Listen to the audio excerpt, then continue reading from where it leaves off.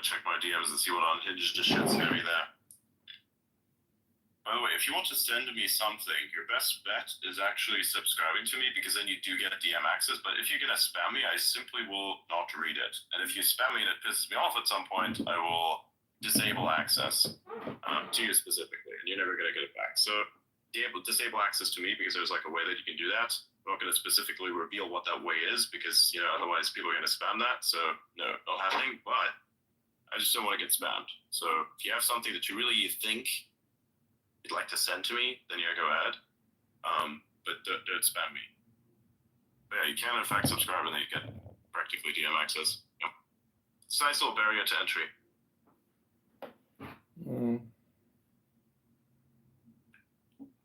Wisdom. Wow. Just amazing prophylactic measure, if you will, attacking the ADL. Like Alexandria Ocasio-Cortez, who is anti-Israel, anti-Jew, total anti-Semite, is correcting the ADL on what a Hitler salute is. Excuse me? Like, you don't have to be a fan of the ADL to know that they are right on this. Right? If anybody's the authority on hate speech, it's the ADL. They kind of invented the whole idea of it, right? They would know. And Alexandria Ocasio-Cortez, huge anti-Semite, what the fuck does she know about anything? She's a fucking bartender. Exactly. Right. She appeared in, I think, a music video at some point as well. She did, yeah. The college music videos. She was twerking and being cringy as hell. Join Yeah, that's one way to get in.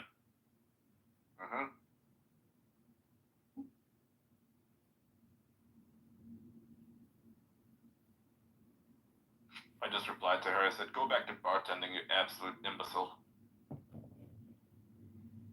That's insane.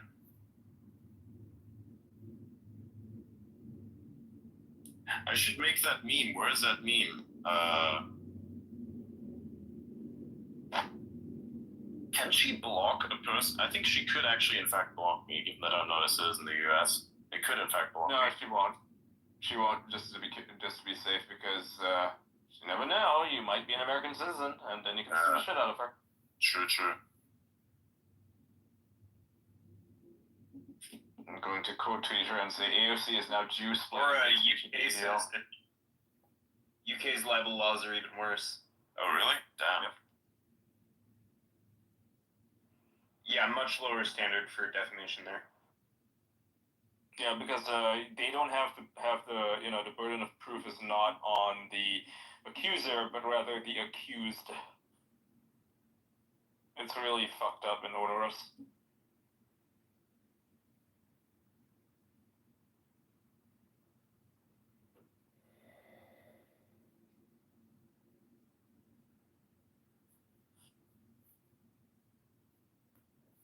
Why are these meme makers doing dog shit? What the hell? I don't know. I prefer the edgy memes, but then, they're edgy and also kind of fucked up because the people making them are schizo. But they're so talented. It's a shame the regular meme makers are such boomers. Yeah. The only good memes now coming from, regular people are the completely unhinged AI memes, like the one of Mark Zuckerberg looking at Jeff Bezos' wife, and she just pulls her top off. That's pretty incredible. Oh my God. I posted that one, it went viral. Yeah, the way Zuckerberg's looking, oh my God. It's like, well, he's got testosterone, that's for sure. That's a good thing. He didn't always, but now he does, and I like a Zuckerberg that is capable of having testosterone. It means good things are happening. They did a study, and they found that all these soy boys who were libtards and woke male feminists, they gave them testosterone injections, and they became conservative. Imagine that. It's science, actual science. Being testosteronated actually makes you conservative and assertive and based. It's it just happens. Okay, it just happens. It's crazy. But yeah, we are very chemically driven creatures. Our behavior is dictated by it. So eat a lot of red meat. It's good for you. Makes you based. Yeah. So, It's funny. So normally when your clearing happens of the POTUS account or the. So the problem is sometimes the profile pictures remain and often the titles also, and if that does happen, then it looks very fucking funny because it looks like it was the previous people that are posting about what's happening today. You know what I'm saying? Like, so victory was announced and they were celebrating their victory, and then this victory was celebrated. But the problem was because the change had not updated on some people's phones, they took screenshots of it, and now everybody's saying, "Oh my god, no way! They actually scheduled the post ahead." I was like, "No, that's just a glitch. Don't worry about it." Yeah, it's a glitch. It appeared on Biden's account. Biden's and the VP, so. Yep. That's a nice handle, by the way, VP. It's beautiful. Yeah. You know, it would be cool if the vice president would shitpost a little more on that. That would be kind of hilarious. On the medic would be good, yeah. Hey, Scott Jennings wrote a defense of Elon Musk, and Elon replied to it. Nice. Nice. Scott Jennings wrote, the unhinged effort to brand Elon Musk a Nazi for expressing his gratitude to the crowd at Trump's afternoon rally is evidence that these liberal loons haven't learned a damn thing. Always primed to condemn, censor, even smear. Yep. And Elon replied with a heart. Yep. Good stuff. I like Scott Jennings. He's pretty based.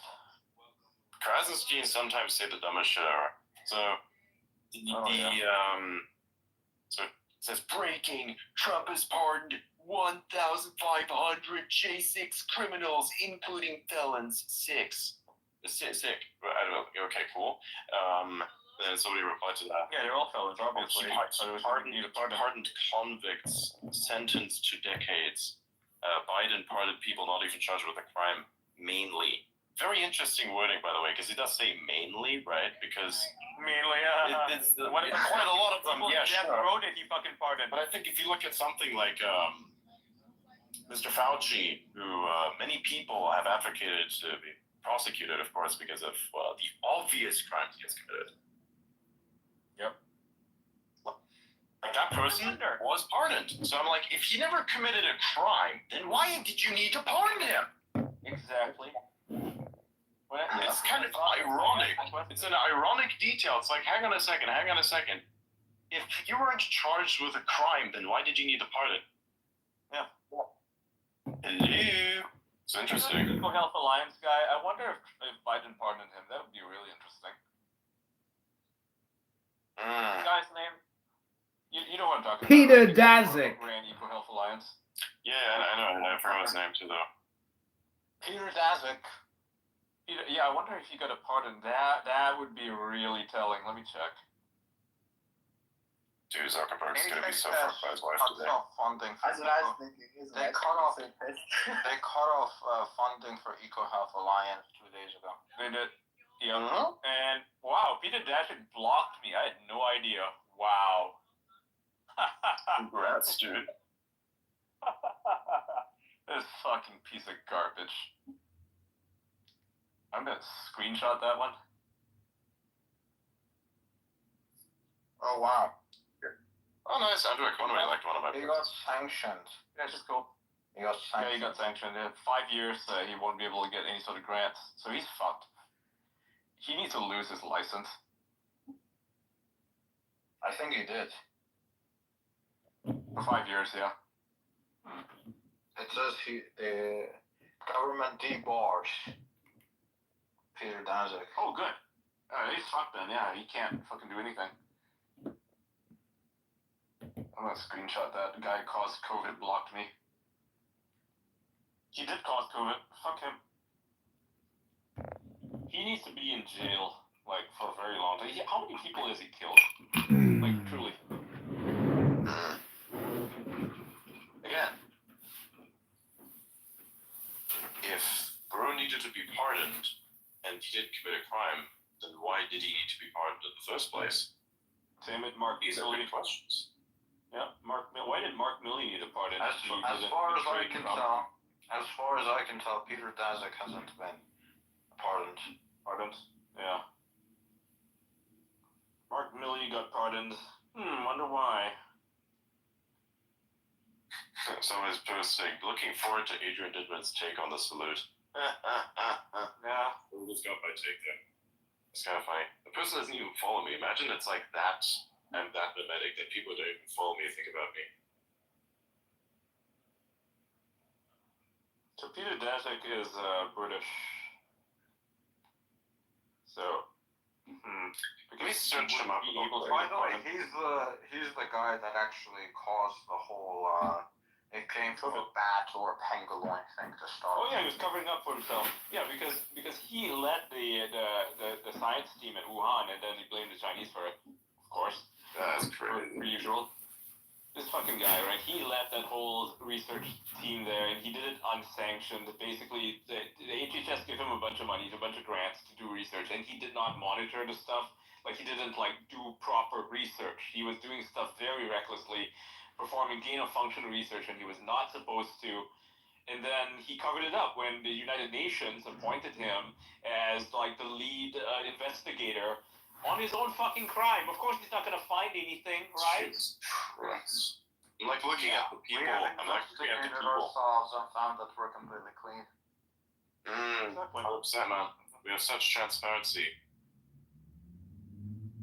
Alright, I'm looking at some interesting stuff here. Ooh, Anthony Fauci has broken his silence after being pardoned by Biden. I wonder what he had to say. He spoke to CNN's Dana Bash to express his gratitude to Biden. He said he is very appreciative of the pardon. He once again insisted he did not commit any crimes. Then why did you need me? Exactly. And he says, as Biden said, I can't do his voice, so I won't even pretend to. As Biden said, we did nothing wrong, but the baseless accusations and threats are real for me and my family. Yeah, okay. No one cares about your family, piece of shit. Like, it's always, they love bring up their family. I'm looking at the. No. Yeah, nobody's attacking their family, not as far as I'd be aware. It's mostly just this guy that they're calling out trolling. I'm looking at the people that this guy Daszak is following. God. Counterpoint China. Very interesting. Yeah, he's Karakov? Why are you on the Karakov? Oh, yeah, sure, yeah. He's a weird fucking dude.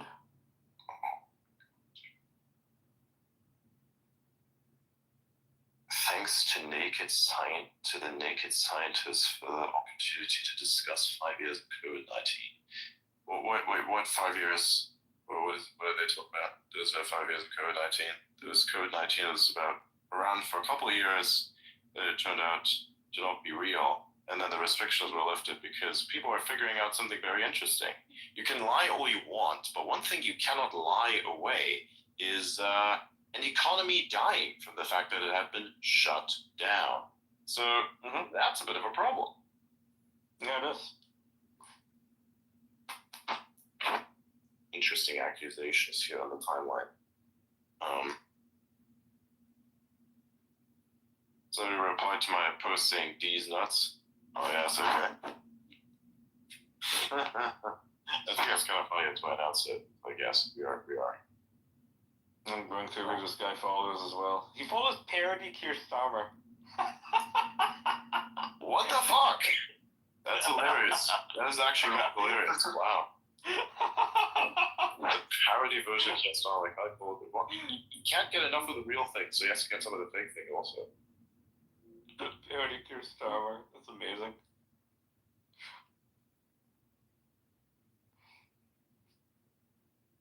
Oh, he follows the Counter Disinformation Network MAP. Oh, I remember like sending stuff to them. Turns out they're extremely ideological. Who knew? It's a nice reply, of course. You know, Bernie Sanders says, when I started talking, I think I could do it. When I started talking about oligarchy, many people didn't understand what I meant. Well, that's changed. Am I doing it right? I think I'm doing it right. No, you're not. You almost got it there. You almost got it. Almost. Yeah, I can't really do it. It hurts my voice. When the three wealthiest men in America sit behind Trump at his inauguration, everyone understands that the billionaire class now controls your government. A lot of controls our government. We must fight back. It's kind of funny because, if you ironically enough, if you look at how many billionaires actually supported Kamala versus Trump, you'll see a very interesting correlation. And that's more the billionaires supported more fucking Kamala than they did ever Trump. So sure thing. Yeah. Yep. Also, those exact billionaires were the ones that controlled most of the news. Most of the news covered favorably, of course, only the Democrat side, not the right side, and tried to smear the right in every single conceivable way. So, But yeah. Adrian, Yeah. I've been correctly informed by random conspiracy theorists that the news favors Trump over Kamala. Nice. Somebody replied to my post saying "fuck off" with a screenshot of Elon throwing his hand up. It's like, okay, sure. That's supposed to mean what? Is that it? You're gonna come up with a take there that I can roast? Probably not. There's one way to defeat me. If there's nothing to roast, then no. Trump addressing press questions right now. Saw that, yeah. Looking for that. Remarkable. Absolutely remarkable.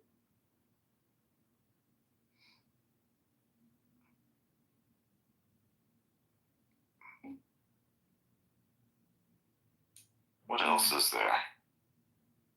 If I wasn't such an introvert, I'd feel jealous of all my friends being at the Trump thing today. Yeah.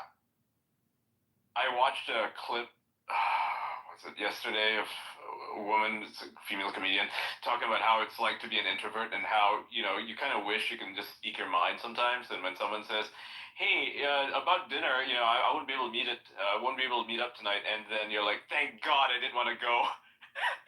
Yeah. Yeah, kind of. That's how I feel every single time. When someone cancels a thing with me, I'm like, oh, thank God.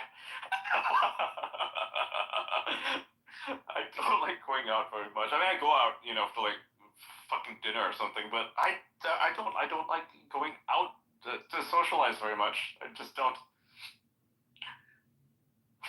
The time created by canceled plans is a gift. Yes, it is. It's like, oh, extra, here's some free time. Amazing. Thank you so much. Thank you, universe.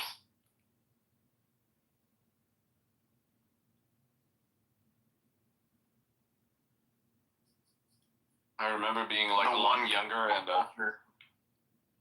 and having some big thing like when I got not laid off. I didn't get laid off. I actually quit my job and I was like, oh, thank you. I quit my job. I can play more video games now. Nice. I was like 25-ish. Yeah. That was wow. How long ago was that? 15 years ago. The one kind of cancel culture I can get behind. Yep. Cancel more plans. Free up your life. Hell yeah. Some days I just want to not do anything, but that would not be great. Well, you can't do nothing with the time. No, you gotta do something, yeah. You have to use it in a way that is still useful and valuable to you. Mm-hmm. It's more a matter of identifying those events and commitments that aren't really serving purpose to you, and learning that you're not just a person to do work for other people all the time necessarily, and just cancel the commitments that don't serve you. I just do work for myself, so if I were to cancel a lot of stuff just to have free time for myself, I end up feeling like I need to work anyway. So I just don't. I have no free time ever. My free time is dedicated to me, and I'm always working. That's my life.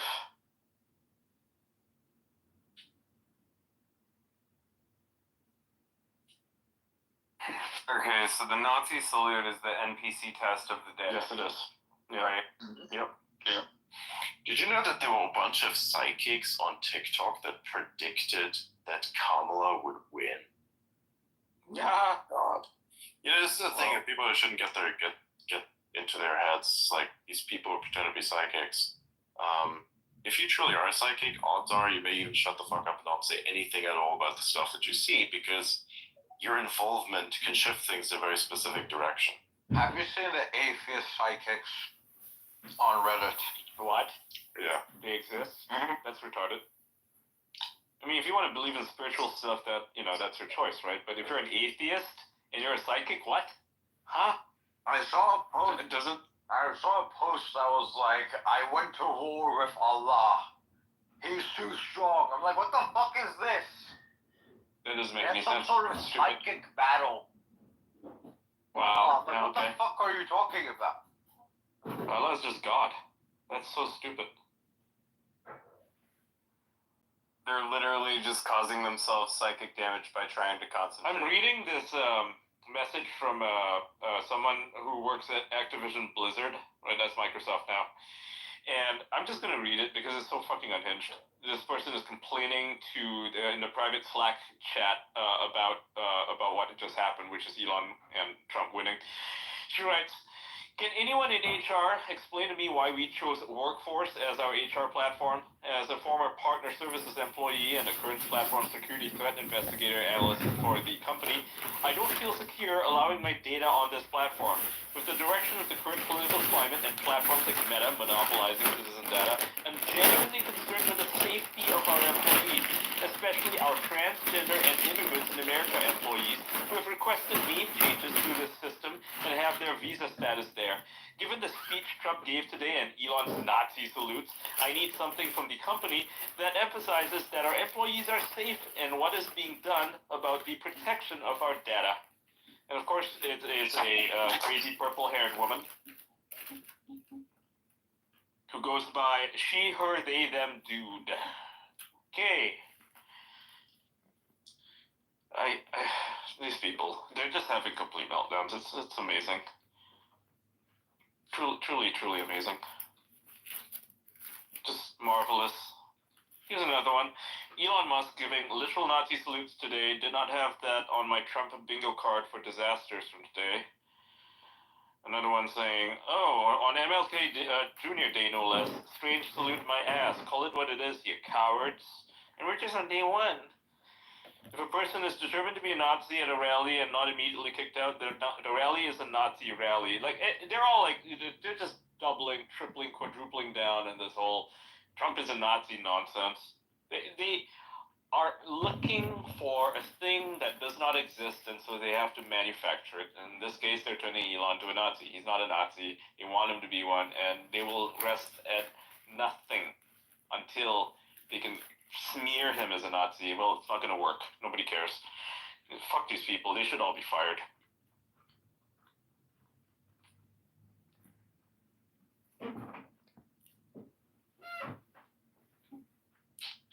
What the hell is this? I'm noticing a funny pattern. Rip strawberry? How can you explain that? Oh, never mind. I figured that. Someone posted Zuckerberg posted a picture of himself and his wife. Yeah, I saw that. I think it was kind of funny.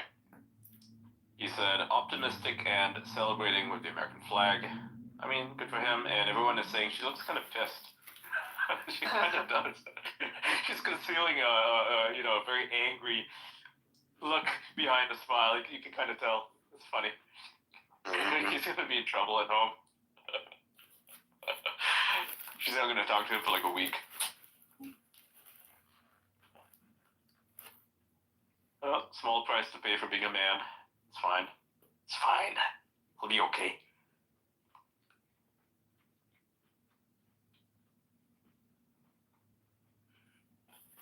Trey Yingst tweeted, "Fascinating to hear President Trump speak in depth about Russia and Ukraine, Israel and Gaza, China, Iran, etc. He's laying out how American foreign policy is changing in real time." Wow, yeah, what a surprise that a man who is not a fucking retard is capable of understanding, in fact, very complex things that are required of any American president. And that, perhaps for the last 4 years, you had a fucking dementia patient in charge of the country. Yeah, I wonder. Oh my god. I just found some crazy shit. Oh, really? Yeah.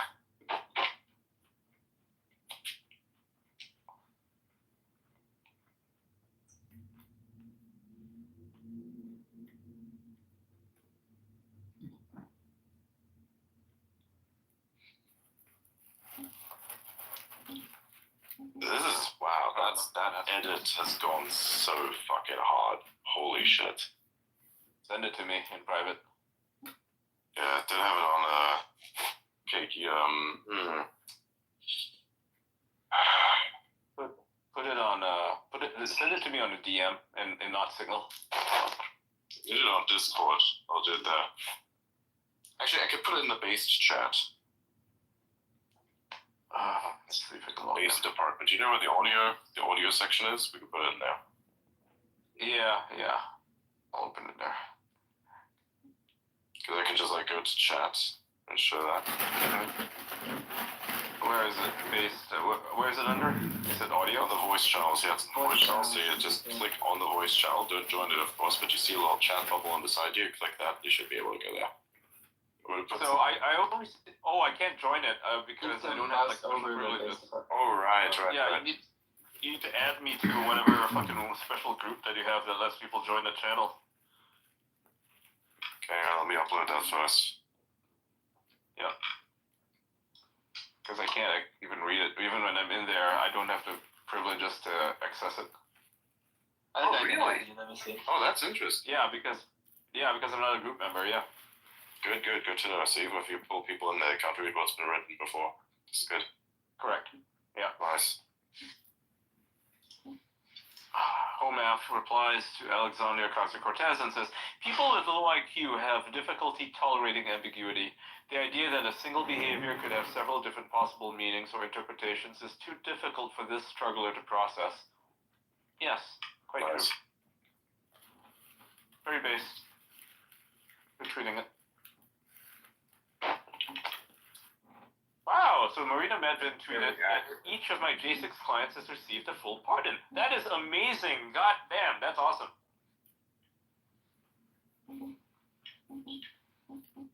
Yeah, she's one of the lawyers on the J6 case, and she represents quite a few of them. So that's excellent. Sweet. Yep. Fantastic.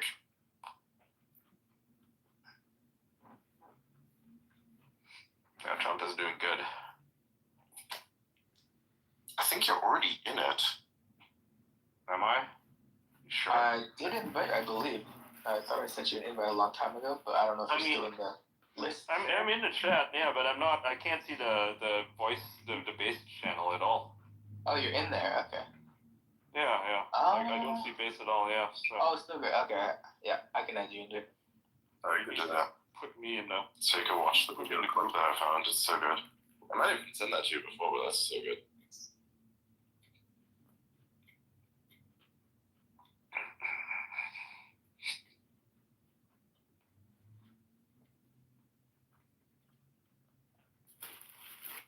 You should be able to Now I see see it.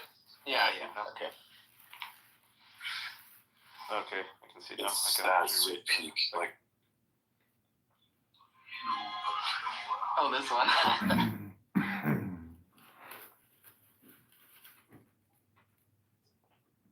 Damn, the editor's cracked. Yeah, wow. The monkeys, the agitators, the anarchists, you and my side, we will demolish the deep state. We will liberate America from these villains once and for all. That's my This first. goes hard. this goes shit. through. Hype as fuck. Yeah. Super hype. The autism in this is off the charts, by the way. Right. Good music too. Whoever edited this is like really good. Yeah. The music is it's either Perturbator or it is the Brute. I'm not sure which. Either way, it's just the best. Oh yeah. There's no weird shit in it, is there? Not as much. I mean, I wouldn't post it.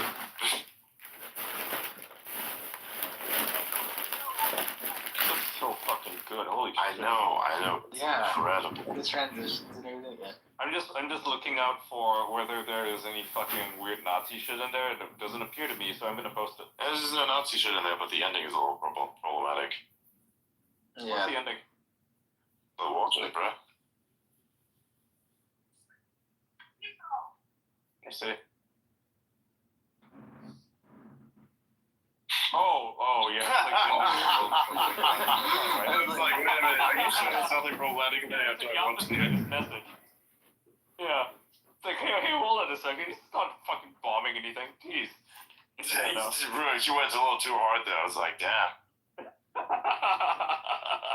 He's gonna bomb everything. It's gonna cause World War III. It's like, no, Trump is not gonna do that. It's the opposite. I don't know. Good video, though. Good video. It's fucking fantastic, though. Mm-hmm. Yeah, amazing. Epic though, epic inauguration. Lots of Mars talk, which was cool. I liked that.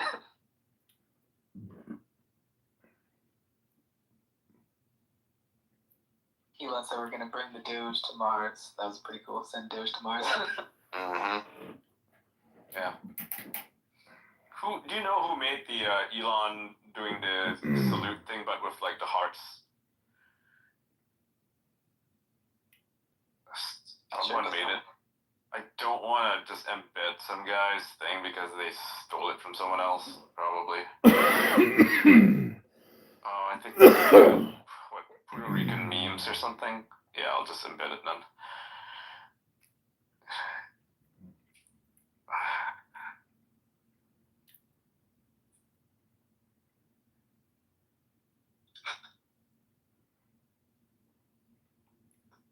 Michael Schellenberger tweeted, "Victory! The dark age of government censorship of online speech is coming to an end with the executive order just signed by Trump. Read it and weep. Barack Obama, Joe Biden, Bill Gates, Hillary Clinton, George Soros. You guys got on the wrong side of a sacred value." Oh yeah. Oh yeah, that's actually pretty good. Shows the whole... impressive. So Trump just banned government censorship. Holy fuck. That's amazing. Nice. That's huge. About time. Yep. The censorship industrial complex is over. Trump just killed it. That's awesome. Well, like, this day could, I was expecting some good EOs, but it just surpasses all of my expectations. There were things I was worried about, like, oh, would he forget about the J6 protesters, right? I thought that he would. People suggested that he wasn't gonna pardon them. And no, it's a fucking blanket pardon. All of them are free. That's so cool. And then I thought, okay, maybe he's gonna forget about the government censorship thing because a lot of the deep staters, even some members of his cabinet, are kind of censorious. Like Marco Rubio, for example, kind of on the fence about that guy. And turns out he's like, no, we're gonna ban government censorship. It's over. And now I'm hearing that Trump is actually gonna release the Epstein files. He's also gonna release the JFK files, the RFK files, and the MLK files. Like, this is fucking amazing. Trump is just surpassing all of my expectations, and that's amazing. Like, wow, where was this guy? 8 years ago. Holy shit. Gets things done quick. That's amazing. Yep.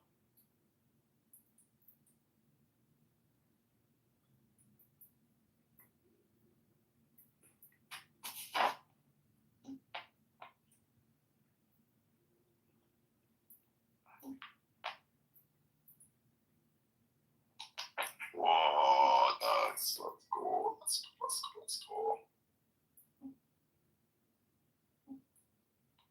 Seems like he has a well thought out plan, which is nice. A nice change. Yep.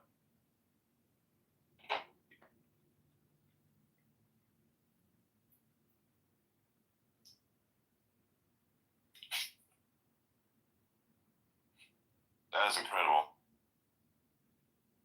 Dude, Trump has just withdrawn the United States from the World Health Organization. What? Wow, just now. That's, you just broke the news again. That's No fucking incredible. way. That is No actually fucking incredible. They're post, but yeah. Oh, okay, you did. Holy shit. What the? Wow. Oh, that's Big news, big news. Quote post, of Oh, course. okay. That's just cracked. Okay. Wow. Post, okay. That is insane. Yeah, that's... Dude, it's literally his first fucking day, and bro is sweeping. Yeah. That's cooked, bro. That's pretty incredible. Oh, look. It's remarkable, man.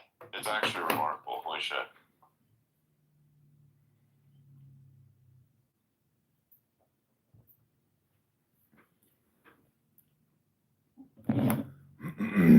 it's also going to be nice because the news conferences with Trump are going to be entertaining as always, you know.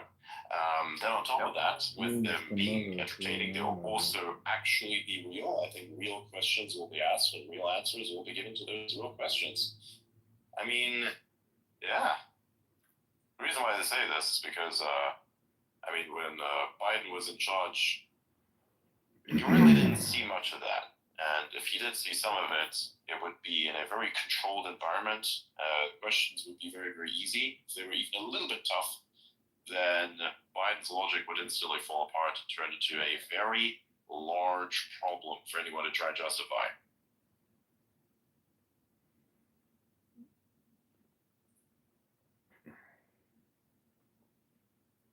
Damn, he works quick. That is true.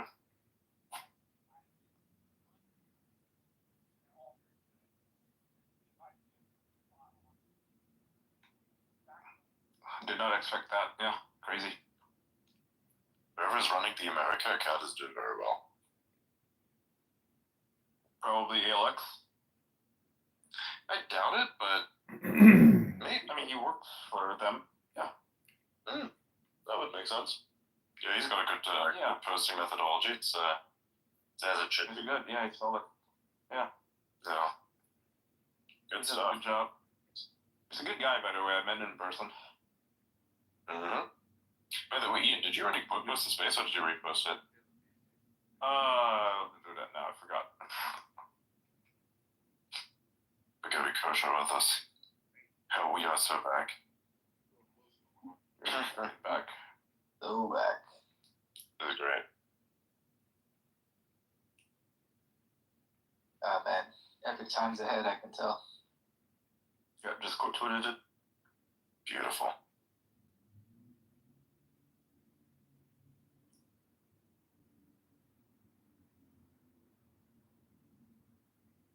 Oh wow. That's fucking awesome. That's...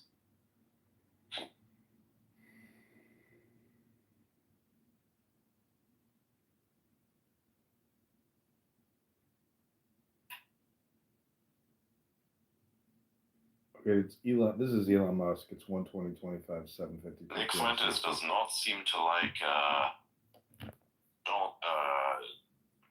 JD Vance at all. I don't understand why JD's Why? base. Maybe that's why he's too base for him. Yeah. I don't understand that whatsoever.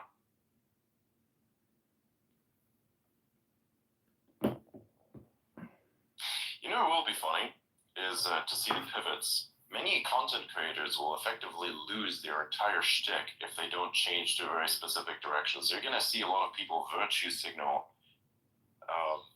And it's going to be funny as fuck to see. You like, especially lefty creators, right? Yeah, I already see one of them applaud one of the people that got released. It's ShaseX, right? Applauded one of them. I'm like, dude, you literally shat on all of those people. And now you want to say, oh wow, it's good that they're out. I'm like, wait a minute, weren't you the guy who like actively shat on them? That's crazy.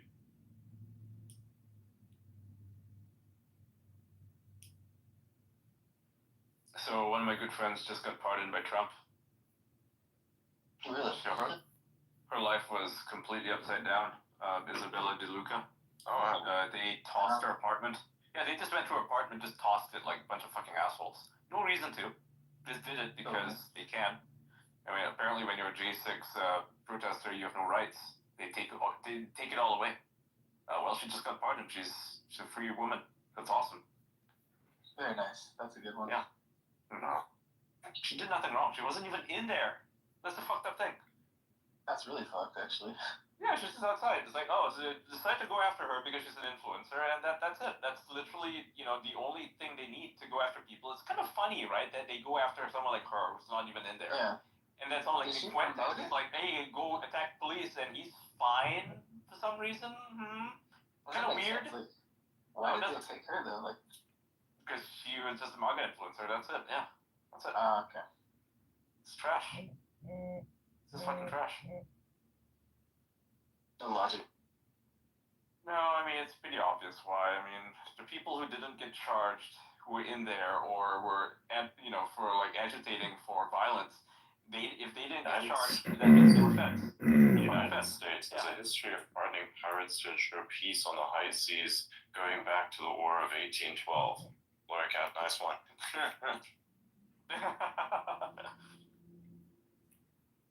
Free Ross. Yeah, I mean, I understand the context behind what especially Roscoe, holy shit, that's Albrecht.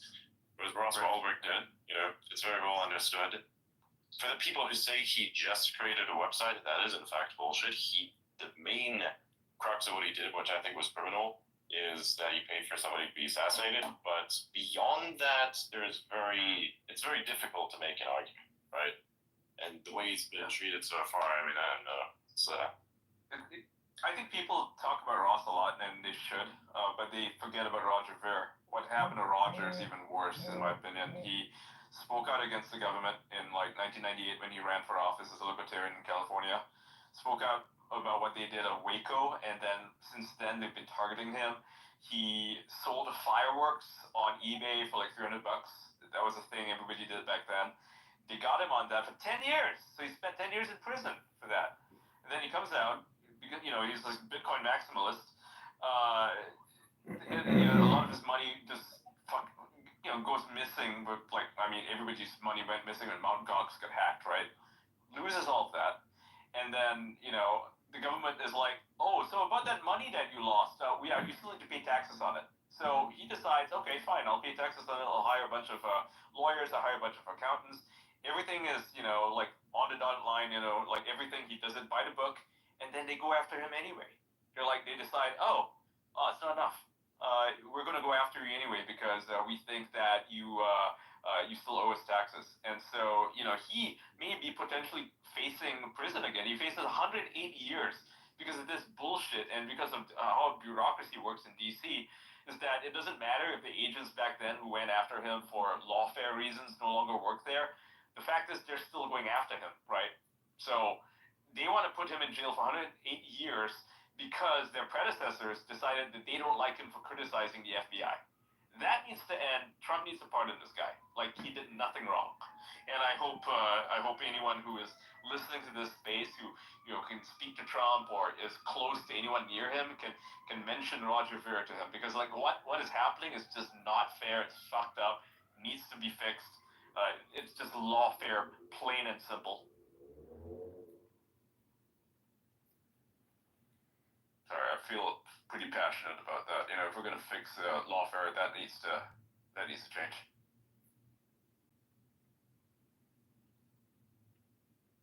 Oh my god.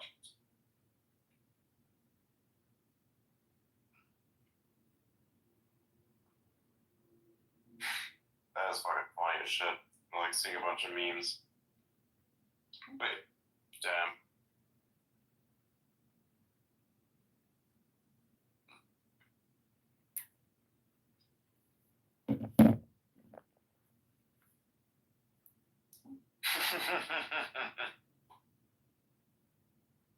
Wow, but that one's good. That one's really good.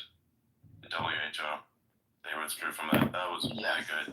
And of course, the climate accords. Nobody needs that bullshit. That's all fucking nonsense. But that is incredible. I really think that was an amazing move. Yep, baller. Absolutely. Because that was holding back the American economy. It really was. It's because of the climate accords that Biden canceled the Keystone XL pipelines is the reason why he suspended oil exploration, gas exploration, fracking, the building of nuclear power plants. All that shit is because of green energy nonsense. They want to turn America into Germany. God, please don't do that. Disaster. It happens. It happens. Yep. Nightmare. They can't even light like fires without a permit or something. Yes. That's horrible. Yes. Yeah. Enrique Tarrio is being released. Wow. He was sentenced to 22 years in prison for J6, even though he wasn't in DC. Fucked up. Uh, Yeah. I would like to Yeah, they convicted him of seditious with a drone conspiracy. trying to film the. Even though he wasn't there. He told people don't go there, and they still convicted him. That's fucked. Yeah, that's bullshit. So, he's free now. Good.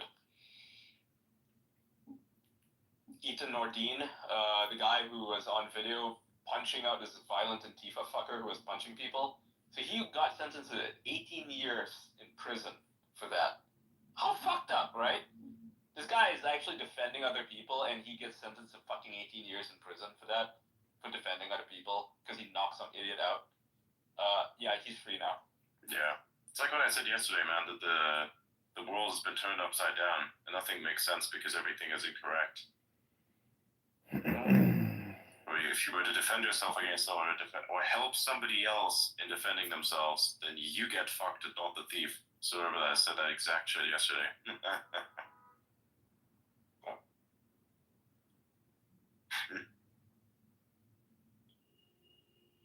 18 years. It's crazy. Can you imagine 18 years of knocking out Antifa? Meanwhile, Antifa's out there carrying fucking batons and bear mace and fucking guns and killing people, and that's fine, I guess.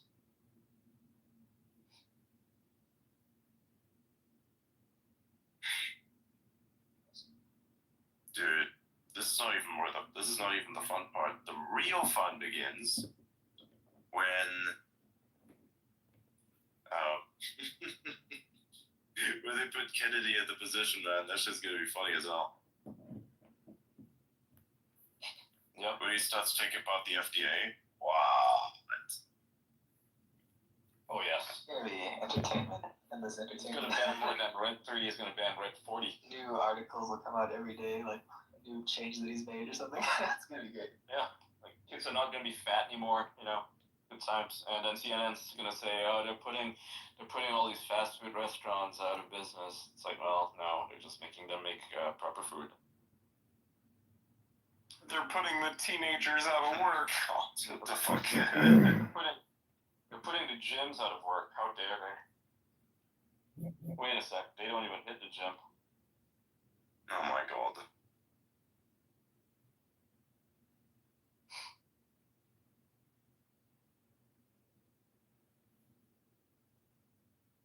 Wow. So Kamala Harris just arrived back in LA, and the first thing she did was stop to help at a central kitchen that is serving food to families who have been impacted by the wildfires. Why just now? Why didn't you do it earlier? She's running. That's why. Like, What She's the running fuck for governor. is this? oh, she is. Oh, hell no, man. Hell no, dude. Yeah, she's running for governor. Listen to Yeah. this retarded shit. Somehow the United States surrendered to the Russians, the Nazis, and the Confederacy all in one night. Okay. You know, it's interesting. Have these people ever considered that maybe they are the insane ones? No. Never. They are incapable of self-reflection. Mm-hmm.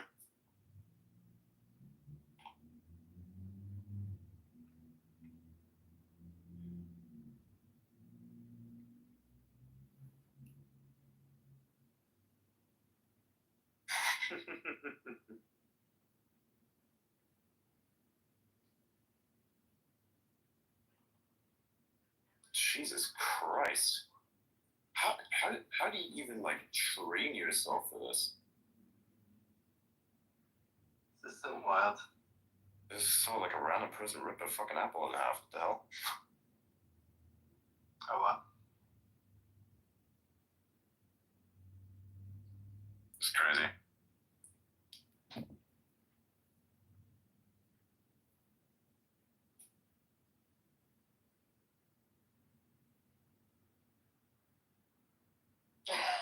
I tweeted, I don't know if it's a joke or not, but it's funny. He said, 2 uniformed men just knocked on my door and asked me if I was harboring any gays, illegals, or minorities. Holy shit, we are back. Oh yeah, okay, that's a joke. What the fuck? Oh my god. Dude, I already knew where that meme was gonna go. It's like in reference to Schindler's List. Like, what was it in Glorious Bastards? I think it was in Glorious Bastards. Yeah, that's what it was in reference to. Yeah. Like, are you harboring any enemies of the state or whatever? Yeah. And it was the state communists or Jews. Yeah.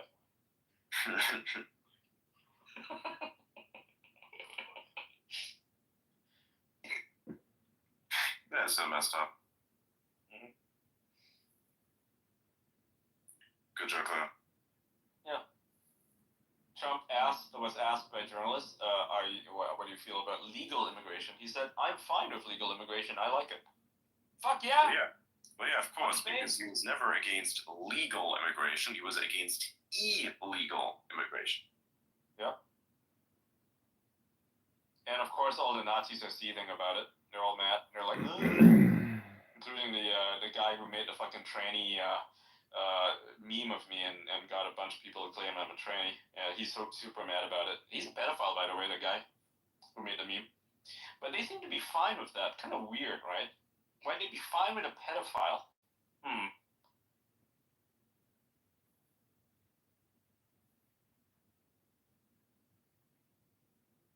What the fuck?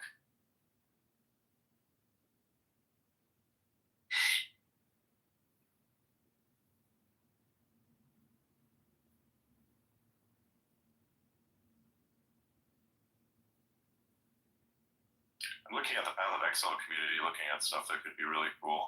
See what's most recent. Do some moderating if there's necessary.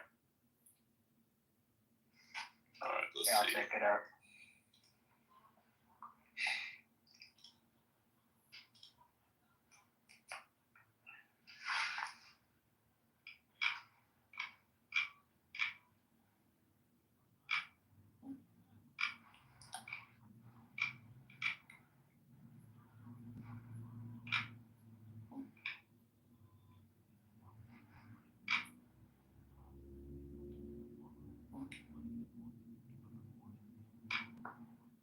Let's see what's there. Everything looks pretty fine. I don't see any bad posts really. Faded made a good one where he's like defeating the Stone Citadel. Nice. Yeah. Meanwhile, this one fucking dude here. I'm gonna pin this into space because Ian, you're gonna understand this one. It's funny. Yeah. You want to play monk? Here's why. Look at this shit. He says, made an entire new monk because I didn't pick the Invoker Ascendancy with my other one. Bro, I'm level 80 doing 173k damage. What the fuck? That's only level 18 skill gems, by the way. Fucking hell, dude. So he's overpowered. Okay, what if for our play stream tonight we started new characters and we started Oh, monks? fuck's sake. I already like it. Actually, no, we have a little something. Advice. Could you get some of more of the gear together that would allow us to do the little teleporty casty destroyer PC thing? Yeah, I tested out that build. It doesn't have good enough survivability. So I think we'd have to do some more messing around with gear and stuff before that actually gets viable to do like the super hard stuff. But I think it's only good if you get to like an endgame boss and you put down all the ice spikes and then start teleporting. yeah, it's a boss killer. Yeah, it's like a boss killer, but it's not so good for mapping or anything like that, which kind of sucks. You can switch back to it. It just takes a while. You have to like mess around with your talent points and get enough strength, get enough damage. Right, Yeah. right.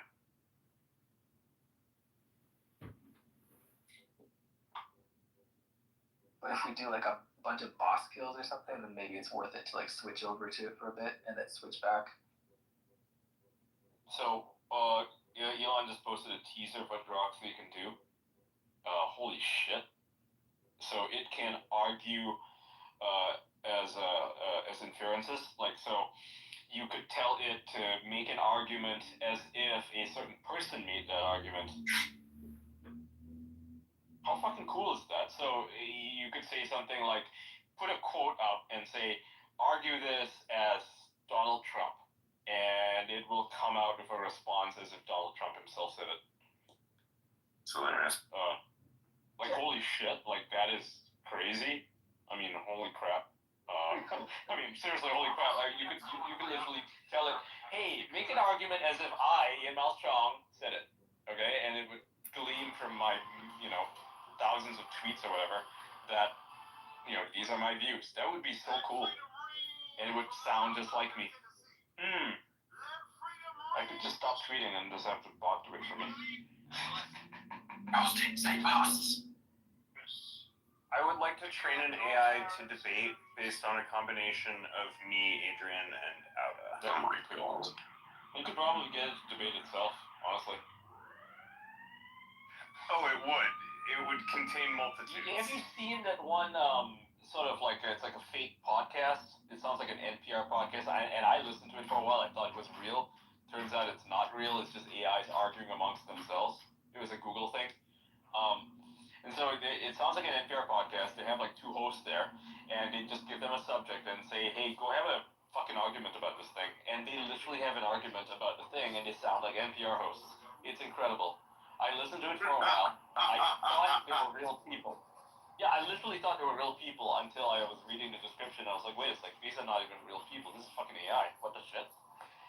And it was literally look, NPR hosts. NPR hosts, I don't think that they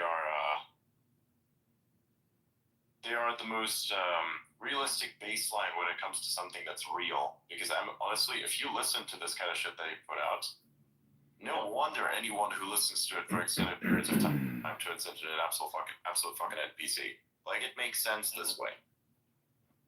Yeah. And the arguments they made were exactly like what you would hear on Ira Glass's show, for example. It's just the same shit, right?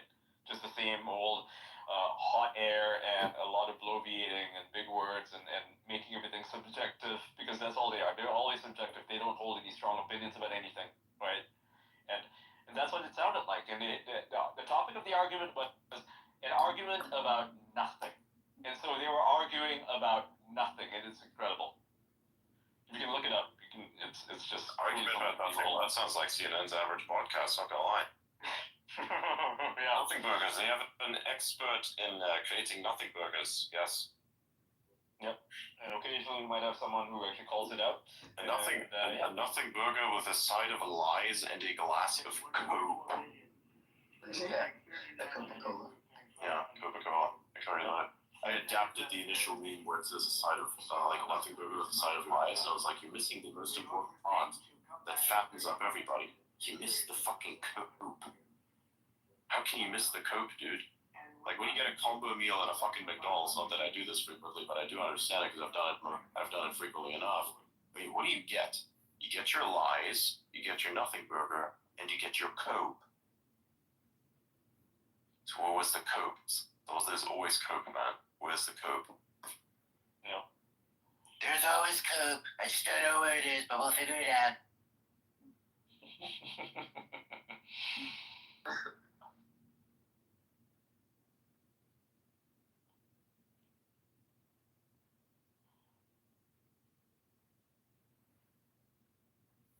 I can read, Alex, I can read German, but what the fuck?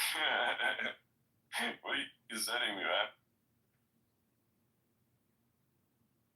Individual prompts funny. I'm like being system prompted by this device.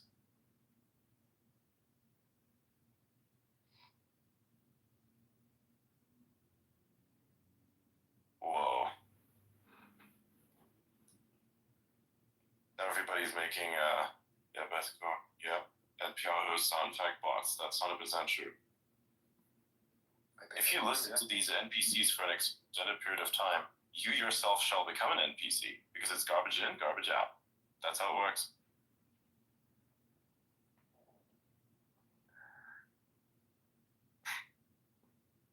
Wow. Oh, by the way, just in case anyone has missed it, Trump has revoked the security clearance for the 51 Intel agents who lied about Hunter Biden's laptop. Yep. Oh. Yes. All of them, yeah. Fuck them. The trash. That is actually fucking insane. Yep. I don't know why they kept their stuff for so long. Clearly not good intelligence agents. You know, they should just lose it on that alone.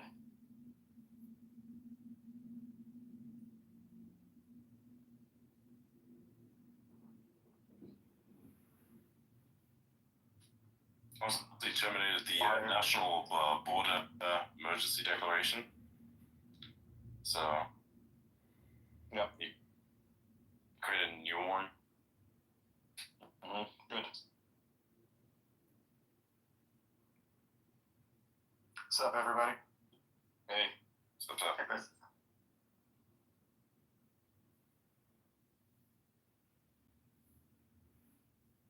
Wife, I think, is she's very jealous of my friend Adrian, who Why is keeps that? pulling me. Well, I have this friend named Adrian who keeps pulling me into his spaces, and then I talk with Adrian. But that means if I'm talking with Adrian, I'm not talking with my wife, and she Very good point. Yeah, very Well, you know, nice. talking's important. Like, so that's what we. So like, So hi, honey. I'm talking with my friend Adrian. So like, talking's really important. So we have a hand puppet. That's a dragon, and we call him the Feelings Dragon. And so sometimes he'll come out and we'll chill on the couch and he'll do talking. So when we have kids, it's gonna be really fun because we have fun with hand puppets. Also, chairlifts are really good for talking because like I can't get away and I can't get to my phone because otherwise I'll get frostbite. So like there are lots of opportunities to talk, and unfortunately, this particular space reduces available talk time. I see. Makes sense.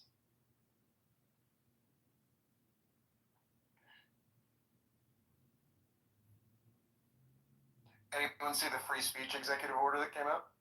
Yes, I did. We did. Yes. So dope. So dope. No censorship.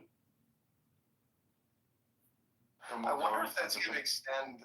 I wonder to what extent that's going to apply to like federal contractors. Like, so like if you do business with the U.S. government and you do censorship, I'm wondering because it was so broad.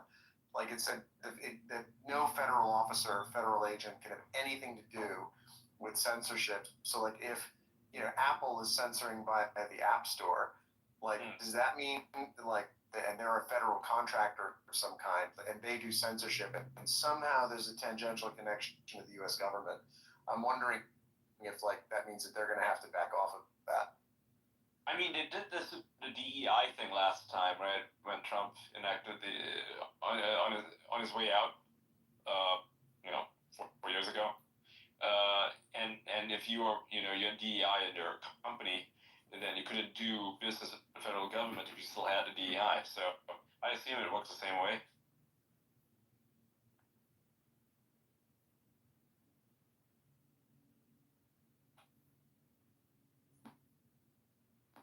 I hope that, my hope is that they get rid of all the fuckers who work in the government and they actually put in people who are going to enact his policies, because the big problem with his previous executive orders is that he would sign a decree and it's a really base thing and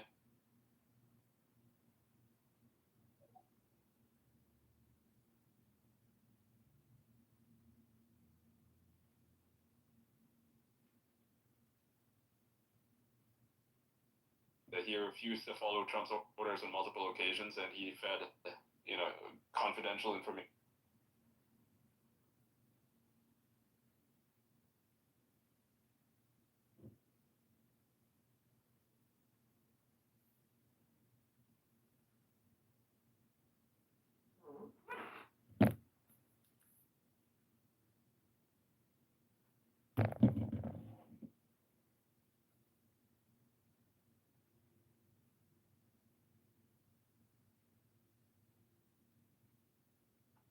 To foreign actors because he thought he knew better than the president.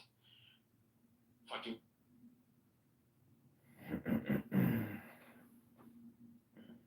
insane.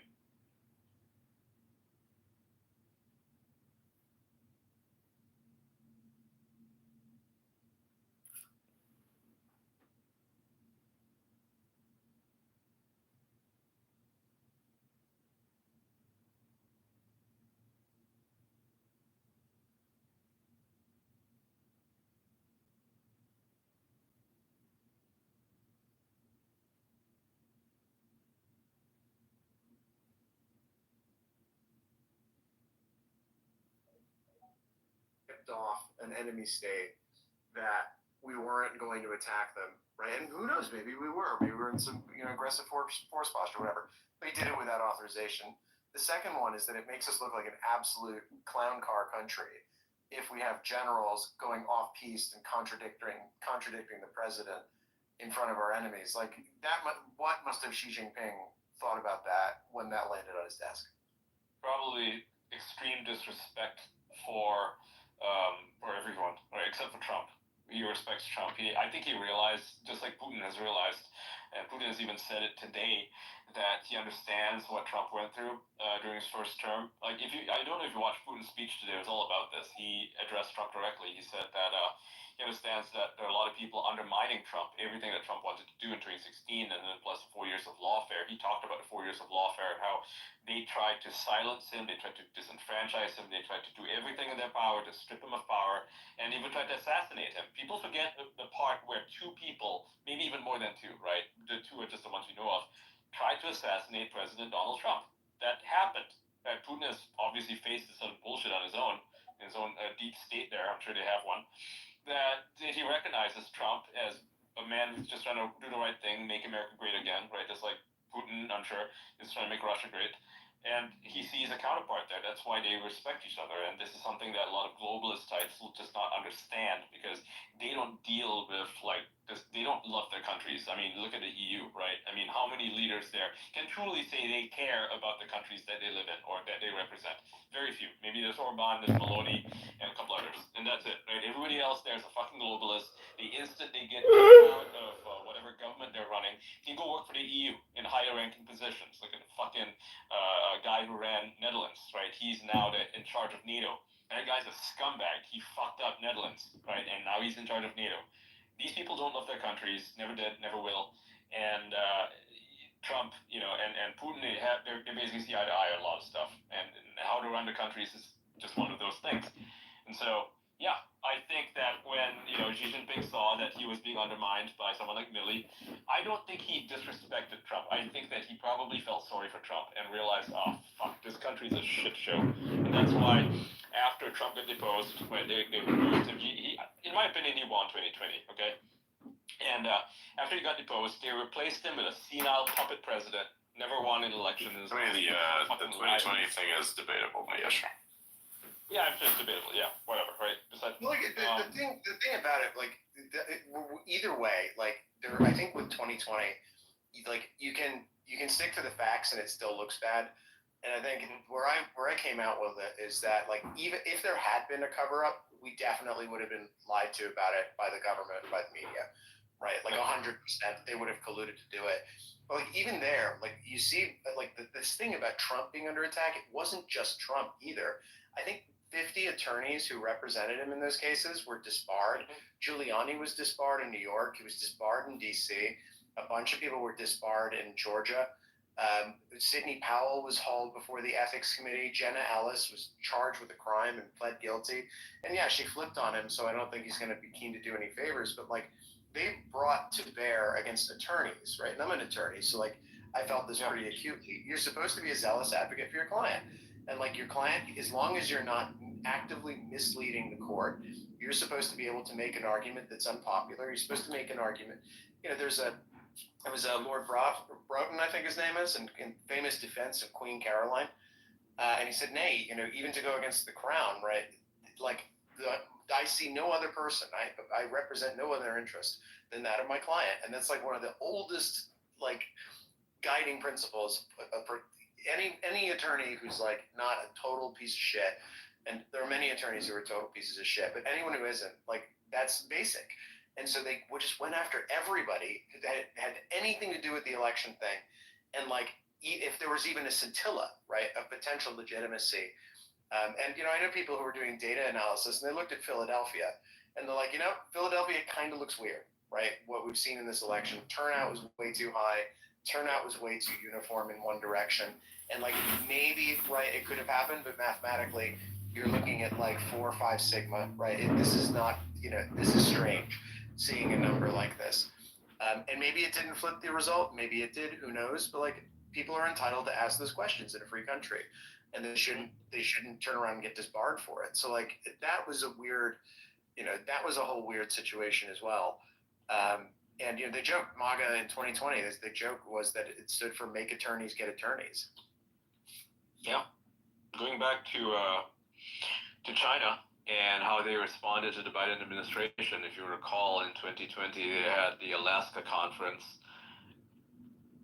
Xi Jinping didn't even bother to send his, he didn't bother to send himself, right? He met with Biden, but he sent, like, an underling there. And now the guy is, like, he's very credentialed, he's extremely respected in China, and in the world is one of the best diplomats that they have. But the fact is, that sends a message that Xi Jinping didn't think that he would need to meet Biden because he doesn't respect Biden. Biden's not really someone he considers worthy of respect. He's not a real president in his mind, right? So he sends his underling there. And yeah, the guy just completely disrespects Biden, completely disrespects Anthony Blinken and all these other fucking clowns. He just talks down to them. He's like, yeah, we're not really having a discussion here. I'm just telling you what the deal is. That's literally how the Chinese dealt with it because they realized, they knew that the government they were dealing with, the Joe Biden government, was not a serious government. It was a bunch of corrupt people who were unjustly given their positions of power, right? They didn't earn it. They were not, they did not have the mandate of the people, the mandate of heaven, the way that China does. You can say what you will about the Chinese government, but the people there do support Xi Jinping. And you can say, oh, but they do it at gunpoint. No, that's not true. They actually do support the guy because he's building up the economy. He's fucking poor as dirt. And now it's one of the most prosperous countries in the world. Xi Jinping is responsible for making China great, and they respect that. They want him there, right? Just like Russia with Putin. You can say whatever you want about him.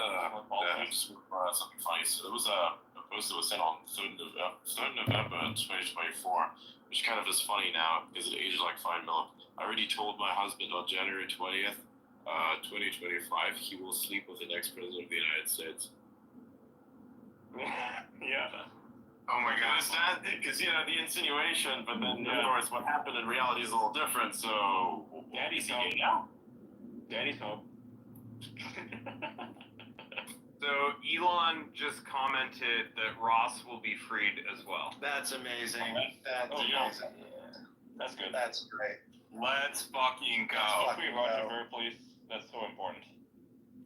I don't know if Roger's case is quite the same as Ross's, but like it's. I think he's got an even better case, honestly. Well, Actually, you know what? It is a screenshot and not a quote. So let me go check. Yeah, we gotta be very direct about this because they say a lot of things aren't necessarily true.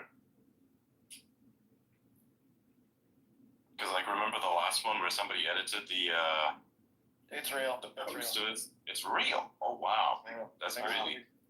Let's see. Yeah, Elon Musk, Ross will be freed too. Yeah. Crazy. 19 minutes. Yeah. Nice. And the Have you- Shaman posted his about mother- it. Ross's mother is like Lynn Ulbricht, is the sweetest woman.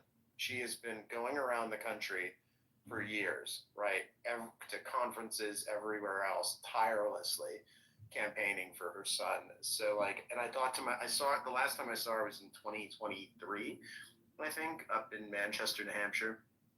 And she's just, it breaks your heart every time you meet her because she's just there and everyone's so supportive. And I'm so happy mostly that she's going to get to see her boy. That's the most wonderful thing. And it was a bullshit. I think the Silk Road thing it's a bullshit way to get 2 life sentences plus 45 years, for sure. Considering, no one was hurt. And, I'm so happy. That's such great news.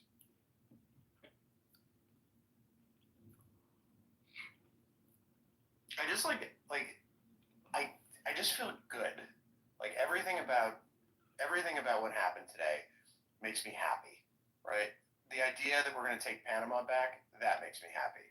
The Gulf of America, that makes me happy.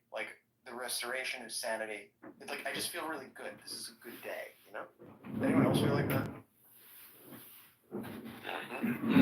Just reading from the White House website.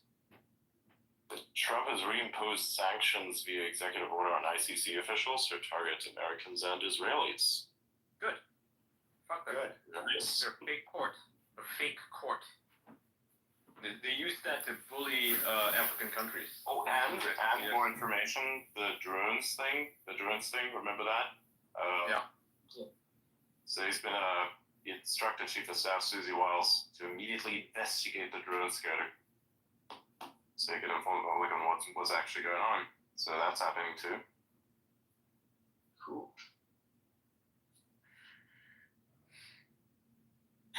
And of course, the one of the more fascinating ones is the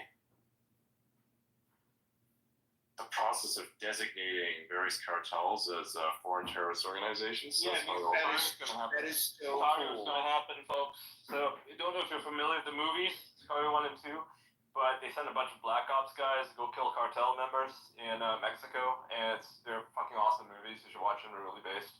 I hope to see that happen. I want to see these fucking assholes be killed because they are murderers. They are human traffickers. They're gang rapists, mass rapists. They are trafficking endless amounts of fentanyl into America and killing innumerable people, I should say. Not numerous, innumerable people. So yeah, they need to be dealt with. They are terrorists. They're literally terrorists. They are terrorizing the southern border. They are now terrorizing cities. If you've seen the Trendy or Agua guys taking over entire city complexes, that needs to stop. They need to be dealt with, like, severely, in the harshest way imaginable. Like, no question. The thing They is, are like, fucking terrorists. there's a real asymmetry between a cartel and a cop, right? Because a cop has rules of engagement that are really restrictive, and generally speaking, they're not armed with heavy weapons, and it's just, a guy who wants to go home to his family at the end of the night and has all these duties, and so, like, they're really outclassed, and they have, they're limited in what jurisdiction they have. But, like, by designating these guys foreign terrorist organizations, like, now you can use Delta Force. They're so fucked. Like, I have no idea. I mean, look at who are the guys running cartels. They're not some random fucking gangbangers, right? These are like the CJRN guys. Like, they're all former special forces. They're all fucking trained the fuck. I mean, like, they have tanks and helicopters. I mean, my god, like, cops are not gonna take them down. No fucking way. No, they need to be dealt with. So, like, Delta guys, I think there's a story I saw somewhere, I'm not sure if it's true, where apparently there's the head of the Secret Service, who's an ex-military guy, like, called up Delta Force and was like, hey, can we do a drill? We need to do an exercise where you guys, like, take control of the White House when the president's not around. Like, could we do that? Apparently they managed to do it. So, like, that's, like, these guys are just so badass. Like, that is just, and the kind of equipment they have, the intelligence they have. I'll be interested to see whether Trump actually follows through and starts doing, operations over the border in Mexico. And the Black Ops there, yeah. Tier 1 He operator. absolutely should. I think it's so, I don't really go into the cities too much, but I saw some guy who was like cracked out on Trank. It was after the October 7th attacks. So basically, a bunch of assholes had crammed into Grand Central Terminal and blocked it up because they were against the war, right? They had, after Israel got attacked, like after 1,000 kids got kidnapped or killed, then a bunch of pro-Palestine activists decided they were going to go flood into Grand Central Terminal and block it up. So I had to get a cab uptown, and got out at 125th Street, and there were just like people just like wandering around that sort of like zombie look where they're hunched over themselves, and like I was just, that's the first and only time I've ever seen that, and like it's really like you can see videos of it happening in Philly, and that's messed up. Like, but it's all because we haven't shut down the border, we haven't gone south, we haven't just treated these people like the terrorist, enemy combatants that they are, and just wiped them off the map. And like, it's gonna be so encouraging if he does that. 100%. I mean, look at how many people they kill or enslave. All the illegal immigrants they bring in, those guys have debts. Like, there's a reason why they keep trying to get back in, is because they have to pay off their debts that they owe to these cartels. It's a horrible thing, and you kill all these fucking cartel members, suddenly these people won't be trying to come into America anymore. And the countries that they live in, like Honduras and Mexico, they'll be a lot safer, like a whole lot safer, to the point where the people won't even want to leave these countries, right? There's a reason why people want to move to El Salvador now. It's fucking safe. That's because Bukele dealt with these cartels the same way that America needs to. And it works. Killing all these fuckers or jailing all of them does in fact work. And you can be all bleeding heart and crying about their civil rights. It's like, well, they don't care about your civil rights. I guarantee you that. The other thing is, like, people always say the war on drugs doesn't work. Well, they never actually used military methods in the war on drugs. No. They never actually went over the border and dealt with it. They just kind of said, well, you know what, we're going to arrest low-level dealers and we're going to deal with street crime over here, but not deal with the industrial operations overseas that ship this stuff into the United States. So, like, you know what? I think it's fantastic that we're going to finally deal with the source of this stuff. I'm sure their OPSEC has been terrible over the last couple of years because they didn't think this was ever going to happen. And probably, I bet if you're a member of the cartel or one of the cartels, right now you're moving assets around and like bugging out, right? Because you're afraid that Trump is going to come for you. Yeah, but guess what? The dildo of consequences rarely arrives lubed, so they will pay. True words. Yeah, true words were never spoken. I love it when I'm so lucid and I'm able to string sentences together without pausing or stuttering. It's just wonderful. I'm locked the fuck in, man. Right now, I'm just so hyped.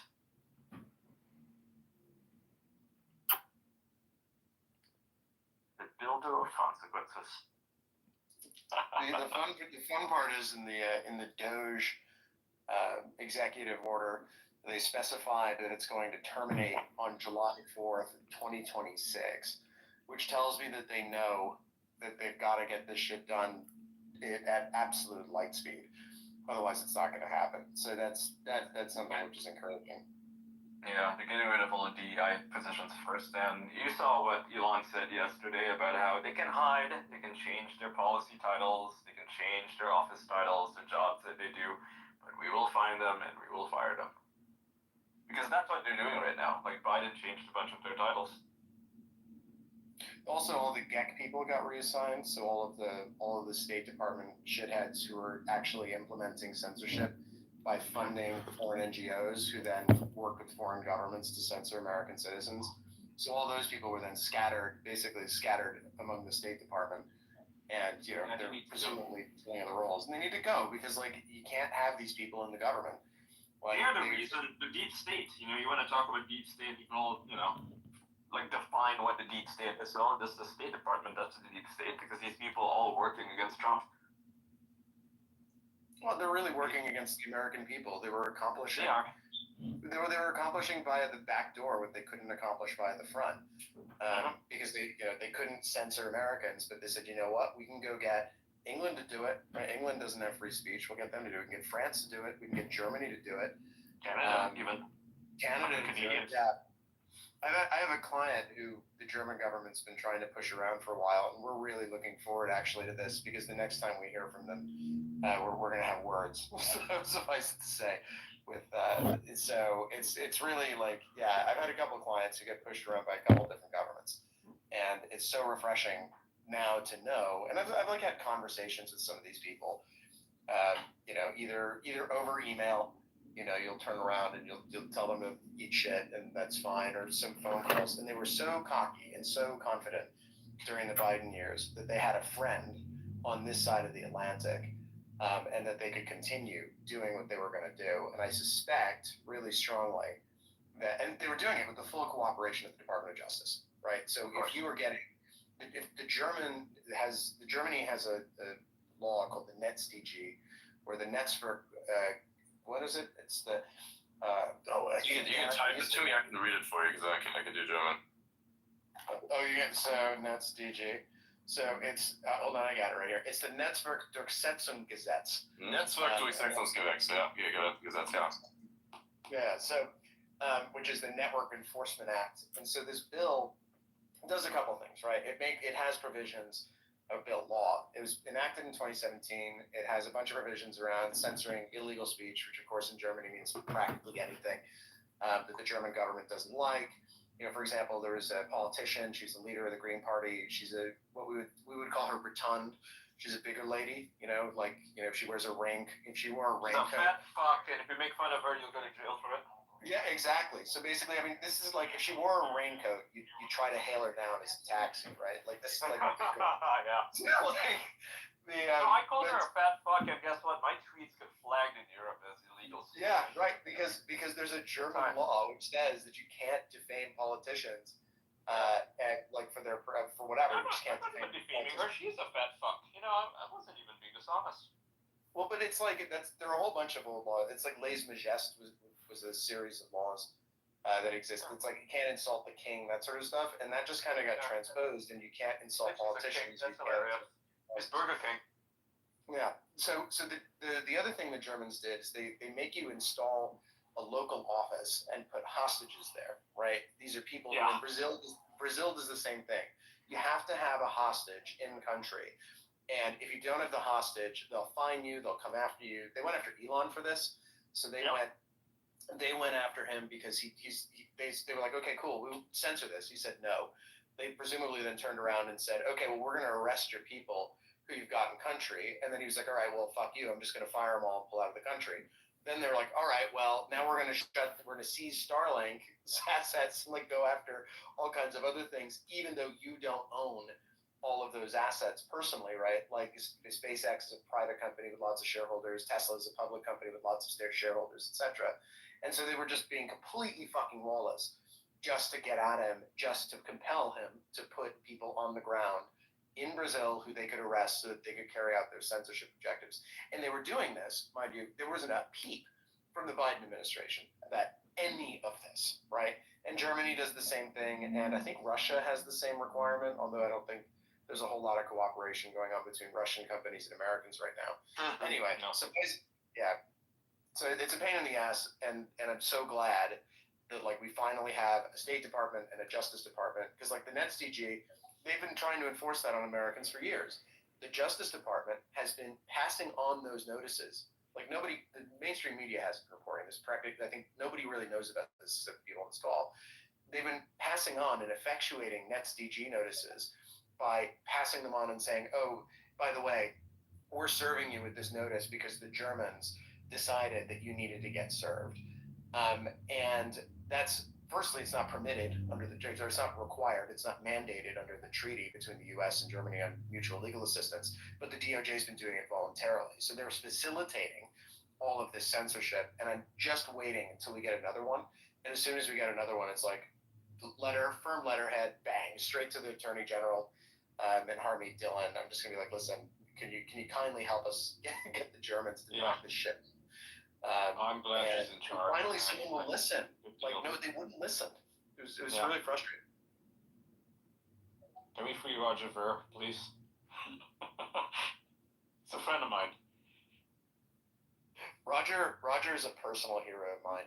I met him exactly. He needs to be freed, and someone needs to tell the people in the Trump campaign that he needs to be freed. There needs to be a campaign for this. He needs to be pardoned, just like Ross Ulbricht is being pardoned, right? I mean, you compare what the two of them did, and it's like, okay, there's no question that Roger needs to be freed before Ross does. And I will say Ross does need to be freed as well. Don't get me wrong.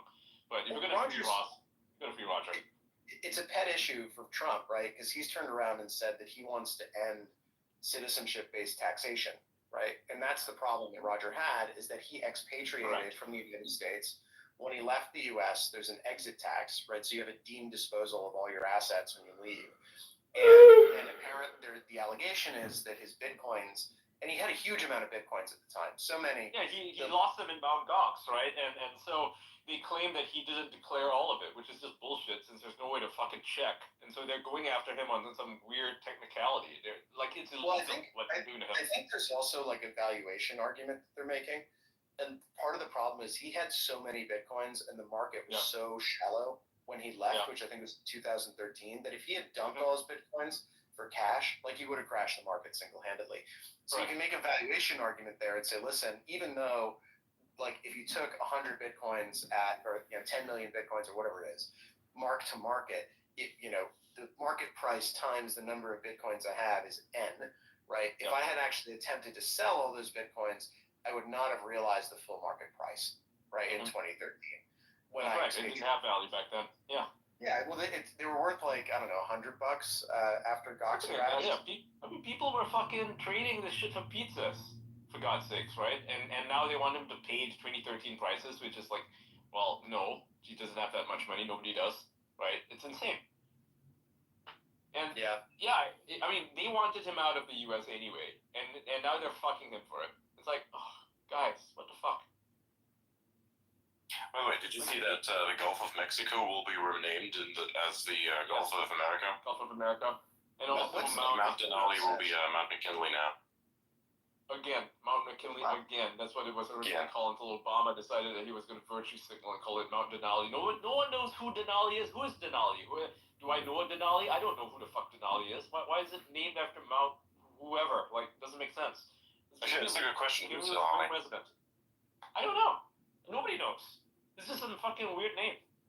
Like, it's like basically saying fuck white people. Let's just rename something to something else. I think that's what he did. Who is Mount Denali? Well, apparently the locals referred to it as Denali, which is fair enough.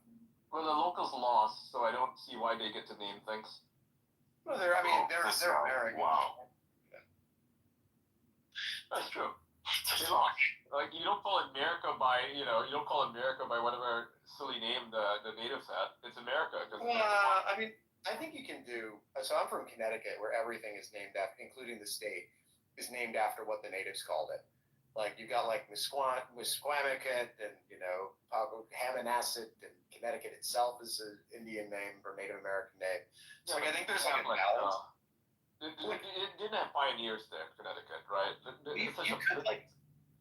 We had tons of pioneers in Connecticut. Like, what do you think? What do you think Connecticut was? Do you think it was just always green and pleasant with golf courses and shit? No, I mean like the whole like setting out west sort of thing, right? Connecticut was very early. I mean, we set out west.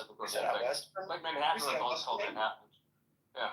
Yeah. Well, Manhattan, that was settled by the Dutch. They set out from the Netherlands. So like. Before you get to Mount McKinley, right, you got to get to Connecticut first. It's in the way. Yeah. And like in Connecticut really was the prize, right? That was, if you think about what America is, I think about Connecticut, right? That's America. And in fact, I'm also told, hopefully, like Trump was going to rename Long Island Sound the Connecticut Sound. I think that would be the best. Cool. Yeah. Yeah. But like I can see Long Island Sound is a generic name, yeah. Yeah, it's Long Island. Like what Long Island Sound? What is that? That doesn't communicate anything. Connecticut Sound is next to Connecticut. Yeah. But like Mount McKinley, maybe they hyphenate it, like Mount McKinley, Denali, and then you pick which one you want. I don't know. Nah, he doesn't call him McKinley. He's not good with Denali at all. He doesn't care about I kind of like Denali. Like they named a truck after Denali too. GMC Denali. It's a big truck. It's a good name. Yeah, but it doesn't mean anything. So I looked it up. Apparently, it just means the high one. So it just means tall mountain. The fuck? Yeah, no, it's a crap name. That's pretty good. Yeah, it just means it's a tall mountain. That literally is like if you translate it, not literally, but because literally means the high one. If you translate it, what it's supposed to mean, it just means tall mountain. Well, I'm gonna challenge you on that. So, for example, in Durham, right, there's a hill, and the hill is called Dunelm Hill, and the reason Dunelm Hill is called Dunelm Hill, this is in England, is because elm used to mean hill. Yeah, and Dun also used to mean hill, so they called it. So it's literally hill. There's a hill in England where it's something like that, but it's like four or five different languages that mean hill. Yeah, it's just hill. Yeah. Yeah, because like language changes. Like Connecticut literally means it comes from. So it's one of two. I can't remember what the other meaning is, but the theory is that it means literally like big river, right? Because there's a big river running right the fuck through the state. And so it was called like the Big River, and so Connecticut is now the Connecticut River. They rolled with it. So I don't know. I don't have such a problem with that. I prefer names that are not so generic, even if they are in different languages. I mean, they sound exotic because they are in different languages and we don't know what they mean. But if you read it out loud as hill, it's like I'd rather call something by a person who deserves that name. Like someone who's done something great. Like McKinley was a great president. Call it McKinley. Mount McKinley makes more sense to me. Like he earned it. Just like Mount Rushmore is. It's not called Black Hills like it was originally called. The main difference between the okay, what's Black Hills actually mean? I don't know. Process is that with nuclear, you are getting your permanent sedative. They did the same thing in Australia. There's a big rock which is called Ayers Rock, which is it's the largest. I think it's the largest megalith in the world. It's the largest like single rock structure, in existence. And then the locals had a problem with it because apparently it's one of their gods, and it's called Uluru. And so then they said, okay, well, now nobody can climb it anymore. That burger is going to be siding and Chris Ryder's. They're not allowed to go there. So they wrecked that experience. So like this massive structure, and no one can access it because the government Beautiful. Yeah, and they're doing this thing where they are reappropriating all of the land that was conquered from them. Not that they really did anything to it or for it, because they were not even agrarian. And they're just saying, oh, you can't do this, you can't do this, you can't do this, you can't do this, and it's really impeding Australian development. It's insane. It's fucking insane that the Australian government just sort of goes through with it. And it's not even, like, to my understanding, right, it's not even the majority of Aboriginal people who want this because they benefit from the jobs, right? They want the jobs.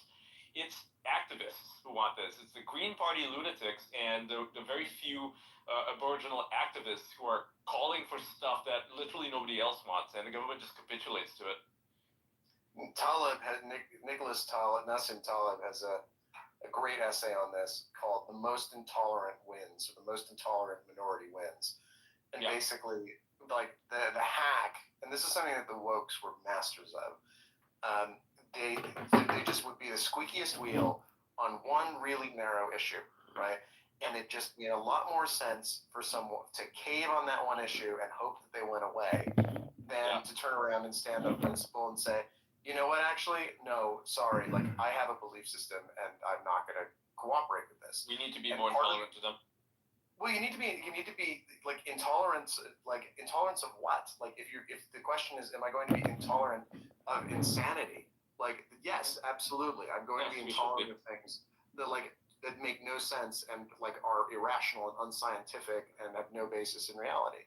So we didn't really have there was no ideology that existed, and arguably I think there probably still isn't, that was able to sort of say, hold on a second, we've got a core set of beliefs here, because like religion has been eviscerated, like Chris Hitchens and Dawkins, like we're basically kicking the dead horse all through the 2000s, being like, oh, Roman Catholicism is so evil and so bad, and like Catholicism was like as a and they replaced it with secular religion.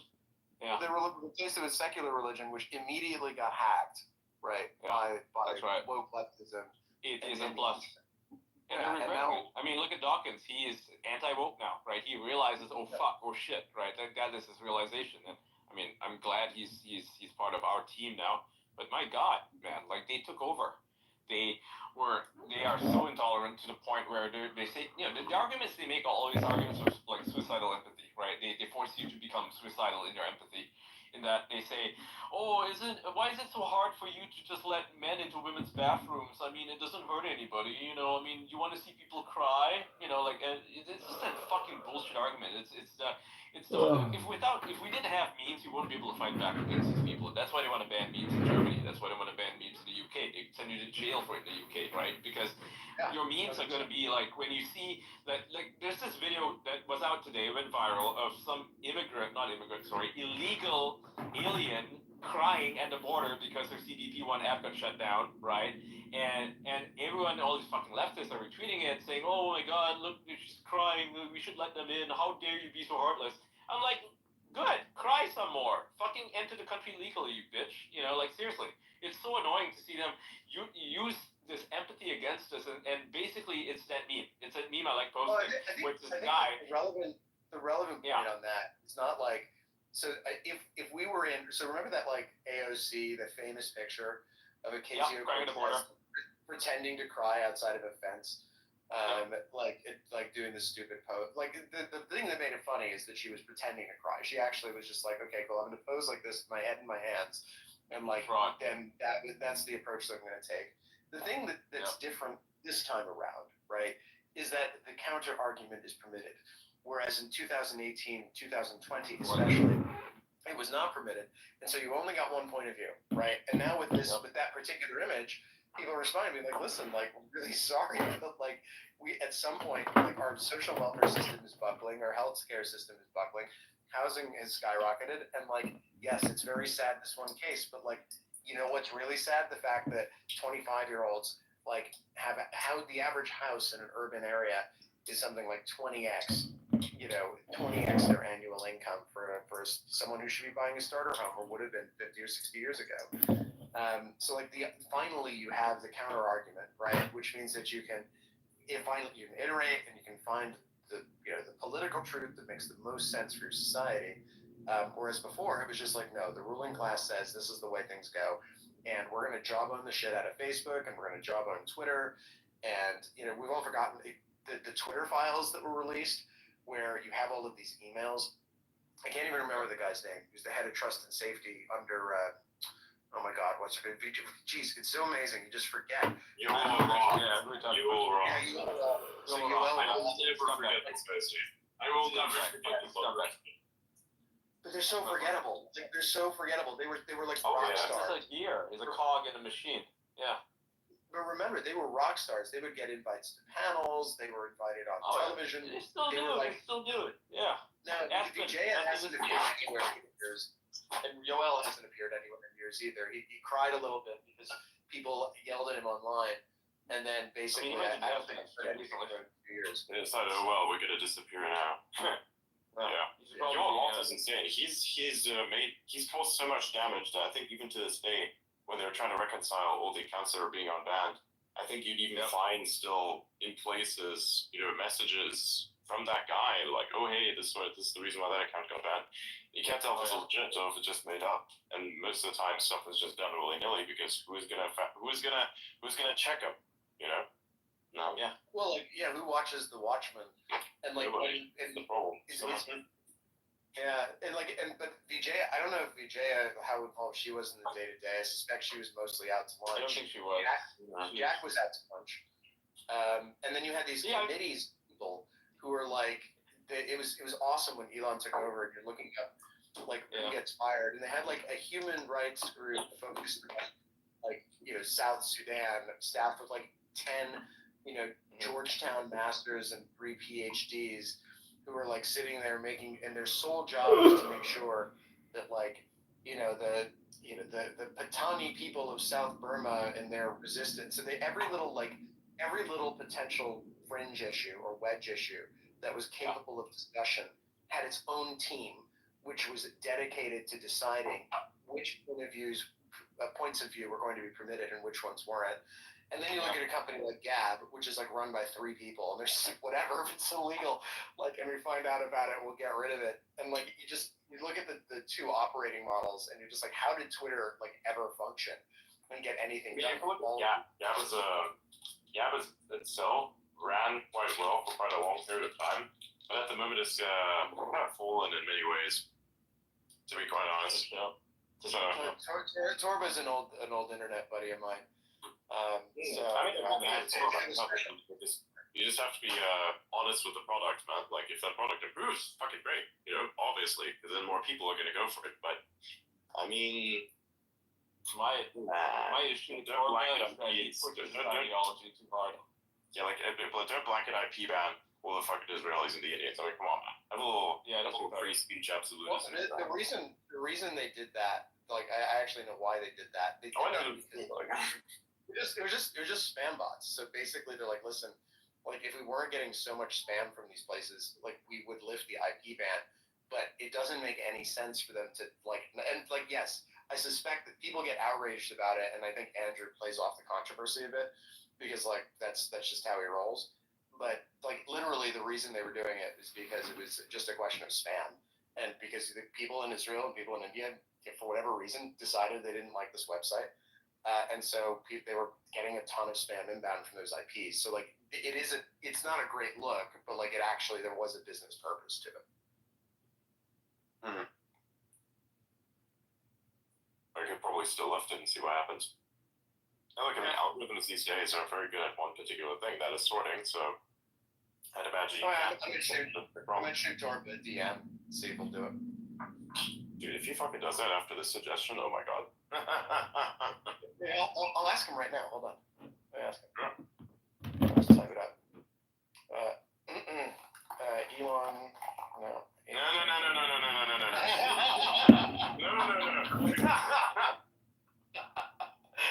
I thought that was a funny joke. I know. I have I took it seriously like 50% there because I was like, there's no fucking way. Starts typing Elon. No.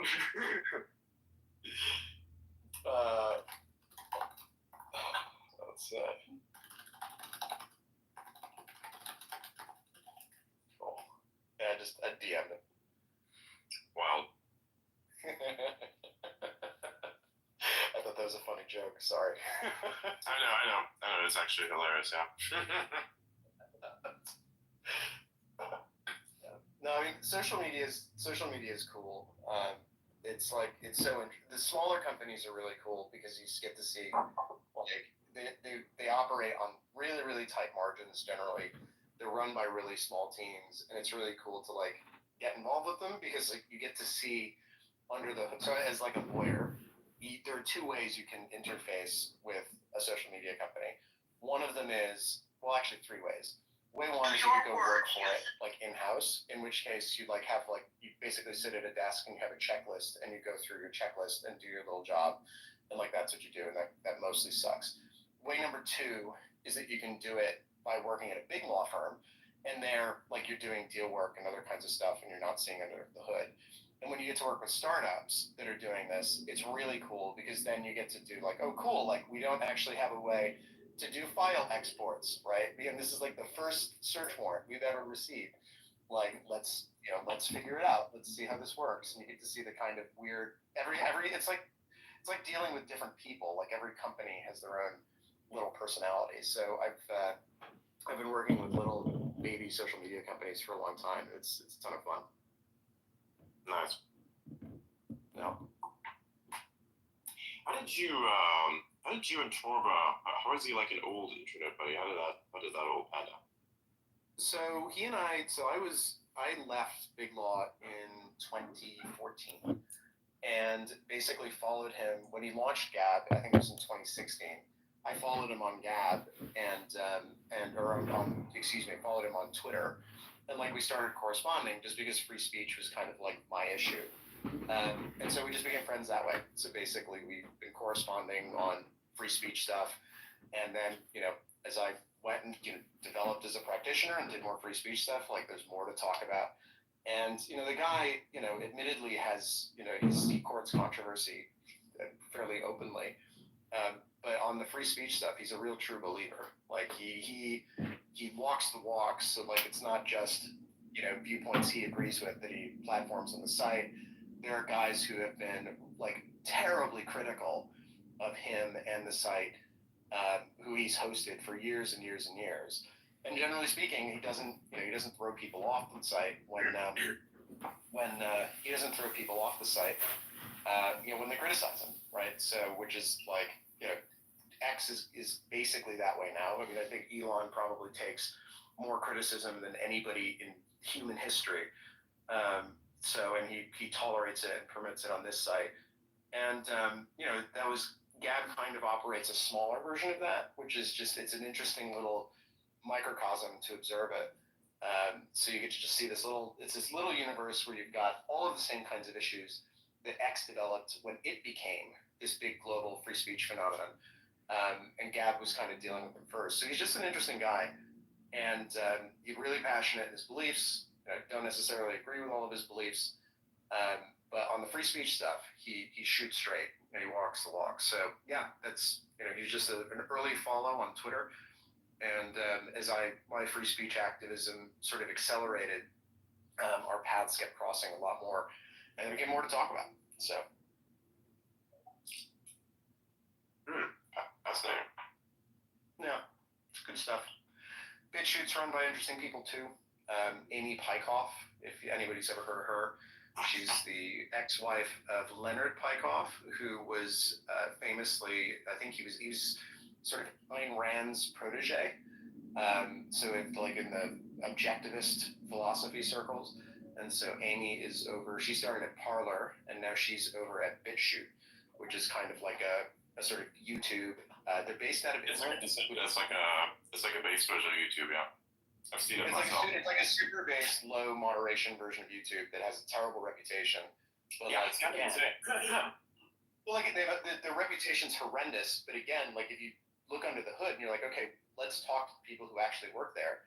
And they'll be like, yeah, there's some absolutely like terrible stuff on here, but the reason we exist is because YouTube censors way too much, and we think that it's important to have an alternative venue.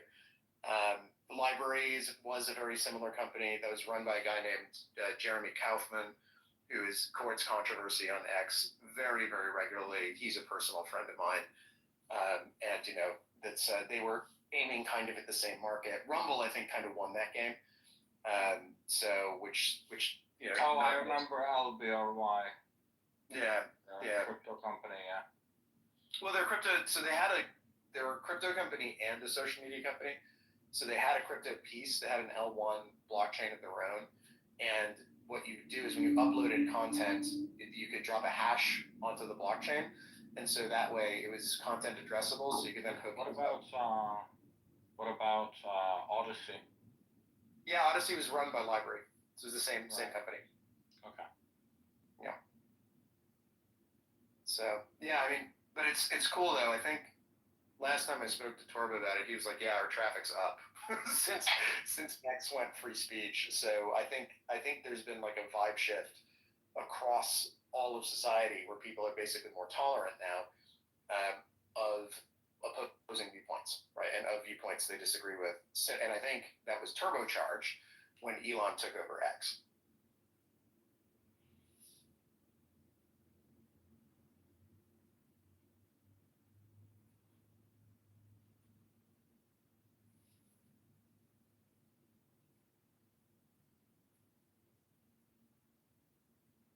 And I think it's going to be more turbocharged now that we've seen Trump. I mean, it's going to be super interesting to see what happens with YouTube, Google, Apple, which are kind of like the last bastions of like the censorship stuff. Because like obviously Zuckerberg capitulated completely.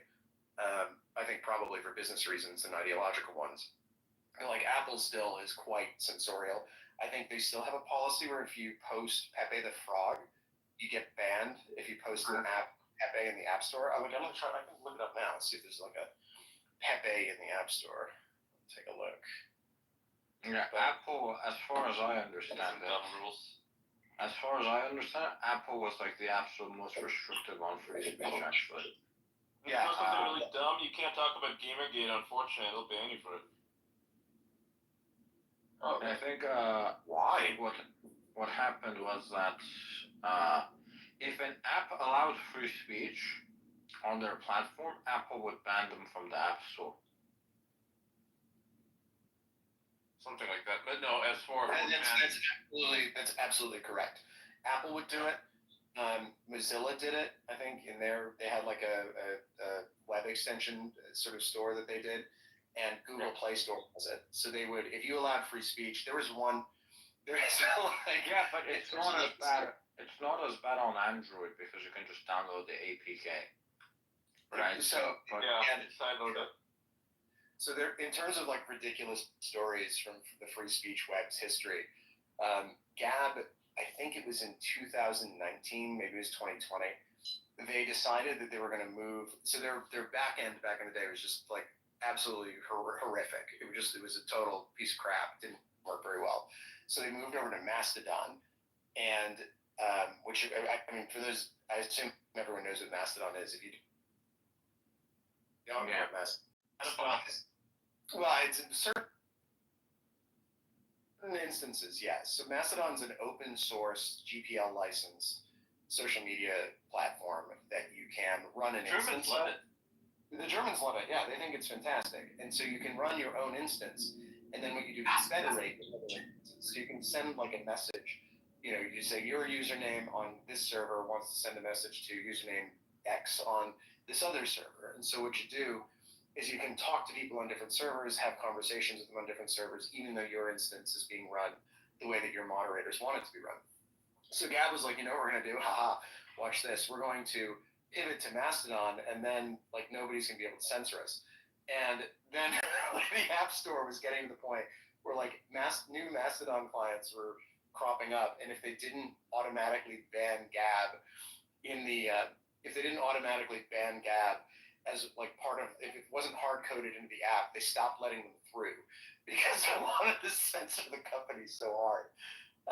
So it was totally the most ridiculous thing I've ever seen happen to a company, and yeah, so the censorship that Apple has carried out is targeted, it is specific, it is in depth.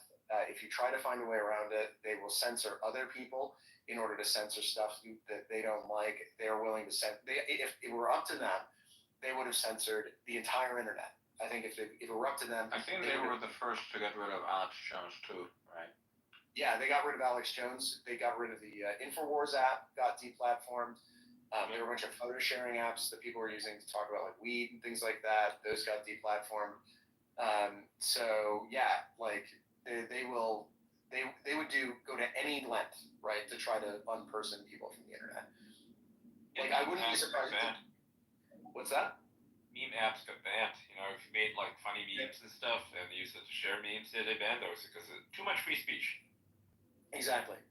And like, yeah, I mean, we'll see what Tim Apple does now that he was sitting, one row and Elon at the. I think he'll do right by it. I think at the heart of it, he's still a libertarian. It's quite obvious that he is. It's just that people working for him are not. Remember when they tried to ban X from the Apple Store, and Tim Apple stood in and was like, "No, you can't do that." That was based. I think people. He's not in full control of his company, right? Like a lot of CEOs, kind of hands off sometimes. Except for like major products, and he doesn't realize what's going on. The middle managers decide, oh yeah, we're gonna ban X. We're gonna ban because we don't like Elon Musk. He's problematic, right? And then Tim Apple finds out about it. He gets a phone call from Elon, and is like, wait a sec, what? They're trying to ban you? Are you fucking kidding? Someone got fired that day for sure. Yeah. Yeah. I think several times they've also attempted to get Telegram banned from the App Store. Yeah, they tried, yeah, and Tim Cook had to step in every single time. So I don't think he's an enemy of free speech. I think that it's just a matter of too many middle managers there thinking they know what to do, and dictate everything. Fuckers. Oh, good news. Looks like Elon acknowledges Roger Ver, so that's really positive stuff, guys. I'm hoping he digs into the story, finds out what's really going on, and pardons Roger Ver. Deserves pardon.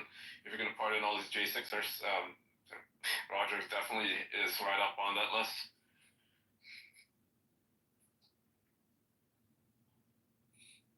Oh, as for the question Adrian asked earlier, why did 4chan ban Gamergate? Well, because Moot, the guy who created 4chan, his girlfriend at the time, I don't know if they're still dating, she was a huge feminist and super close friends with a lot of journalists, and they did not like the fact that women were being targeted by gamers. So they had to ban Gamergate from being conversed on 4chan, a website where Nazis openly talked about wanting to kill Jews.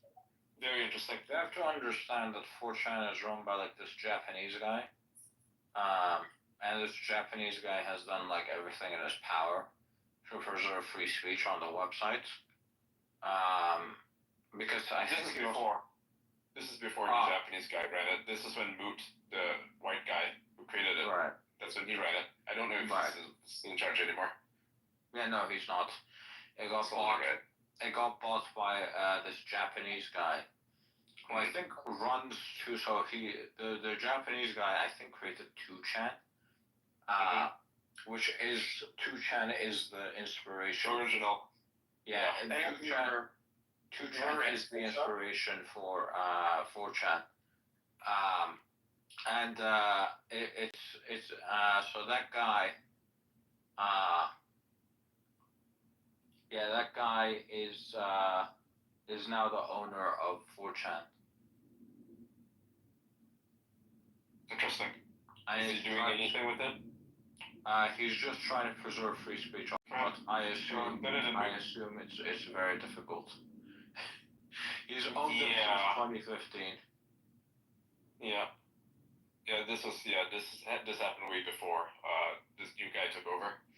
This was in 2013, 2014, so yeah, it would have been before. it's really incestuous.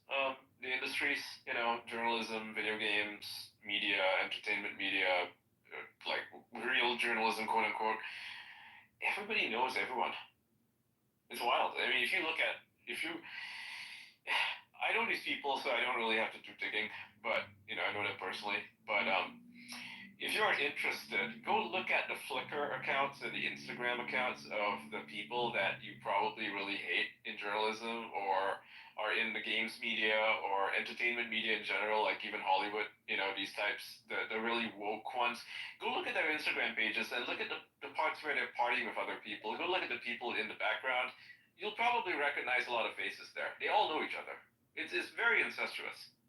I think in any field, like no matter what it is, there are really only 50 to 100 people that matter. It's like it's the weirdest. Like, and that applies in virtually like anything. So in like certain law practices, except for stuff like, but yeah, I suppose even with the stuff like divorce and family law, like if you're like, okay, who are the leading practitioners worldwide, right? It's like, okay, well, there may be 20 to 50, right? Who are the leading securitization lawyers worldwide? Okay, well, 20 to 50. Who are the leading people in social media law or various other things? It's like, okay, maybe there are 30, like who really matter. And like it's weird because every little field has this little cluster of people in it who really know their shit and like really care about it, and it's all they do. And they're not really that well known, right? In any particular thing. So like the CEOs of all the social media companies are well known, but like the weird gnomes who are down there like in the engines, like keeping everything running and making it all work, aren't necessarily all known. It's a weird, and like every time like I would look at a field of human endeavor, the question is always like, okay, who are the 20 people who fucking really know this stuff exceedingly well? And I think that's true. Yeah, they conglomerate to get together with each other, right? And so you have someone like Anita Sarkeesian, who is that feminist frequency woman who basically ruined video games. If give her credit for that. Partying together with some Hollywood people, the people who injected what's Joss Whedon, right? Partying with him and a bunch of authors, like sci-fi authors who did in their own fields injected wokeness into like the Nebula Awards or the Arthur C. Clarke Awards. It just it's this whole slate of people. It's very incestuous, right? And it's all these ringleader types who they know each other because the whole goal is the long march through the institutions. They all work together. They all participate in this project, this grand project. I mean, I was part of it. I was part of this whole group that they had. If I lived in America, I'd be part of this. Anita Sarkeesian woman was several times it came out that she clearly had not played the game that she was criticizing in their videos. Mm-hmm. Yeah, she even gave a speech at GDC in 2015 where she said that she barely plays these games. She watches her friend play it, right? One of her business partners plays it. It's a trans person, former game journalist at GameSpot. Forget that person's name. Don't care. But Anita would watch these games, and she bragged to the audience. She said that video games to her don't really matter as like an artistic thing.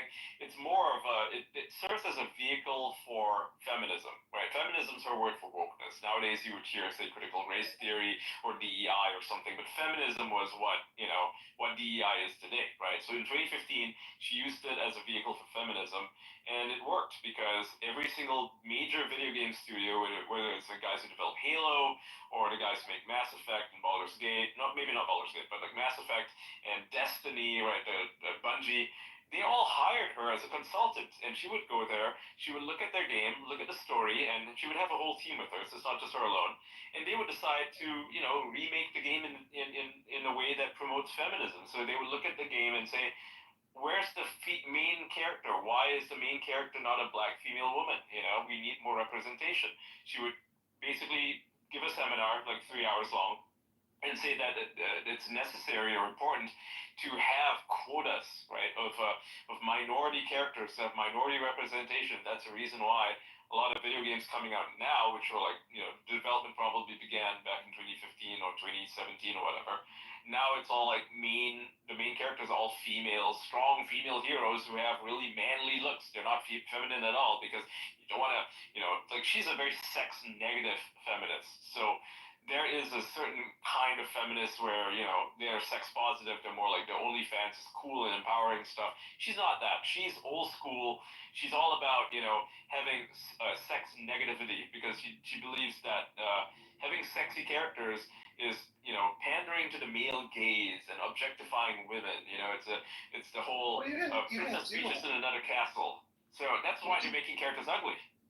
Well, you can do the strong, but like the strong and like not hypersexualized female lead. Like look at Ellen Ripley, right? Like that was perfect. The problem isn't that you have the female lead or that it's a strong female lead. It's that it's an implausible female lead because the whole thing is just like dripping with politics that you can't escape. And it was also right? ugly. So, like, it was also like has to be ugly. Man job. Maybe I don't know that maybe that's 100%. Like fucking Sweet Baby Incorporated, which is kind of like a spawn of Anita Sarkeesian, not hers, but it's, you know, I know all the people working there. Let's just say, you know, I used to work with them. They were game journalists.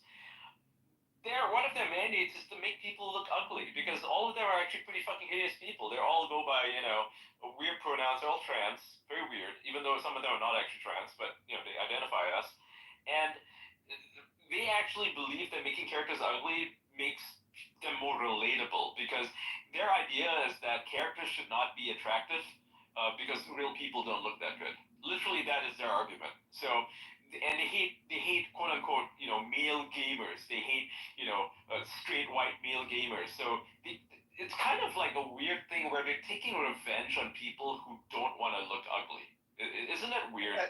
Well, then, like, I'll give you another example. In Halo, for example, the original Halo, right? When you want to know why it's so good, it's because the original game that Bungie developed was developed by people who are complete gun nuts, right? Like everybody who worked in the game was a gun nut.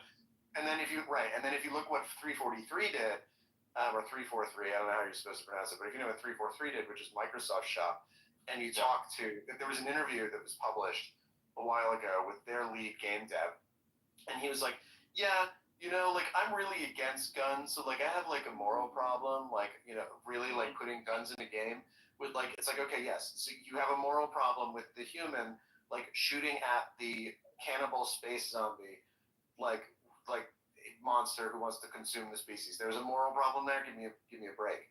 But like they took like because literally it's one of these examples where you have someone who is really politically, they're bringing their politics to it and completely missing the point, like about what the game is for, which is like it's supposed to be an escape, it's supposed to be realistic, and it's not supposed to be, oh, you know, I have too much problem, I have a problem making the Magnum too realistic, because like, and God forbid someone might enjoy themselves while shooting the alien space zombie.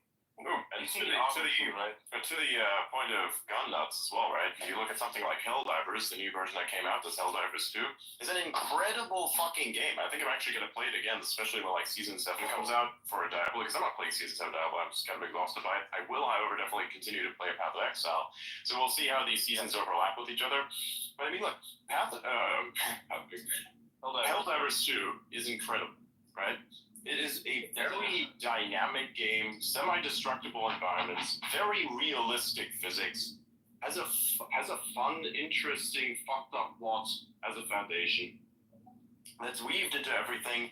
The devs listen to their gamers, the community, and the devs themselves are those gamers. Hands down, it's one of those games that you can just like log out from for a while, come back in, and it's just like it was before. Hey, maybe you'll have like a new alien invasion that you didn't have before, which they, by the way, have right now. They have UFOs.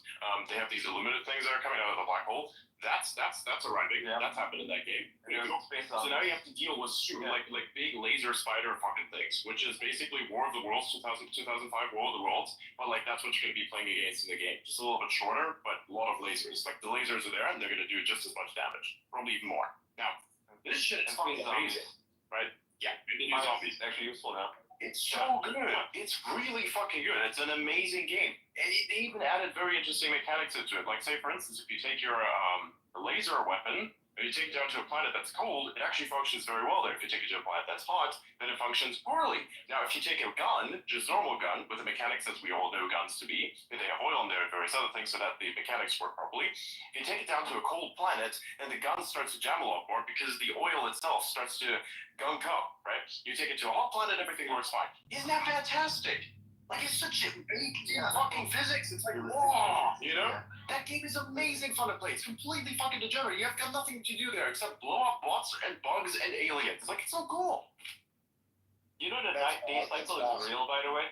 The day and night cycle is actually real. How cool is that? Like, in Helldivers 2. It is actually real, and the moons that orbit around the planet, they actually do orbit around the planet. If you actually pay attention to when you're looking at it from space and when you're on the planet and you're looking above and there's a moon flying above you, that's all the lighting too, dude. Just forgot the lighting. Every aspect of that game is breathtaking. Yeah, I literally couldn't play the game for a little bit sometimes while I was doing a mission because you have this amazing lighting effects. I'm just standing there like, hang on a second, let me just look at this for a second. Just let me just enjoy this. Hang on it. You know, before you blow this thing up and pulls the massive invasion to start, can I just like look at this for a second? It looks so nice. Even like the one planet, you know, boys, remember the stormy planet that we had to visit where you couldn't see shit that's in front of you? Yeah. That one. Yeah. Oh my god, the ray tracing, they did it so fucking well, man. You got the realistic shadows, you couldn't see shit, it felt like you actually slowed down. You felt really immersed into the video game. And the lore is great, it's fucking space fascist, it's fantastic, you know? Like, it's trolling you for playing the game. That's wonderful. Yeah, there's and the community things going on. There's blizzards, you know, there's different types of storms that's going on. Yeah, it's pretty cool. It's pretty awesome. The alien planet could have had the golden opportunity of doing something very much so similar. You know, they could have learned from the mistakes that they made. You know, with Combat Evolved, they could have applied that and actually turned it into something really good. What did they do? They created something where the graphics are fully fucking optimized. The water physics don't exist. The gun mechanics are disgusting. And even if you wanted to like play it back, the physics of the older games are superior than the physics of the modern games. Yeah, Halo 2 is by far the best of the series, and like that was what 20 or 25 years ago when they came out with Halo 2. Yeah, 25. Wow, holy shit, I feel old. Yeah, and Halo. If you want to really feel old, I think Halo came out on PC. I want to say it came out in what, like 2000, 99, like so. Yeah, didn't it come out on Xbox first? Right?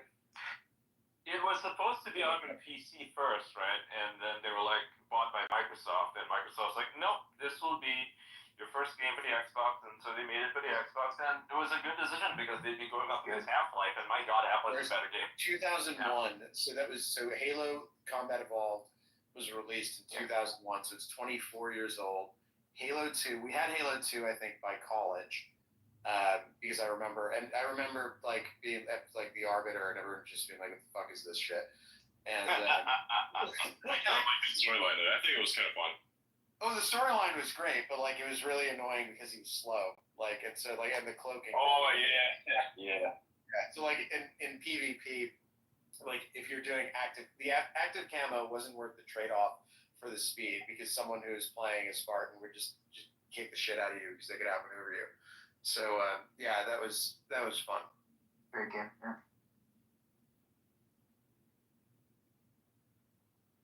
Dude, the lore as well. You know, the lore was so good. Like the progression, you could really feel it. And then the lore kind of like they fucked with that too when it went over to Microsoft because originally, originally the lore was going to be that the humans were the Forerunners. Right, and so basically, when we'd forgotten our history, and we were simply, returning from a long dormancy because the Halo array got fired and whatever. Then the Forerunners became these like Voldemort-looking alien things, and it turns out that we actually fought them, but like we were just misunderstood, and we never managed to communicate to them that the Flood was out there, and like so they retconned the whole thing when they moved it over to Microsoft.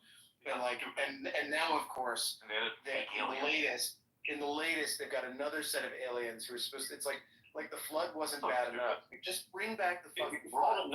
Yeah, they brought another alien species in that, honestly, the way that it speaks is exactly like the Flood. The Flood, by the way, which are the precursors the one that created all the fucking life of the universe. Yeah, exactly. They wanted to preserve it, right? And they, of course, face it. They fought with all the precursors. They fought with the Forerunners. The Forerunners tried to fuck up humans because the humans were better than the Forerunners. And because the humans were better than the Forerunners, they were jealous of the humans. They were jealous of the humans in various ways. And so basically, they decided to fuck up the humans and fuck up the space gods. The space gods were effectively the precursors. Precursors turned into space dust. Space dust got corrupted. Space dust turned into the Flood. Right, makes sense? Because their whole thing was, hey, we gotta preserve life. So what they said, okay, so it didn't work this way. Cool, let's become corrupted space dust, turn it into a gigantic fucking virus, and absorb everything to one gigantic biological mass. That's the Flood lane. This is basically the precursors. So they brought the precursors back, I think, because if you talk to the Flood, to the mastermind, the Flood mastermind, or whatever they call that thing, the big fucking snake thing that comes out after it kidnaps you, this thing speaks exactly like the character that comes out in the campaign for Halo Infinite, because you're talking to this weird alien that comes out, has some very questionable abilities, by the way. So it could be that this is like some sort of precursor related bullshit. Yeah, so the Gravemind and that alien both. So there's a line. Gravemind, that's what's called, right? Where they're both speaking in iambic heptameter. So like they think that maybe there's a connection between them. But the interesting thing is that the space dust is a good observation. But so basically, these aliens are like, oh, we're gonna flee the galaxy because like we don't like the galaxy even though we created all life, and then they fall asleep for a long time and they accidentally turn into dust, and then apparently the humans discover the dust and they're like, we don't know what this dust is. You know what we're gonna do? We're gonna feed this to our poodles, and so they like feed them to their pets that are these little fluffy things that look like poodles, and then the pets like start having mutations and killing each other. And like then they realize it's too late, and then basically the poodles turn into the Flood and then wipe out the human species. It's an interesting backstory for sure. What I like about Bungie, the original Bungie, not the new Bungie, is their storytelling capability. I don't know if you've played their games before Halo. I never played Marathon, but I hear it's pretty good. I played Myth, the Fallen Lords, and it was kind of Lord of the Rings-ish, super dark, not like Lord of the Rings, which is not so dark. It's just like phenomenal writing, right? And that game was like super early back in the days of RTS. It wasn't very graphically intense or anything like that, but the storytelling really carried it. They didn't even have music, but except in like the end of the mission scene, and then you read about what's going on. And you feel so engrossed in what they're telling you because they have this whole mythology behind all of the characters. There's all that's happening in the world. The world building is just phenomenal. Like there's nothing else like it, except for maybe like Fallout or like Elder Scrolls or something. But that's the level of storytelling that they were capable of, right? And I think we saw this with the original Destiny, the first one, before it got all stupid, and then they got woke, and then they fired Marty. He's running for. He's a composer. He did the music for Halo, right? He's pro-Trump. He's pro-Trump, yeah, exactly, yeah. They fired him because he was pro-Trump. How insane is that, right? They fired this guy. They did the same thing to Brendan. I mean, they did the same thing. Mozilla fired fucking Brendan. For no reason except that he donated to like some California proposition on the side. And they did it to Palmer Luckey, and now look where Palmer Luckey is. I fucking love Palmer Luckey. I love how he shits all over Jason Calacanis like at every opportunity he gets. Yeah. I think Jason just walks into it. So like he'll be like, "Hey, Palmer, like we're gonna invite you to our besties conference, and like you can give a talk," and then he just sits there and just like shits on him. It's like this is all the stuff that Jason said about me over the years. The other thing is like I like the 80s the 80s kind of vaporwave aesthetic that he's bringing. He was doing that before it was cool. Before it was cool, he was doing it, right? He's like a hipster in that sense. Like, it wasn't cool to be vaporwave or synthwave, but he was doing it long before anybody else. Respect him for that. And, he created his own console, like a handheld console. Plays, Nintendo games, right? And it's amazing. It's like, this guy is like, when he does something, when he creates something, he puts his fucking heart and soul into it. It's not just a knockoff, or it just plays old games. No, it's like, it plays old games, and it does it better. Holy shit. It's better than It's very like Tony Stark in terms of the kind of stuff that he does. Like even more so. He was the guy who created Oculus, right? So at the end of the day, you gotta imagine that guy's fucking great. Yeah, he invented VR. Yeah. I A like lot of that. people will claim that they invented VR because they worked on some bullshit in the 90s or something. They didn't invent VR. No one uses that technology. He made VR in his fucking garage, right? And he made it work. And every single VR headset that you're using now, whether it's Apple's or obviously the Oculus Rift, which he made, every single one of them, Valve's, Huawei, whatever, it's all based on his stuff, his white papers. Like, he made it. He designed VR as we know it today, and we'll be using this stuff 20 years from now. It's going to be way better, and it's going to be based on his principles. Like, the guy's a genius. I also like that he's kind of like, I like his approach to defense contracting, and I'm sure. Yeah, he's like, I'm sure that I hope to God, and I'm sure that the Trump administration is talking to him, given who's advising. I think they are. He already got the contract. I mean, they must be. But Israel got the contract, yeah. Yeah, and like it's just so dope that they're like, okay, cool, we can automate this stuff and we can just mass produce. He gets the core thing about weapons, which is like, well, it's you win the war, right, if you are most efficient about like cost per unit of target destruction, right? That's what matters. Cost the Russians get it. The Russians fucking get it. So why don't the Americans? Americans like, oh, let's build an F-35. Let's not build an F-35. Let's build drones instead. Way more effective. Oh, well, let's build both. Like, why not? Like let's build it all. Irrelevant. F-35s are kind of crap. They're not useful. And they're rather fast. I mean, they have that. That they are, but you can do the job with an F-18. Like the job that they are supposed to cover, an F-18 can do it pretty well, and they're pretty relatively cheap. So I don't see the point in F-35s. Honestly, I think that whole program should be scrapped. Save $1 trillion. I just think we could just have robot factories building robot weapons. I think the future, right? Sorry to interrupt, but I think the future is not going to be these hyper expensive airplanes that don't really serve a purpose. I think that it's only going to be mass production, and it's going to be in the hands of private industry, not your Lockheed Martins, which is just establishment industries at this point. Them and the DoD are kind of inseparable, right? They are getting contracts because they have buddies there. That's literally the only reason, not because they make good products. It's something like Anduril comes along, shakes everything up, disrupts the environment, and that is the future. That is like the same thing, by the way, is happening in China. It's also happening in Russia, where smaller industries, not their main industries, right? The smaller ones are the ones making these drones, and they are really cheap, really effective, and that's the game changer, right? It's like you get these small startup-esque companies that have a mega factory somewhere. I think he's building a mega factory in North Carolina. It's going to hire thousands of people. Ohio. That's where the future is. Ohio? Yeah, okay. Yeah, Ohio. He's building and it's like, but China, like DJI builds the best drones out there. It's a Chinese company. Exactly, and it started as a startup, yeah. It wasn't like some, massive government-funded entity. It was literally just a startup that did their job really, really well. I think America needs to leverage its innovators like Elon Musk and Palmer Luckey to create these products. That's why Starlink comes in, right? The government couldn't create Starlink. I mean, we're looking at the ESA. The ESA has sat on its butt for like 30 years, never built a single fucking rocket, right? Not one rocket. Just complete failures. Elon comes along, does it cheaply, and it's like, this is the way it's done. And I think the Japanese are also learning that this is the way forward as well. And you look at the Japanese space program, kind of a failure. They blow up. But you got the smaller private industries that try to follow Elon Musk's model, and they're having far more success. I love the story for that. The backstory, which is basically he was on a plane back from Russia after looking into doing a Soyuz partnership with or whatever the hell, I don't know. Soyuz and Vostok or whatever it is. And he apparently was sitting on the plane, like doing the math, and he's like, the biggest problem here is that they throw out the rocket. That's like the biggest. If we fix that, then we're fine. So basically, it was this accounting and efficiency insight that and it made sense. But if you talk to Boeing, right? Boeing doesn't give a shit, because if Boeing can charge $1 billion a launch and it can keep lots of people employed in the process, all of the interests between the government, the contractor, the worker, the voter are all aligned to have this hugely inefficient result. And you need someone with an enormous amount of capital in order to short circuit that.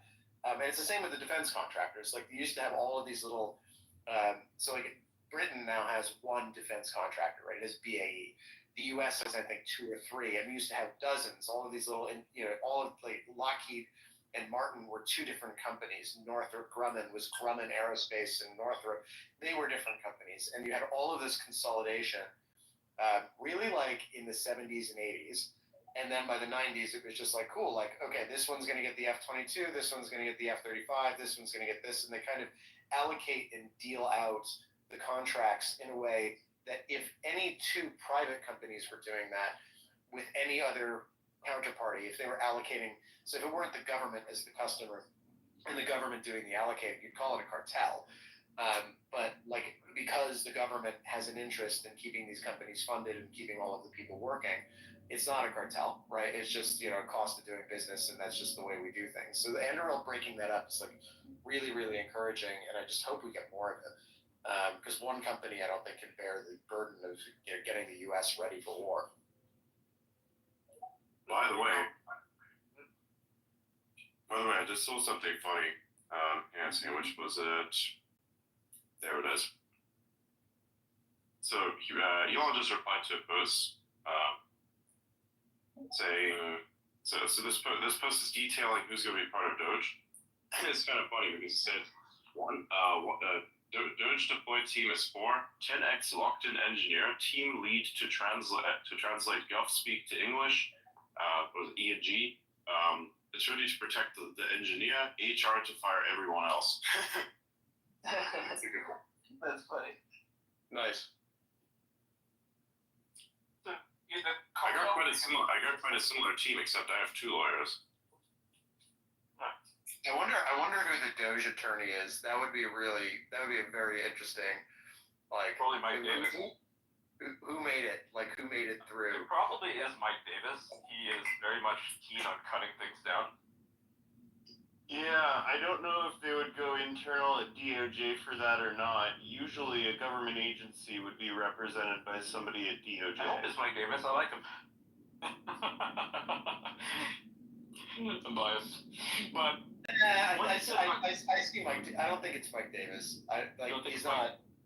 I think what you need, the guy you need in that job is probably like some absolute corporate operator who represents companies in employment disputes and union disputes, and can just make sure that because what Doge's job is fundamentally like afuera, right? It's like they're going to go in and try to destroy as much of the apparatus and personnel as possible, and you've got to figure out a way to do it lawfully without being mired in lawsuits for years.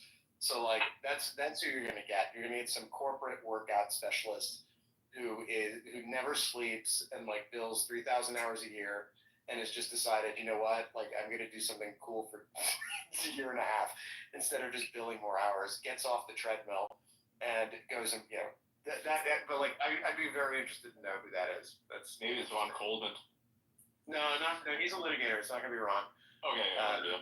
So another interesting attorney hire. So Harmeet, that was a fucking fantastic. So Harmeet Dillon, yeah, she's fabulous, and she's going to be running the DOJ Civil Rights Division. Fuck yeah! She's gonna go so hard against Harvard. Oh my God, Harvard better hire some fucking lawyers. Yeah, no, Harmeet. Yeah, right. Harmeet is gonna Harmeet is Harmeet versus Harvard. Let's fucking go. Yeah, but she's such a. The thing I love about her is that she's such a true believer. I felt bad because when she was she gave the invocation at the GOP convention and all of the mouth breathers. Fucking lunatics. You had this. I don't want to name this person. I don't want to name this person because we used to be friends, but led the fucking crusade against her, right? Going on about how she's not Christian, this is satanic. Shut the fuck up, Bad enough you win video games, and now you want to complain about this shit, This person's trying to make video games religious or something. It's get out. Just stop. Harmeet is the amazing thing is most of the people who are doing that had no idea that she's the most diehard First Amendment lawyer in the United States. Or one of protecting all these people's free speech. All these people's free speech, and they're attacking her. Fucking idiots. Yeah. Stupid. Very, very dumb. But yeah, she's joining DOJ, which is really exciting. Yeah, it's kind of like how with the Skokie marches, it was Jewish attorneys who were defending the Nazis who wanted to march, and Yep, and meanwhile, now you have people like Ian Carroll out there saying that Jews want to silence everyone. It's like, what? It's not even remotely true. Oh god, I got a fucking bone to pick with that guy, like he makes these stupid videos and yeah, they're kind of entertaining, and then it just like randomly just goes off into conspiracy land, and so what, huh?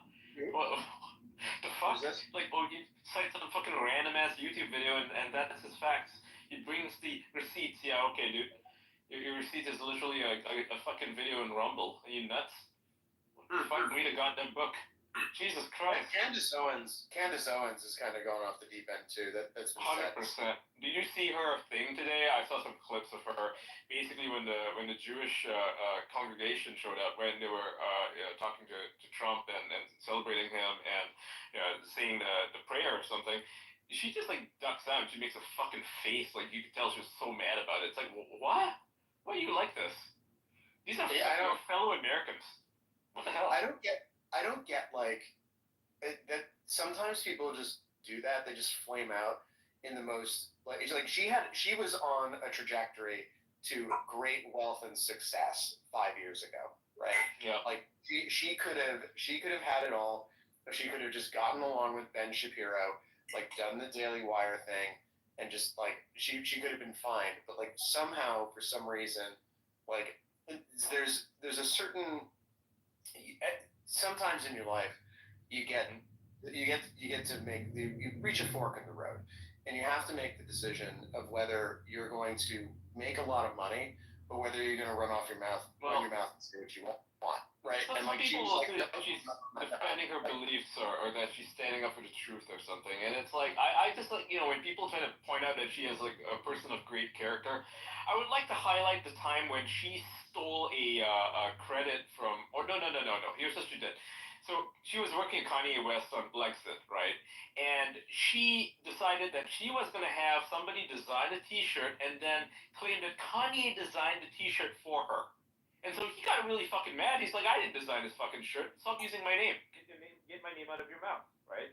So I don't like Kanye very much. I think he's nuts. And she could make a shit ton of money from it. That alone was like, okay, this woman has no fucking character, right? She's literally stealing from Kanye West, stealing his name, stealing his reputation, so she can sell a T-shirt. That is disgusting. So when people say, "Oh, she's a person of great character. She stood up to the Jews because she doesn't want to be controlled by them," it's like, well, what character did she have when she stole a fucking shirt from Kanye? What the hell is that, right? You got to wonder, like, so you look at that particular period of Kanye's life. He was associated with, I think it was Candace, and then it was Fuentes, and then it was Milo Yiannopoulos. And like, you gotta wonder, like, how do you find yourself at the point where your closest advisors are people who all benefit from the public association, and then like it's almost like everyone who's around you is a vulture trying to pick at your carcass because you're just walking around and you're already dead. Like that's kind of what Kanye was at that point, right? Like nobody was able to save him. He was a sinking ship, and so then all of a sudden, this like pack of wolves just descended on him. Ali Alexander was there for all of it. What's that? Ali Alexander was there for all of it. Yeah, Ali Alexander, another total piece of work, and like pedophile. Like I watched that and I was just like, and I'm like, I don't know any of those people personally, but like you watch it and you're just like, how does that happen? Like Kanye, he's worth probably what, $500 million? Like probably. He got his easy deal, yeah. But like, where's his family office? Like, how did he manage to get $500 million to $1 billion without realizing at some point along the way, you know what? Like, I just need to like have people who nobody knows about, who just kind of like run my life and like keep me on the straight and narrow, instead of being like, who wakes up one day and says, you know what, I need Nick Fuentes to run my life, and like that's like, yeah, it just, yeah, I don't know. Yeah. Jesus Christ, what the fuck is happening in Australia? What? happening in Like what Australia? happened in Australia. It's a little. They have some really big issues with Gaza protests over there. It's insane. Oh yeah, no, 100%. They're inviting thousands of them to go and live there. So that's gonna work out real fucking great. That is probably an extremely bad idea. Holy shit. Oh yeah. I mean, there's a reason they're not wanted anywhere else. I would not want to be in any places where there's a large concentration of people that are effectively from places where terrorism is quite rampant. I believe there's a specific correlation there that's very, very obvious. Yeah. Tell them to UK invites shit tons of them. You know, you have Keir Starmer contemplating whether when there was a large protest started, damn, I think that was a sign. I worry about the UK. I know I shit on it a lot, and it's mostly because I think it's doomed, so I do. And I want British people to stand up for their country. I would love for them to do that, because I love a lot of British people, and it's sad what's happening to the country, but the way that it's going, I think that Keir Starmer is going to be crazy enough to invite 2 million refugees to live there just so they can vote for him. I think he's willing to do that. I think he's willing to throw his whole country under the bus by doing that, right? So that he can stay in power. Because he's on the brink right now. I don't know if you guys were paying attention to what happened today, but the government, including Keir Starmer, released a statement about the Southport killer, right? The one who shot and killed 6 people, right? He killed 3 children in cold blood. This is an adult male, by the way, 18 years old. And the media essentially covered up his identity, claimed that he was a Christian from a good family, and the pictures they used of him were of when he was like 12 years old, right? This is a terrorist, a religiously motivated terrorist from an African background. Like his parents are immigrants, and he's a second generation immigrant. Never really integrated properly, and went on a shooting spree, killed a bunch of people, kids. And the government covered it up. The media covered it up as well. They claimed that they didn't know any pictures. They didn't have any pictures of him. That they didn't understand his motive. That he wasn't a terrorist. There's actually he was a fucking terrorist. Like he was reported to the police 3 times because of how nuts he was. The problem there is actually, it's, if you can believe it, it's a British free speech problem. Just add it to the pile of problems with free speech in the UK. So they have this thing called the Contempt of Court Act, where they essentially have reporting restrictions on the media the minute that someone's arrested. So what happens is, you'll rarely hear about something. You'll hear about an arrest being made, and then it'll be just like a blackout in 99% of the time. You then won't hear about a case or its disposition until after a final judgment has been rendered, as well as sentencing, right? So if someone commits murder, you hear, oh, a man was arrested for murder on Prestwick Road, for the murder of whatever, and then boom, everything goes dark. And then you don't hear about it again until there's the conviction, and then you start hearing things because they say, well, it could prejudice a fair trial and various other things.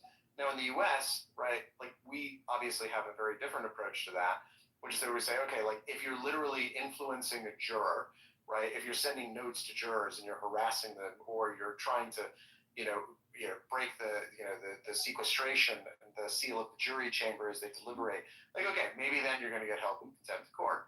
But the idea that people can't have opinions and jury pools can't form opinions based on news that they get is preposterous, right? Yeah, so Tommy Robbins is in prison, yeah, because he's for breaching a contempt of court, right? A contempt of court order. So essentially, gang rapist. Well, but the point is, right? This is another thing that's wrong with the UK, is that they have, and it's having really weird social consequences. The reason you're having Islamophobia or some bullshit, yeah. Well, when you suppress free expression, right? It's gonna get out at some point, and when it finally does get out, when the truth gets out, you have a violent, right, and not necessarily violent in terms of physical violence, but violent in terms of extremely disruptive reaction from the populace as a result. So what we're seeing now is because they have all of the official suppression maxed out, right? Everything's dialed up to 11. They're arresting people for social media posts. They're threatening people with arrest. They're threatening foreigners with arrest. They're threatening Americans with arrest. They're threatening everybody with arrest. But like nobody cares. No one's afraid of them anymore. They're like, you know what? Fuck you. We're gonna say what we want, and we're gonna politically organize, and we're gonna get, generally speaking, behind the Reform Party, and that's it. And there's nothing you can do about it. And we'll see you in 2029. So like that, people are so fed up with the regime, they're willing to accept the consequences, and it's all downstream of the fact that they've got censorship everywhere in and every they become aspect. more and more Orwellian as a response to it because they cannot have that system challenged, right? And while this is happening, millions of young girls are being raped every single fucking day. Who knows, right? But I know millions have been raped. So maybe I'm exaggerating. I don't know if it's millions. There was a statistic. Yeah, I think the estimate's in the hundreds of thousands. Still too many, right? Too many. Yeah, very definitely too many. England's just a pretty small country. They raped them in England, Scotland, and Wales, and in Northern Ireland, and it was covered up. And the police, in most cases, didn't even want to charge a lot of these people because the people, the perpetrators, the gang leaders, the grooming gang leaders, the rape gang leaders, were essentially pillars of the community. So they got away with a lot of shit. These people are store owners, they're business owners, they are, a lot of cases you see now, right, they're photographed alongside police where they are celebrated as leaders of the Pakistani Muslim community or the Somali Muslim community, right? Most of them are. And it's disturbing because it keeps happening and you hear all these cases, and I know some of these people personally. It's affected their lives very badly, I would say. They've never seen any justice. Some of them have never gone to the police knowing full well what would have happened because the police just don't give a fuck. Because the police won't charge anyone because they don't want to be accused of racism or Islamophobia or whatever phobia the British government likes to use to silence these cases. And so the rapes happen continuously where there's this one case where a girl, she was 11 years old, she was raped by a gang of Somalis. And these were like, they owned shops, right, in I think it's Newcastle or something. She was raped, went to the police said, basically dismissed her case, and then they dropped her off back at the fucking place where she got raped. And so she got raped again. And it just kept happening for years. And now it's, it's all coming out, and like last year, it's only then that they got arrested, but how many victims how many girls did they victimize? We don't know, right? We don't know the exact number. It could have been in the thousands. Literally, this one gang raped thousands of white girls, like teenagers or 11-year-olds. Girls as young as 10 were raped, and no one gave a shit. And the people in the police, they couldn't care less. They didn't want to be accused of racism. Britain has a problem with. It's not like I get that there's an ethnic component to the latest stuff, and I don't want to really get into it too much because A, I have a UK law license, so things. Yeah, you don't want to lose it. Well, there are things I can't say, and they're just discussions I can't have. So, but what I would say is that Britain has a historic problem. Its institutions have a historic problem of covering up crime when it's inconvenient for someone in power for that crime not to be covered up. So, the Jimmy Savile thing, right, was known widely for years, right, in the BBC. But he raped one girl. For whatever reason, this zany, crazy guy was deemed immune from consequences because it would embarrass people at the BBC, right? And so that never happened. There have been senior members of Parliament who, time and again over the years, have been involved in abuse scandals, and because it would cause a terrible, dreadful scandal, these people are packed off, in the middle of nowhere, and then the story is buried, and then nothing comes out until after they die, right? So they have this. Britain has, and someone mentioned earlier, you were talking about the defamation standard, right? And so their defamation standard is backwards, because what happens is if you make an accusation, then what happens is the other side, it only needs to prove harm from the statement, and you need to prove the truth of the statement, right? Which means that it's really, really, and it's very difficult to prove a negative, right, or prove something you don't know sometimes, or if you've got a witness who's not going to speak, rather than someone who brings the case, right, saying, actually, you've defamed me, and then having some, moderate burden shifting once they manage to demonstrate that the statement is probably on balance of probabilities not true, because they are the plaintiff and they must prove their case, and then you as the defendant have to answer it.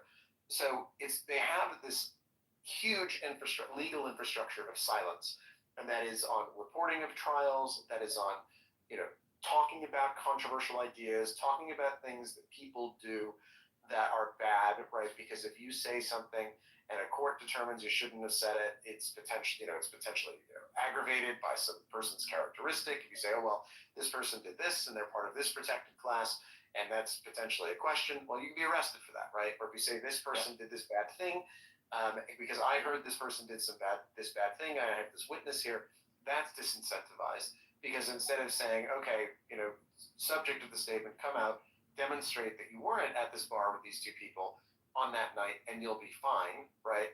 What you do is you say, okay, well, you can just come out. Jeffrey Archer, the prime example. So Jeffrey Archer was accused. I can't remember of what. He's Baron Archer, Lord Archer, and he turns out to be just a serial liar, and he lied under oath about, I can't remember exactly what the scandal was, but I believe it involved sexual dalliances, if memory serves correctly. And he lied under oath about it in his perjury trial.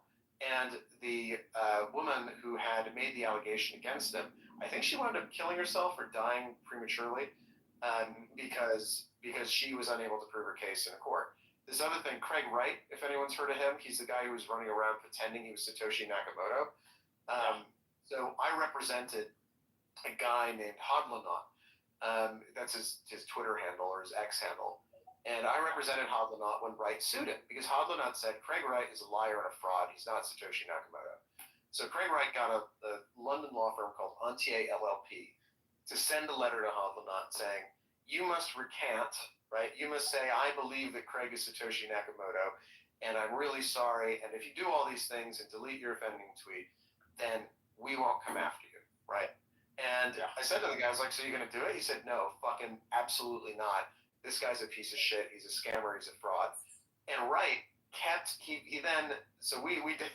we did some fun maneuvering in that case. We wound up doing a lawsuit in Norway. So there was a thing you could do when England was part of the EU called an Italian torpedo, which I like to call it. Yeah. So get this. So if the courts in Italy were, and I suspect still are, so atrocious at actually processing cases that if you had an intellectual property dispute and you didn't want it to be adjudicated, under the Brussels Convention, if any EU member state court was seized of a matter, so had begun proceedings in a matter, no other court within the convention area, right, the EU, was going to be able to hear it. Right, so what would happen is, this case has been heard in Italy, so we can't in England. We've got to wait till those proceedings are done before we can deal with it. So the Italian torpedo is a maneuver where you've got a dispute. You know you're about to get sued by somebody else. So what you do is you preemptively sue them in Italy, and then you don't have to think about it again for 10 years because the case is forever to resolve in Italy. So that's what it is. So we had this pending. So they sent us this really arsey letter saying, we're going to sue you, blah, blah, blah, blah. I kind of faked them out of it. It's like, well, this is all public information.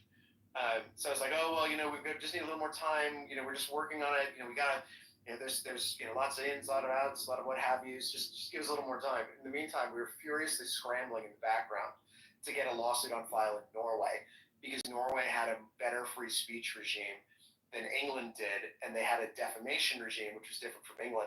So our response to the threat to an English lawsuit was that we sued him in Norway, and we won. And nice. Which was awesome. I was not involved. Oh, God bless Norwegian courts. Yeah. Yeah, God bless them. But anyway, they're fucking fast efficient. forward. They're good. Fast forward 3 years later, right? Wright is still suing people. He sued a guy named Peter McCormick, and he won £1 of damages in England, just because of the defamation standard.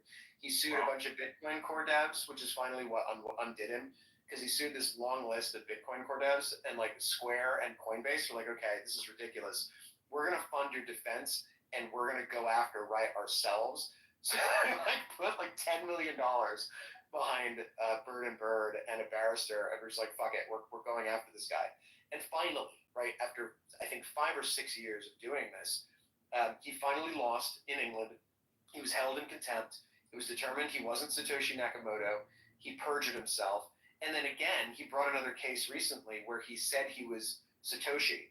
And they sentenced him to 2 years in prison suspended, right? Because he brought another lawsuit, right? The guy's just a serial not lawsuit. supposed to do that shit. Yeah.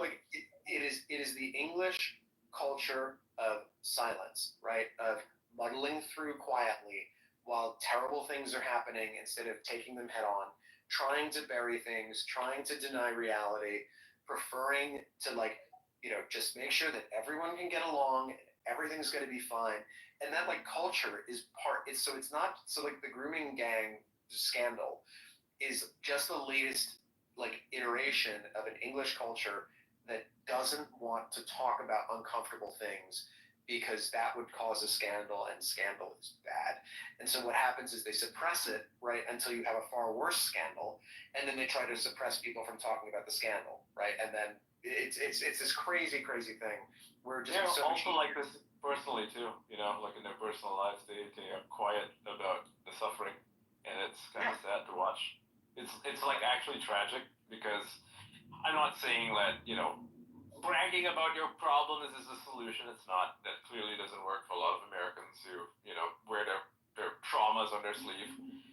But I think there should be some sort of middle ground. It's not healthy to internalize everything. It just clearly doesn't fucking work. What was it? Then hanging on in quiet desperation is the English way, right? Or laying back and laying back and thinking of the Queen or something. How's that saying go? Lie back and think of England. Yeah, exactly. It's like, that's fucked up, man. That's fucked up. It's like, yeah, just accept your fate. It's like, no, not happening. Not to me. No. That's terrible. All of this changes if all of this changes if you change their free speech rules, right? That's what that literally. And I think also so they're also trying to do this AI push. I actually wrote an op-ed about it for a think tank over there, and they were like, we're into this big AI push, and we're gonna be really friendly to all the global AI entrepreneurs. And I wrote this article. I was like, listen, guys, you can't say you're friendly to AI when Elon Musk, who's one of the biggest AI entrepreneurs in the world, you've told the Met Police's counterterrorism directorate to investigate him for his shit posts. You don't get to do that and say you're friendly to AI. And apparently that was well received by certain individuals over there. But they have this thing where they would rather, and it was a hilarious announcement. They said we've got $14 billion in investment commitments from major technology companies. And I was like, okay, well, $14 billion in commitments means, if you read between the lines, that's English speak for, we haven't got the investment yet, and it's a major technology company. You're like, well, so presumably it's Google, OpenAI, and X, those would be major. And you look at it, and they're these three small mid-cap companies with a market cap of $3 billion, and one of them is privately held. So you're just all right, well, that's not major. And then they say they're going to be friendly to AI entrepreneurs, and then that's not major. And then when you say, well, what's the proposed course of action that you're going to take? And they're like, well, we're going to appoint some researchers on a committee, and we're going to ask that committee to come up with some recommendations, and they'll have 6 months to make their initial set of recommendations, which will be put to a consultation.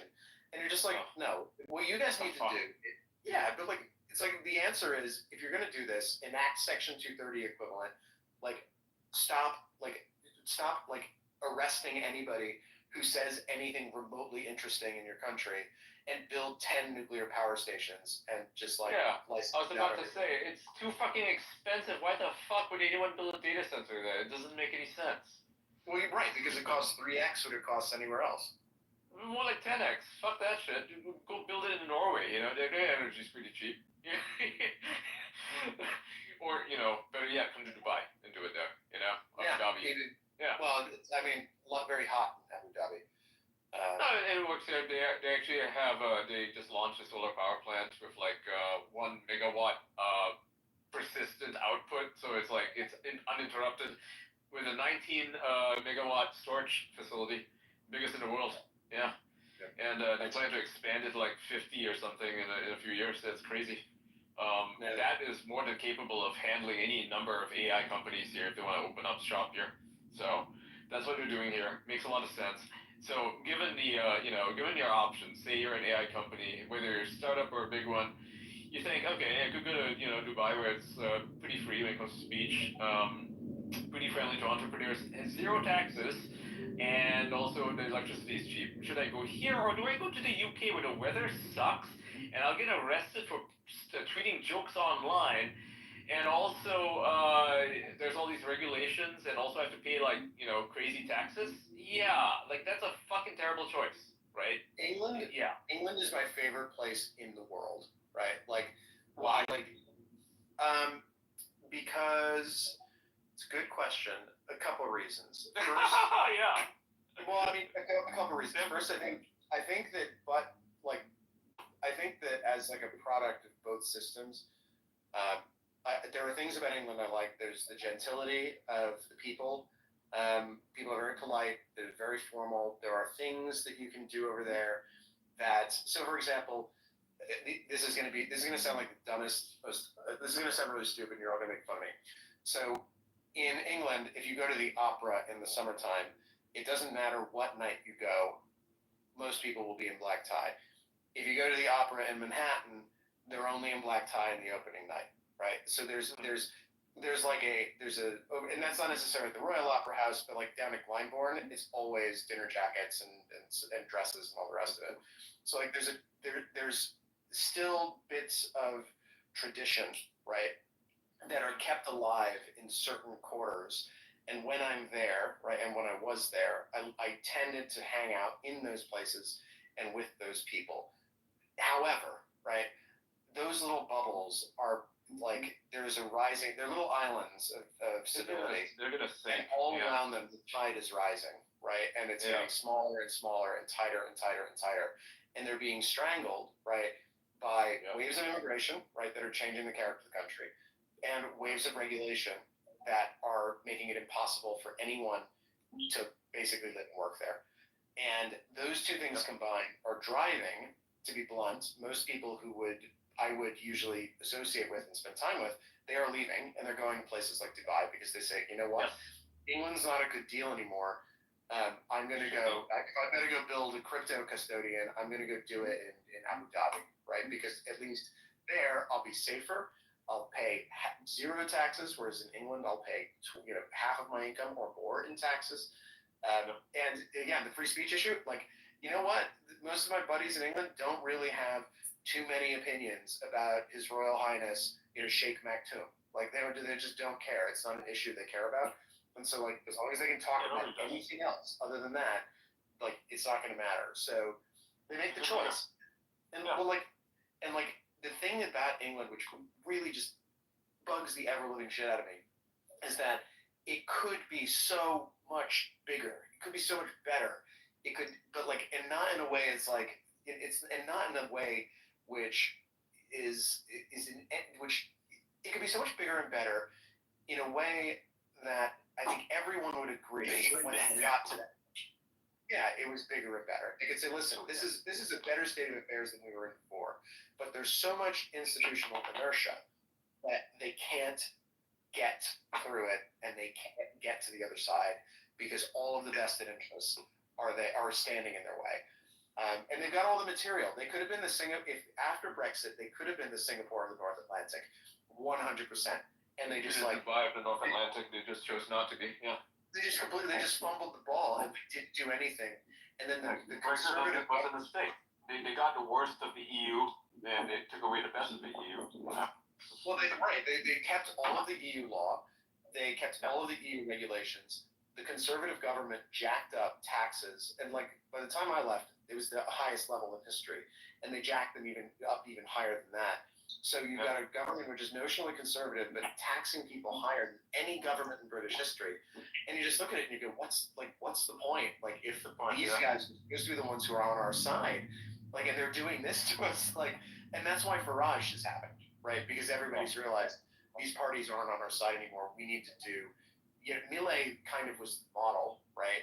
And now what we've seen, it's been copied in various other places because people love it. Like Bukele, same thing. Yeah. And Bukele is the same thing. You get guys in who have a single-minded purpose. They've got the vision. They understand like what's broken and how to fix it. It's the same thing with Maktoum over here, right? Like he's a great model for what any country ought to do. I mean, there's a famous story that they tell here, and the bureaucrats tell it, where he went to a government office and he saw that it was very inefficient, that people there were not working on time and there was like way too many offices, and he decided, you know what, fuck this, I'm gonna scrap it.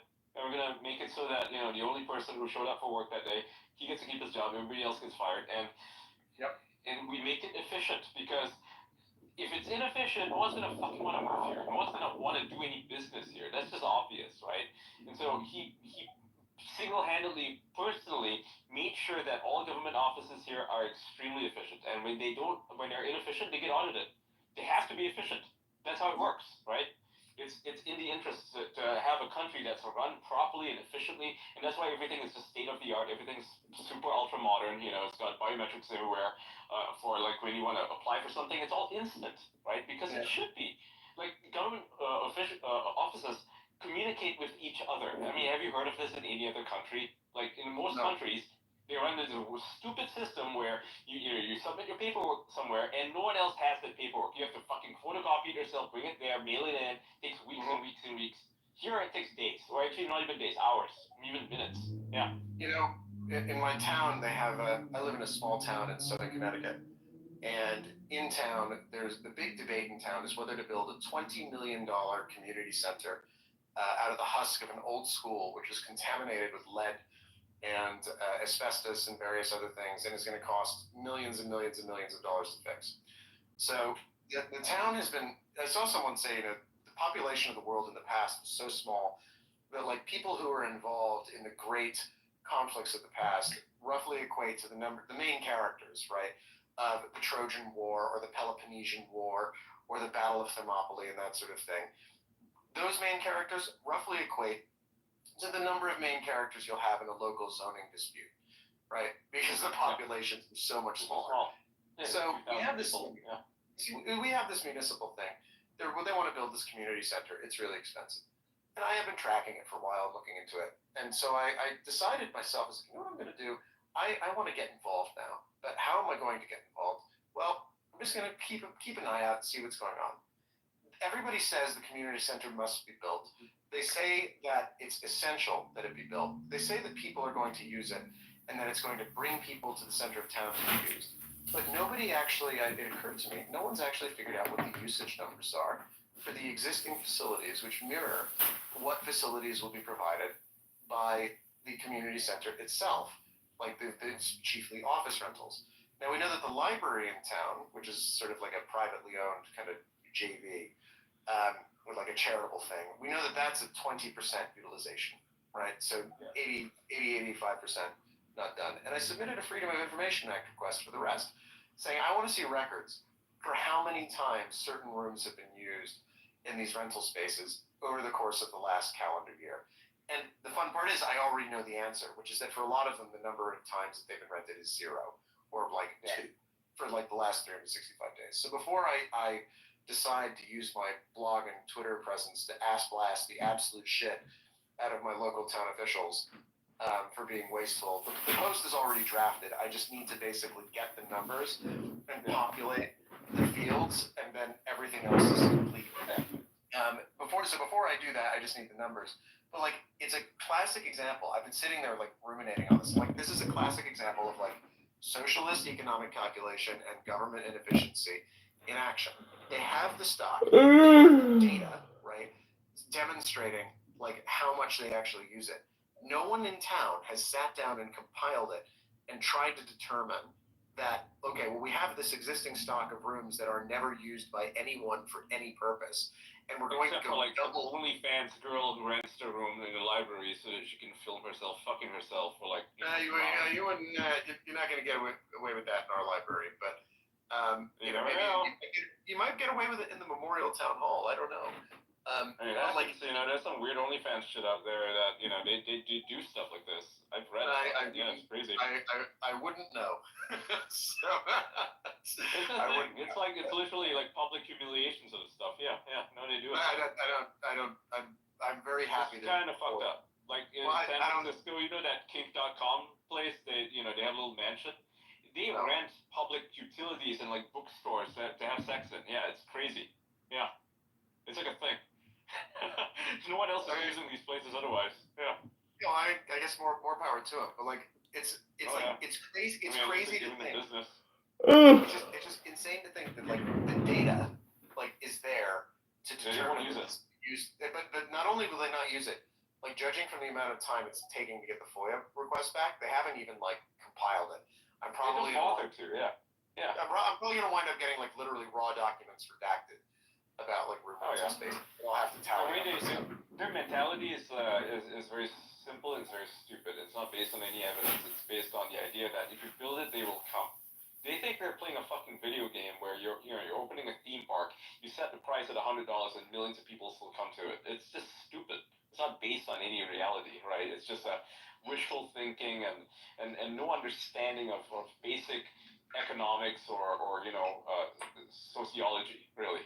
But again, it's the institution like enables it because everybody basically thinks about voting like for 5 minutes every 4 years or every 2 years. Yeah. And then what happens is they make the decision based on stupid information. These people can't get removed from their jobs. They're not subject to any kind of budgetary control or anything like that. And the entire system incentivizes them to keep doing this stuff. And they have all of the budget on their side and everything else. And they're using official functions and official budgets and official tools to promote. My late father had an expression. He said the role of government is to expand, and like the whole thing, you just see how geared it is to just expanding this giant ball. Like it's impossible to stop. It's That's right. Yeah, the role of lawmakers is to create new laws, even if it doesn't make sense to do so. That's why politicians are like the most inefficient, corrupt pieces of shit on the planet because they do everything to justify their existence. You don't need as many politicians and as many staffers as these people have. You really don't. The only reason the system is as fucked up as it is because there's simply too many laws, right? And these laws are not even being properly enforced. Did you see the Progressive Hill staffers send out a memo being like, "We want a 35-hour work week because we work too hard"? I was like, you're right. I was like, what is that per weekend? Like, terrible. Yeah, these people are useless. You need to fire Elon is let's fire 70%. No, let's fire 95%. Fuck him. You can literally guys. Doge has officially been established. Oh, it's all really good celebration. That's nice. Awesome. Love it. Chief Executive Order. Wait, Chief Executive Order? No, that was good. Yeah. This executive order. Yeah. Executive order. Oh, so it's like a government agency now. Like not. Yeah, it's official. Yeah. It's like actually official now. Oh wow. Yeah, because it was established through executive order, they will have limited powers to begin with, but I expect there to be like authorizing legislation to follow not long after. I'll read a part wires thing. It says Trump executive order officially establishes Doge. As of today, Doge is established as a temporary organization in accordance with Section 3161 of Title V United States Code. The organization will report to White House Chief of Staff Susie Wiles. Each federal agency is tasked with setting up a Doge team of at least 4 employees within 30 days of today. Each team will typically include 1 Doge team lead, 1 engineer, 1 human resources specialist, and 1 attorney. Doge will immediately establish a government-wide software modernization initiative, and Doge will terminate on July 4th, 2026. Wow, that's cool. I love it. It's an actual thing. I love it. I fucking love it. That's so. Yeah. That is. Like. That's really cool. That's so cool. That's so the cool. software modernization thing is like huge. This means the DMZ is no longer going to be. So they have 1 year. So they have 1 year to clean up everything. I think they can do it. Yeah. I mean. All right. Good luck to them. So in every department, the 4 people who recommend that the rest of the employees get sacked, they're going to be the most amazing heroes on the planet. Honestly, they're going to be the biggest Karens on the block. They're probably going to be the guys who are complaining nonstop about how their government agency sucks. These are the people you want. You want these Karens on board, right? You want them there. You want the people who are so autistic as to nitpick the work of their coworkers. You want these people on board, and I hope they do a damn good job. Because they're usually the best. I mean, like, I remember being that person. You make your co-workers cry, okay? Because, like, they need to cry sometimes because they're inefficient and you can do the job better. So what is it that you do here? Exactly. Exactly. Fuck these people. Like, I've worked with a lot of people, you know, in like corporate offices, and some people just, you know, they just not cut out for their jobs. They got the job for stupid reasons, you know, like they're disappointed there, or we're so enthusiastic about it. Some people are so enthusiastic, but they suck at their jobs. We don't need enthusiasm. We need people who are good, who know what they're doing. I hate this. I don't know. I think enthusiasm with bullshit. a lot of the government, you just need machines. I mean, you For the most part, basically. I mean, for a lot of it, you just need to automate. It's like I don't understand why the Social Security Administration requires a huge number of human beings. The IRS only exists because we have the income tax, which I'm really optimistic. I mean, I haven't heard anything more. If they swapped that out and got rid of it for tariffs, that would be the best thing that ever happened in the history of any Republicans elections for the next 50 years. If they did that, it would just be.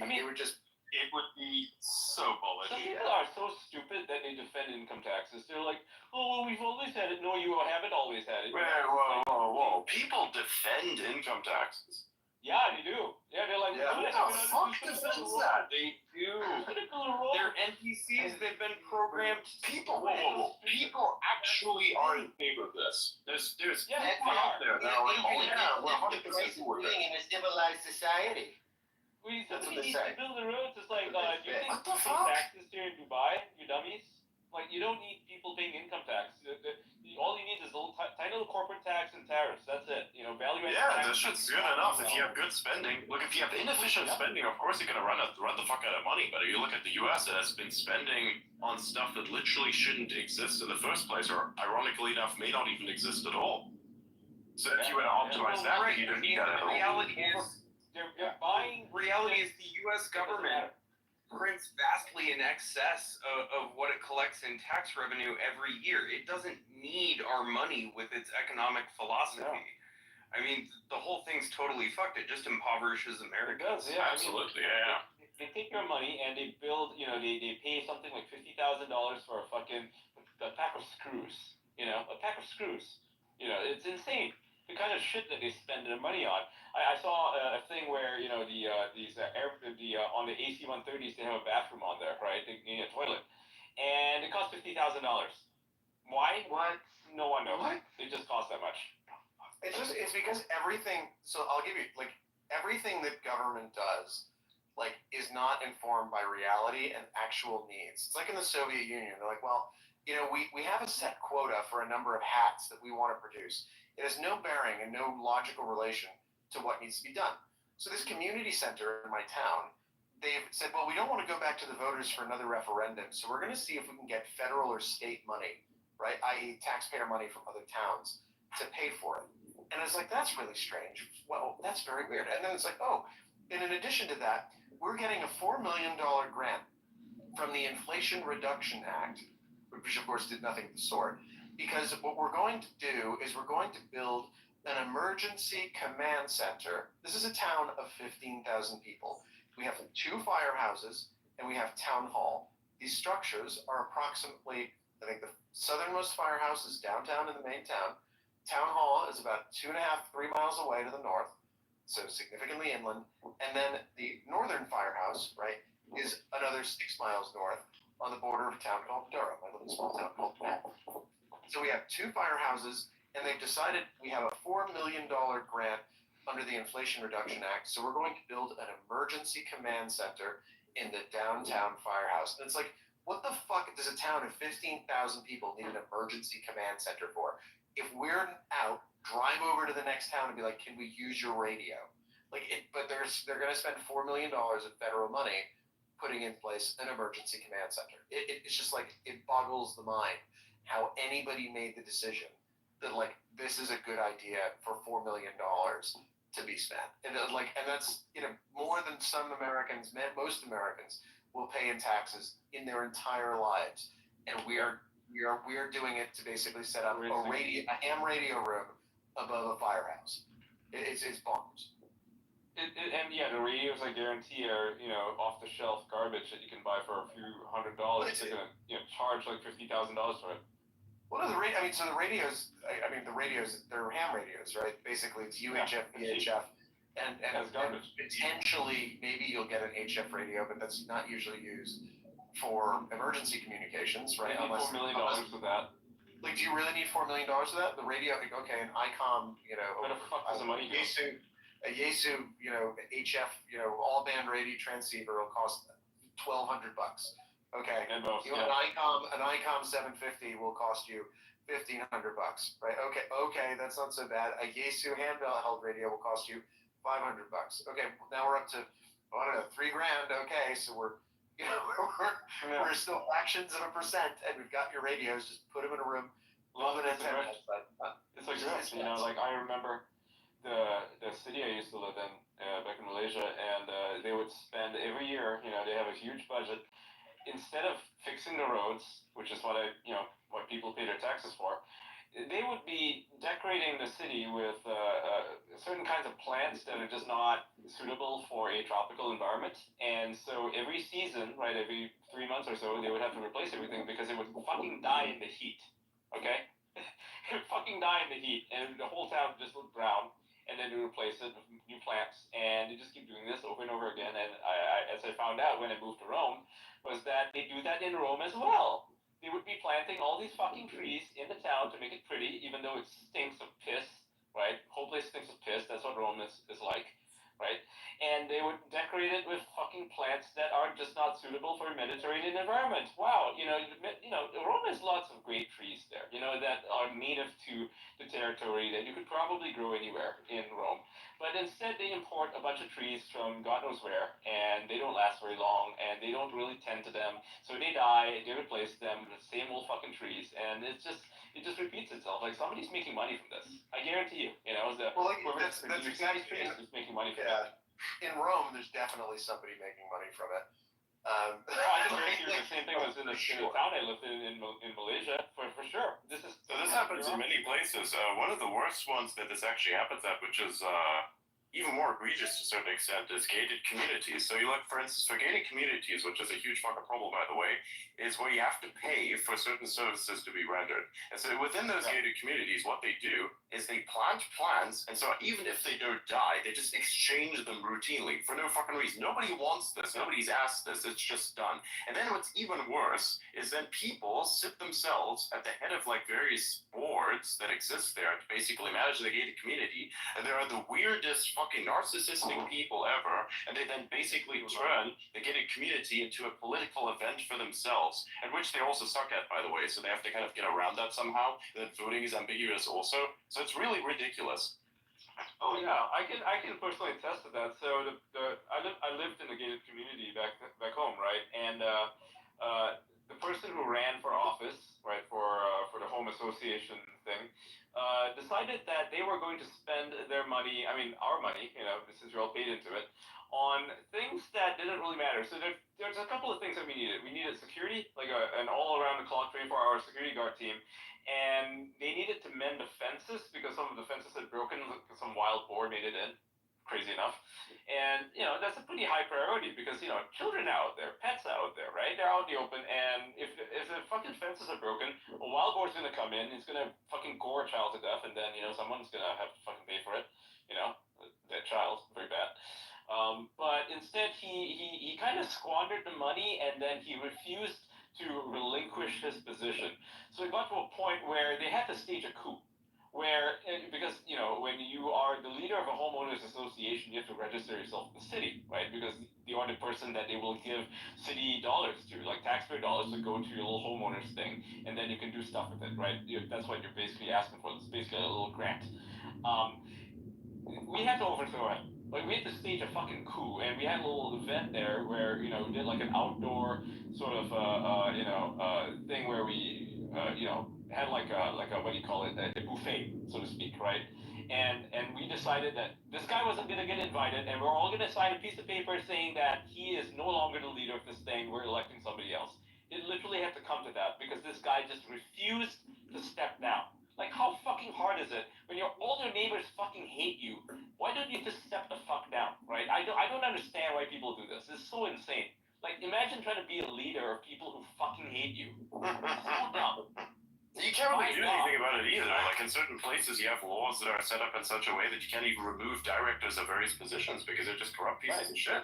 And it's like, it's a huge fucking problem. At some point, it's just, why doesn't everybody just look out for themselves situation?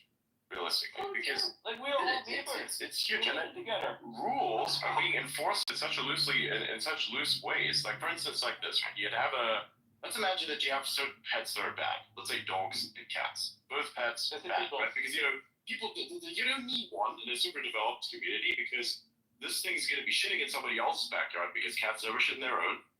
The dog is gonna be barking, pissing off the whole fucking neighborhood and pissing on that whole neighborhood as well, ironically enough, because that's how they mark their territory. And then they will get to war with the cats will get to war with each other, and the dogs will war with each other as well, because guess what? You kept them inside, and there's nothing that these fuckers can do all day. It's a very unnatural state of being, and if you live in a city, you shouldn't have these kinds of animals like this, because it's fucking basically torture for them. They don't even do it. It's even worse. Now, with that in mind, what then happens is one dude or such gets a fucking cat or gets a dog. It's like, oh no, it's fine at first. It's always the leaders, by the way. Gets it in, keeps it for a while. It does its thing that somebody else does it as well. And see, they can't say anything about it because they got a dog also. And it's like, okay, cool. We both have dogs now. And then everybody gets one. And then by like a year or two, out of this, some motherfucker has got this big ass fucking pit bull bioweapon that's following them around. It's like, there are kids in this neighborhood, and you have this thing around. Oh wait, you know what? Since nobody cares about the rules, no leash. Broken windows theory. That's how it works, man. That's how it fucking works, dude. Every time. You can't have people that go back on what they said that they were gonna do. You can't have people breaking the rules like that because if one person does it, someone else is gonna do it, and then it just exponentially increases until cascade failure is absolute. You know what's funny about broken windows theory is that when it was originally devised, it meant that police should go after a store owner for a broken window. That way, you crack down on a very small crime, then they are more likely to, actually not commit larger crimes, right? That's the philosophy of it. But it can also work in the obverse, which is how you described it. Essentially, if you let a person get away with a broken window, more people are going to break their windows, and then just more and more crime is just going to happen. It just spirals out of control because you can get away with literally anything. So you're going to crack down on small things. They matter. I just wonder if AI is going to fix this or just make it a zillion times worse. I think it can fix it. I think it can fix it because I think it'll help get people to understand. I think it'll help people understand, and parse public data much better than they could before. So you'll be able to basically go through. Well, you'll be able to go through okay, cool. Imagine feeding Grok or ChatGPT, not like the neutered version that we get, but the real version that they're working on behind closed doors, and just be like, cool. Here's a big government data set. Imagine you're the love child of Pat Buchanan, Ron Paul, and and Ludwig von Mises. And which laws would you get rid of to make the whole process more efficient? Look at this institution, and tell me what we can cut, and in what order it should be cut to be maximally effective, and who needs to be fired and go, right? And how I will replace that functionality with essentially a large language model, and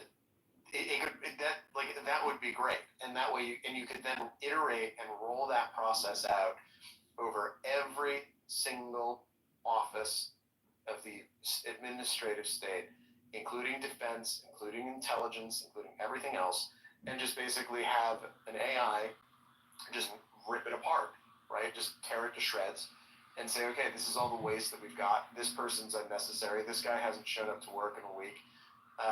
This guy doesn't do anything. He sent 3 emails in 2 weeks, and I don't think a lot of these people do any work. So what better way to do it than just say, cool, let's just ingest all of their emails and see how much about more. AI. It's about who's behind it, right? So if you have someone like Elon, he's going to ask the AI, how can I make this as efficient as possible? And he's going to ask the AI the exact same questions you asked it, which would make it very efficient. It would cut everything down and make life very simple and affordable and cheap for most people, right? And that you're maximizing efficiency. Very good thing. However, imagine giving it to a bureaucrat who wants to make the system as complicated and as shitty as possible. You could use AI to do that as well. You could say, hey, AI, can you take a look at this system and make it 10 times more complicated? And then I'm, going to personally present this as it being the most efficient. That's the worst part, the gatekeeper behind the AI, right? Somebody who is in charge of AI, but turns out he's a fucking piece of shit, who's trying to make things as inefficient as possible. You could literally have that problem where somebody does something like that, where he takes AI that could be used to be efficient and makes it worse. So, it's a tool, right? It's a tool like any other. I think AI in the right hands could be very, very useful, could be very good, could be very efficient. In the wrong hands, you're going to get a system that is like 10 times worse than what the Germans had back in the Stasi era. Yeah, I think there's a guy named Nathan Koffness. He's an academic out of Cambridge University who's sort of we'll just charitably describe him as an IQ realist. And he had an interesting point about conservative versus liberal IQs. And basically it's that, and don't get offended, I am as conservative as they come, and I'm also a complete idiot. So I'll just preface that statement with those two. He basically said that on average, if you look at the education between the supporters of the political left and the political right, it's probable that you've got probably a 5 to 10 IQ point difference in favor of the left, simply because they're better trained, that go on to grad school, that sort of thing. And it's not that like the grad school creates the IQ, it's that the grad school tends to draw from that IQ pool. And so his theory is that you've got these institutions that have been occupied by the left, right, the political left. Because, well, I mean, it's a midwits. I mean, we're not talking fucking midwits. We're not talking like 140, 160. Complete the theory. Complete the explanation of the theory. All right. So his explanation of the theory is that there are no right-wing media institutions that compete with the left, the left-wing ones historically, right? There are no right-wing academic institutions which compete with the left historically, simply because the numerical distribution starting out, right, of where these people tend to be politically, if you then move it down the chain and you have all the downstream consequences like academia leaning left 70%, and then what they do is they start crowding people out so it becomes 90%. The consequences are actually downstream of an IQ difference between your average right-winger and your average left-winger, and that's something which can't be overcome, right? So my theory, right, when I read that was like, okay, let's assume arguendo that's true. What if AI? Because like I talked to Open, ChatGPT. I talked to Grok. Like I'd say like reasonable estimate in terms of like the quality of the speech is 130, right? From what you're getting back from the machine, it's incredible. In the next generation, it's going to be consistently 140, 160, and I don't know how much they're dumbing it down so that it can speak to me in language I can understand. And so, what if the AI is going to basically completely eliminate the cognitive differences between these two opposing groups in society? And then what you just have is you have like raw mimetic potential of the ideas themselves. And because you have this ability to express the idea instantaneously, you've got your smart guy just sitting there, your smart assistant, helping you create the memes and push them out. And the other side has them too, but the other side doesn't want to use them because they're the institutions. And you see this with crypto, and you see this with AI as well. It's that like with the Democrats and crypto, they opposed crypto, they didn't like it because they were the incumbents, and crypto's coming along and it's going to ruin their party, it's going to ruin their parade because they're in the institutions. I suspect you'll see the same thing with AI, where the Democrats are the incumbents in the institutions. In academia, for example, like LLMs will destroy any student's essay, right, going forward. Like there will not be a paper. They already do. I've seen there will not be a paper which is superior. Right. So here's where it gets interesting, right? With what you said about the liberal presence and the IQ difference. One of the interesting things I've also found is that people who are very smart can delude themselves a lot more effectively. So if you were to present, let's say, a very specific version of reality consistently to a person that is relatively smart, you do this via various many different methods, you do this via fear tactics, anger tactics, various other things, then you give them, like, you know, a period of relaxation so that basically this knowledge is cemented, which I believe we have seen with the legacy media, of course. That's exactly what they're doing at scale, which ironically, by the way, very funny, is a tactic that was perfected by the KGB. So you're kind of like being affected by all this. It's real fucking interesting. So if you look at these organizations, that's exactly what's happening there. So a lot of the people that are actually quite smart and want opportunities in life go to these organizations which have historically provided opportunities for people to then try and get them, and then they're in there, and then they get programmed by said institutions. So technically speaking, a lot of the talent will flow there anyways, and because those places are dominated by a very specific political view, then that political view will be disseminated to the majority of the minds that have gone there. Therefore, the most academically capable that then later go on to control the world are then the ones infected with the mind virus and continue to spread it and enforce it to the rest of the planet. This is why everything's fucked, by the way.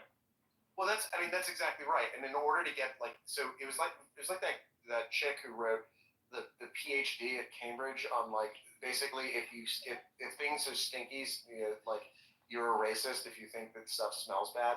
That particular paper, and like the paper was like critical theory, like Gramscian Marxist stuff, and there's this whole literature, right? That in order to speak that language, and in order to talk about, like, constructivism and various other things, there is a body of work with which you must become familiar, and if you are not familiar with that body of work, and if you do not adopt that particular body of work's assumptions as your own, your work is not seen as legitimate in the eyes of academia, right? And much of it, because basically you're not speaking the language, you haven't got the shibboleths, you haven't got the concepts, and like the concepts, of course, like when it comes to stuff like gender theory and the rest of it, it's bullshit.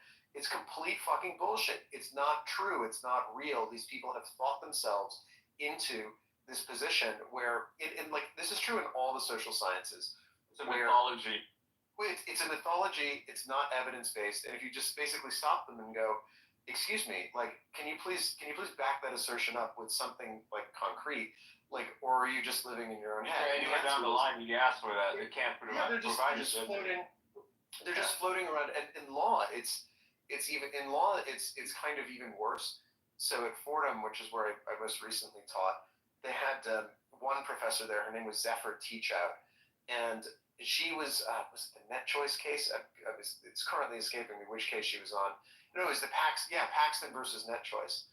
So Paxton v. Net Choice was this case that went before the Supreme Court, where Texas versus it was like Net Choice representing the coalition of tech companies like X and Facebook and others.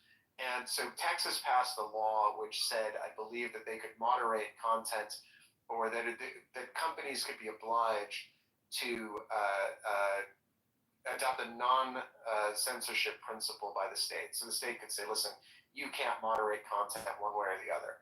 And they went and took the side of Texas, right, saying, actually, it's good that Texas can force companies to be politically neutral, because in order to protect people from non-discrimination under the 14th Amendment, it's really important that consumer protection, blah, blah, blah, blah. So it was Tim Wu and Zephyr Teachout. Tim Wu was up at Columbia, and Zephyr was at Fordham.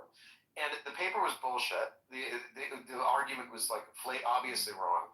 They published it anyway. There was a big splash among various, like, academic, legal academics about how novel and interesting this was. And then the Supreme Court came along, and what did they decide? What they decided was total horseshit. And that the argument was bogus. It had no grounding in reality, and the argument lost, right? And so Net Choice won, and Paxton lost the case. And, like, I get that sometimes if you adopt this view that, the law is malleable, and you can kind of wish new law into existence by forcing political change and various other things.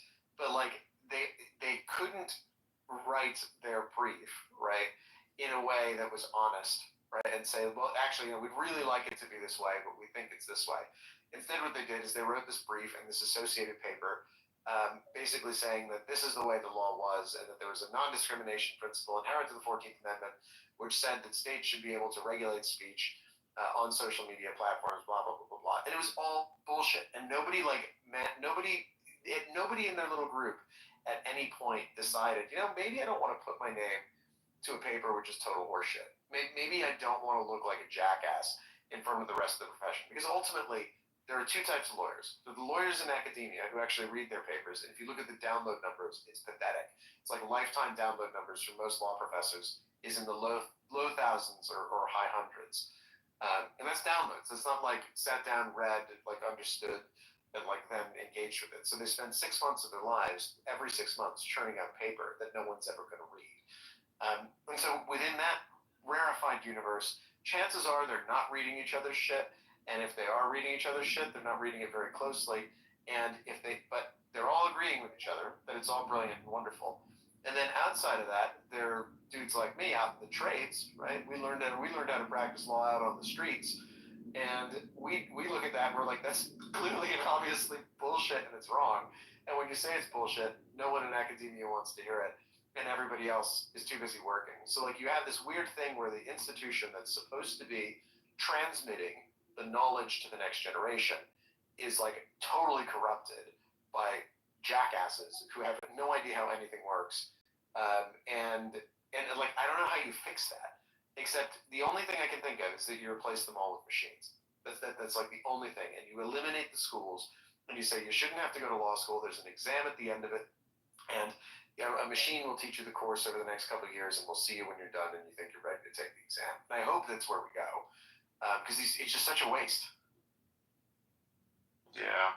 I mean, academia itself is fundamentally broken. Someone like myself, if I were to say make an observation of some kind and actually be able to put scientific evidence behind it, purely because of my associations, my specific appearances, I would never be able to contribute anything to the grand consortium or whatever this established delusion is, which is now supposedly science. Like, there's no way that that's ever going to happen. I've pissed off way too many academics in the process of trying to basically explain what should have always been out there, which is the actual science, the fucking truth. And many other people as well have even spoken about COVID, right? So all of this has had me personally be excluded from various places of academia. I'd be surprised if at any point I'd be able to get into any of these places.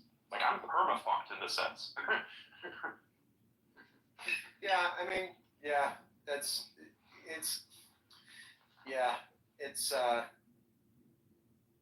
hard. It's hard. I think, yeah, I'm noodling on that. I would like to go. My dream is that I would be able to one day, make enough money that I can just say, you know what, screw it. I'm just going to devote myself to books and learning and teaching, and wouldn't that be fun? And then you realize that if you did that, you'd be surrounded by assholes. Absolutely. Here's the thing. So the only thing you can do is like try to wrestle reality into shape in short form writing, and like that's like I find that like short form stuff gets read way more than the long form stuff. Like any absolutely stuff regularly gets more reads. Even on here, same thing. But to a certain extent, you may find some really good content. Here's what I'll say. If you want to contribute in the way that you're saying, it's perfectly possible. And you have to go with a very specific model. You gotta go with the Thomas Sowell model. That's what I like to call it. This is a person who's able to condense knowledge very, very well. He's an extremely quotable economist. Very, very good. Probably the best that there is. Because whenever you think of an economist that is actually quite based, who do you think of? Thomas Sowell. Why do you think of Thomas Sowell? Because the guy is basically a meme in a sense, right? He's a meme of logic, which is really cool. I think many of us aspire to be like this. I aspire to be like this in many ways. That's why I try to compress things as much as possible and to be a clippable thing, because in reality that's exactly what each and every single one of us are trying to do to a certain extent, of course, right? Or at least I am trying to do it. I'm trying to maximize. So that's why I like Thomas Sowell so much. By the way, Ian, are you eating steak? No, I'm not. Who's eating? Dessert. Oh, it's food. Dessert. Just because I'm like, like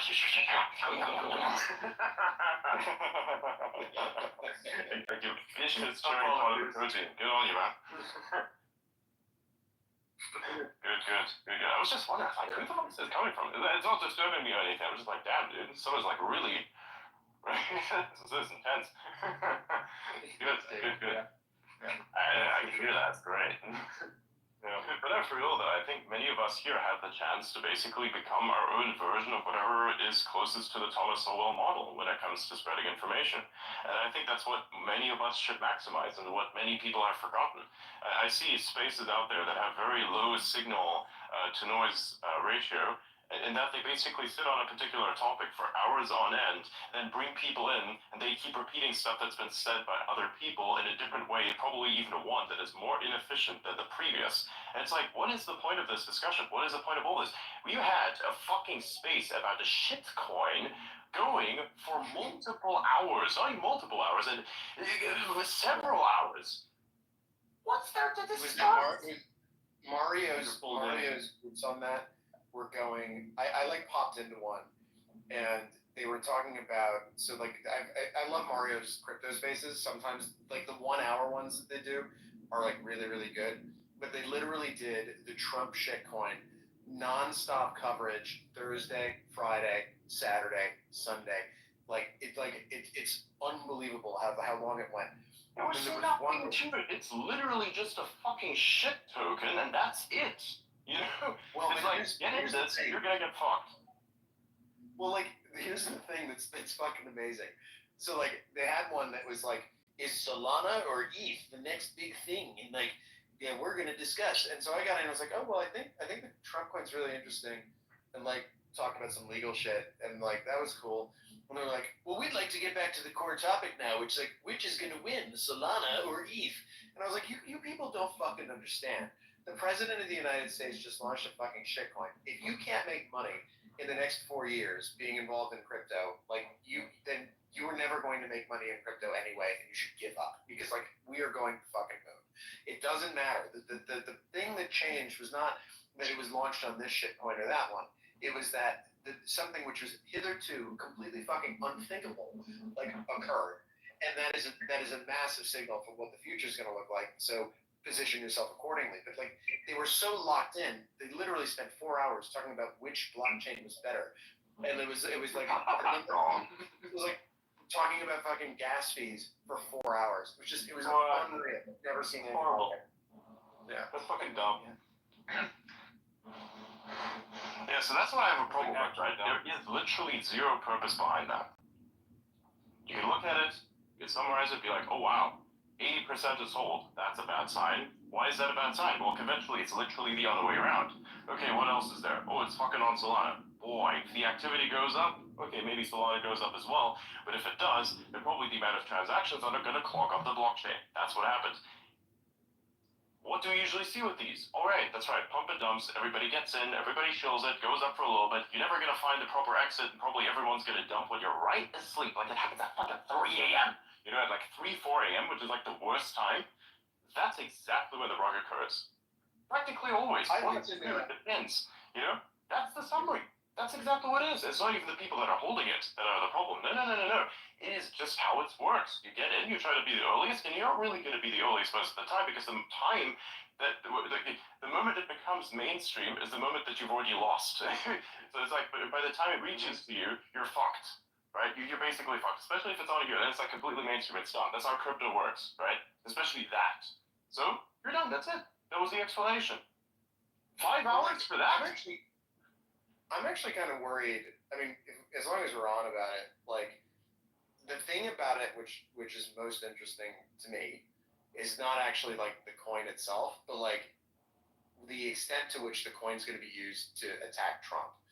I'm actually really worried that there's like a 2-part analysis, right? One of them is that he's the chief executive and he's got an SEC, which is 4-1, that like, you know, the people who are sympathetic to his point of view are his appointees. So I don't think there's anything emanating from that, you know, particular bit of the federal government that's going to deal with this.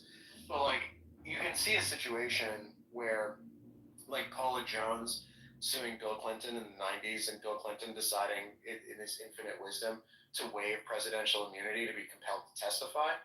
And like, what did that do?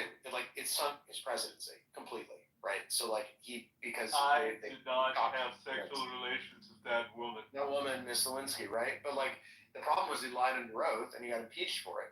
So like they had this like I have had so many over the years, and apart from social media and internet stuff, I also do crypto stuff. And one thing I never did was give in to the temptation of a client being like, "Hey, I want to do this shitcoin offering. How do I do it?" And I like as a result, I was not the most successful crypto lawyer in the world, but like I represented projects that were building, doing shovels and infrastructure and things like that, rather than coin offerings. And the coin offering guys come in and they say, "I want to do this thing. Can I do it?" And you say, "No, you can't." And then they go, "Well, everyone else is doing it." And you say, "Well, sorry, no, you can't."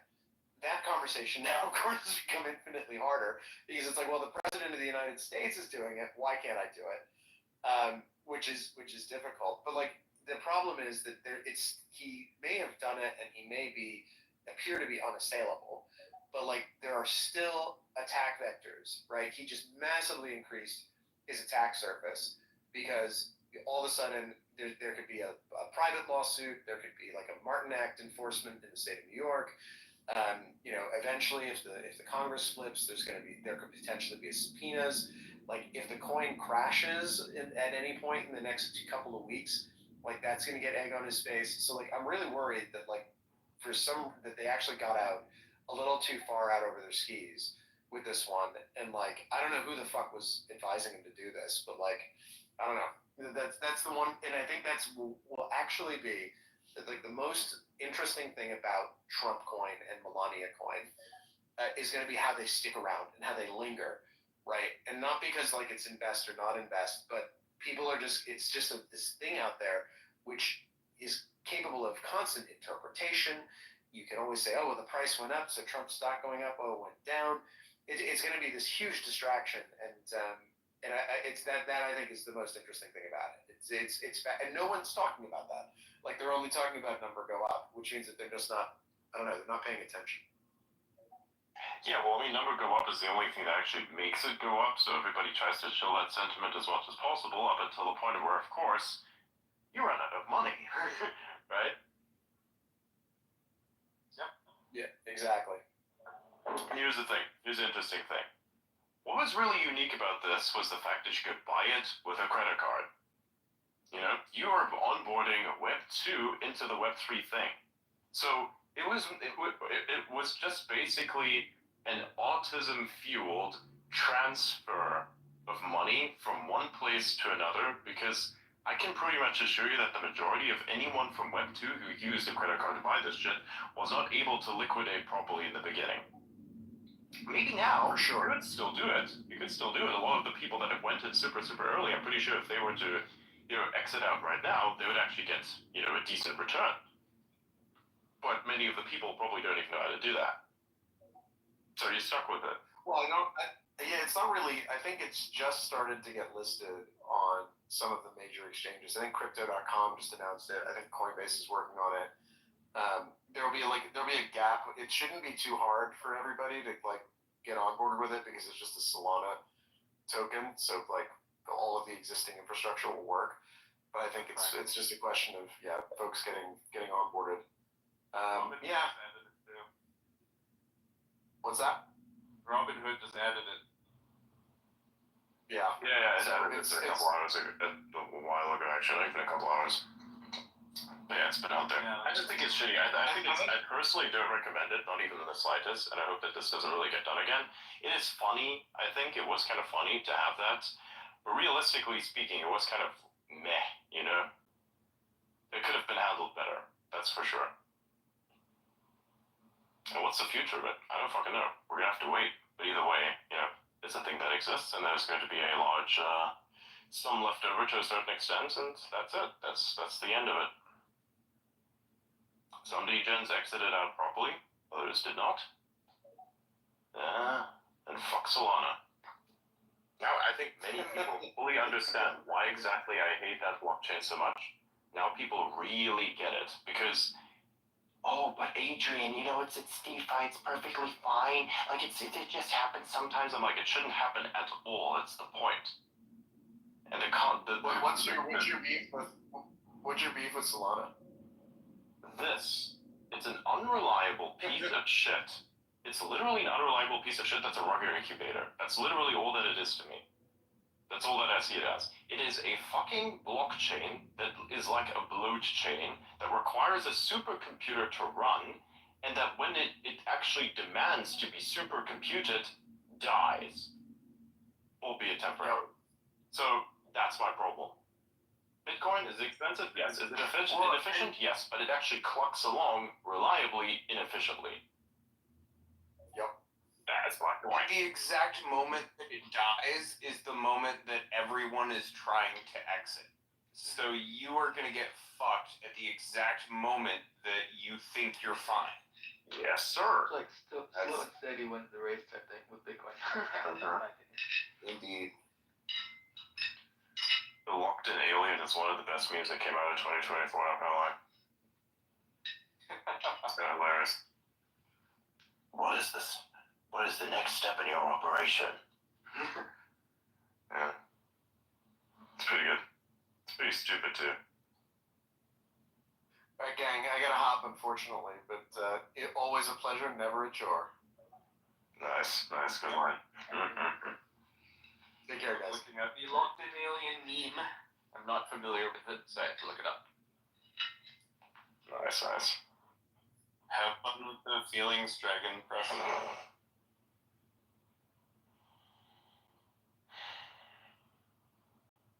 I think one of the funniest things that has happened at the inauguration was Mark Zuckerberg fact-checking Jeff Bezos' fiance's boobs. Albeit accidentally. Okay. Look, I understand, dude. It is understandable. If he has a bit of fucking testosterone in him, those instincts kick in. If you don't know how to deal with it, that's what's gonna happen. It's probably one of the most human things that bro's ever done. You know? Yeah. I just don't know how the other parties feel about this, to be honest. I think it's kind of hilarious. I'm not going to hold it over him, of course. You know, I know many people have spread that meme. I myself have stayed away from it because, you know, this is fucking shit happens. I wouldn't do this myself. But I mean, look, you know, it happens to people. It's an embarrassing moment. And I think harping onto it too much is a bit of a problem. I'm just speaking about it in terms of humor, not in terms of actually insulting the guy. I'm just saying it is kind of fucking funny as shit.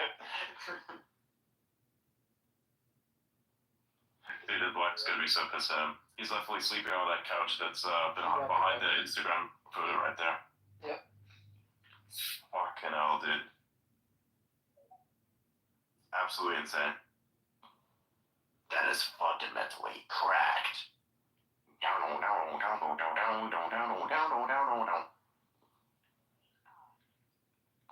What the fuck was that? I heard something in the background. TikTok video. Right. Why are you watching a TikTok video? I'm just looking at the Locked In Alien thing. I was like, what is it? Oh yeah. I don't understand it. Alien, yeah. I don't understand it. It's like, huh? It's an alien CGI generated or AI generated, I guess. Yes. Like, it's funny. No? Get the original, the one that's HD. Okay. I don't know, it's stupid. I don't know. It's funny. Do I need to listen to this?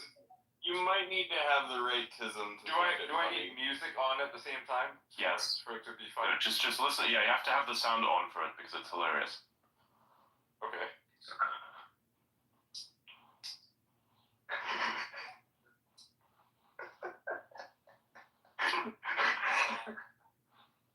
What the fuck?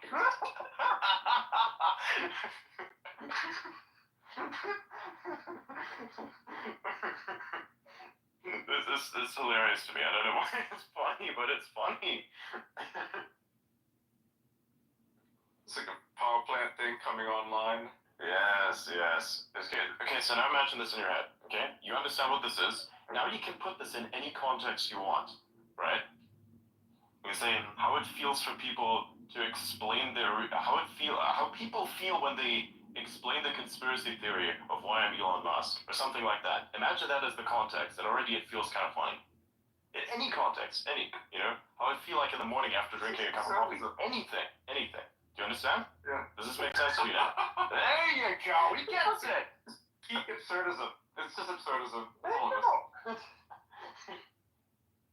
We just watched it. We just It's watched like it when I in real post time. no one understands it. I post E, it's like E. You know, it's a picture of Markiplier. It's a fucking. What about the EA one that goes E E E?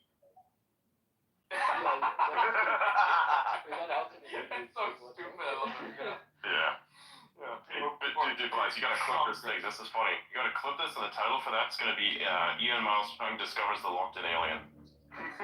Yeah. Alright, okay. I can do I that. like Big Yeah. Chungus when that one came out. You know, Like me introducing it to the whole thing. Yeah, clip that. It's so stupid. It's just pure brain rot. I know, it's wonderful. It's amazing. It's there's this wonderful Reddit subcommunity, whatever you call it, called Hey Buddy Retard, and a lot of this stuff just kind of comes from there. Right. Hey Buddy Retard. That's where the Big Chungus meme came from. Makes absolutely no sense. Yeah. I didn't like the Big Chungus meme, but I do like these kinds of things. These are really fucking funny. There's a bunch of memes that I thought were very interesting, like the Sigma Male memes. The Sigma Male memes were so I funny love to me. the Sigma Male memes. They're great. Like, Yeah. Rule 5332. Blow yourself up with your enemies. The fuck? Like, what? Some weird shit. Or like, I don't know. It always Set has, your like, mailbox Patrick right. I don't Bateman, know anything. It's so stupid. The It's Sigma not Male rules. Put the beans in the trash. Like, anything. Some weird Sigma Male rule shit. And they have like this weird hard edit that's going on in the background with the fucking music, and I'm just dying of laughter.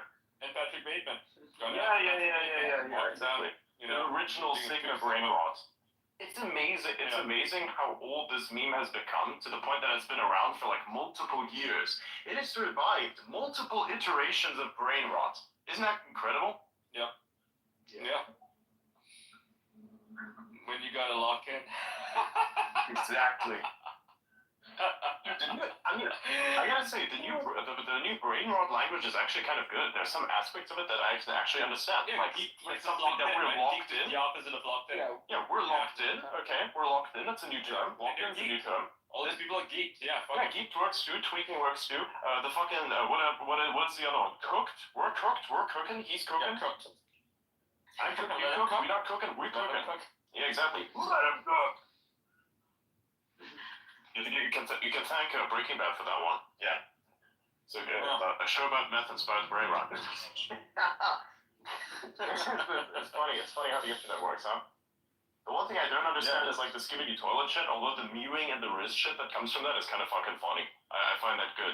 And the Giga Chat meme, they somehow hybridize the Sigma Male and the fucking Giga Chat stuff, put it together, and they put a bunch of weird shit that's wrapped in it. Like, I don't understand how it works out, but it actually does. It's very, very good. I can understand I like that. what's the meme from SpongeBob SquarePants where he's like fucking handsome Squidward? Yeah, Oh. handsome Squidward. God, that meme is right. They did various variations of Squidward, and I can't name one of them, and I'm pretty sure you know exactly which one. Yeah. It's so great. I like it when they take the fucking Snapchat filter, the one that basically turns through the Giga Chat, and they put it on JD Vance's face. That's like a point. No, they put it on everybody. It's fucking hilarious. Yeah, someone I think Jack Posobiec put one out of Rizzing our wings for White House. It was so fucking funny. It's good. See, memes. I think, look, here's the thing. If your political affiliation cannot meme, then it cannot lead. That's why the left can't meme. Their memes suck. It's like, and that alone is a meme, right? The left can't meme is itself a meme. Because you know the one where it's like on the left panel, there's fucking leftists, and it's just a wall of fucking text on the right. It's like, you're gay. What the fuck? It's just like, that's our response. You know, like they can wall text this with a bunch of fucking encyclopedic bullshit from, the Marxist books or whatever, and we'll just respond, retard. That's it.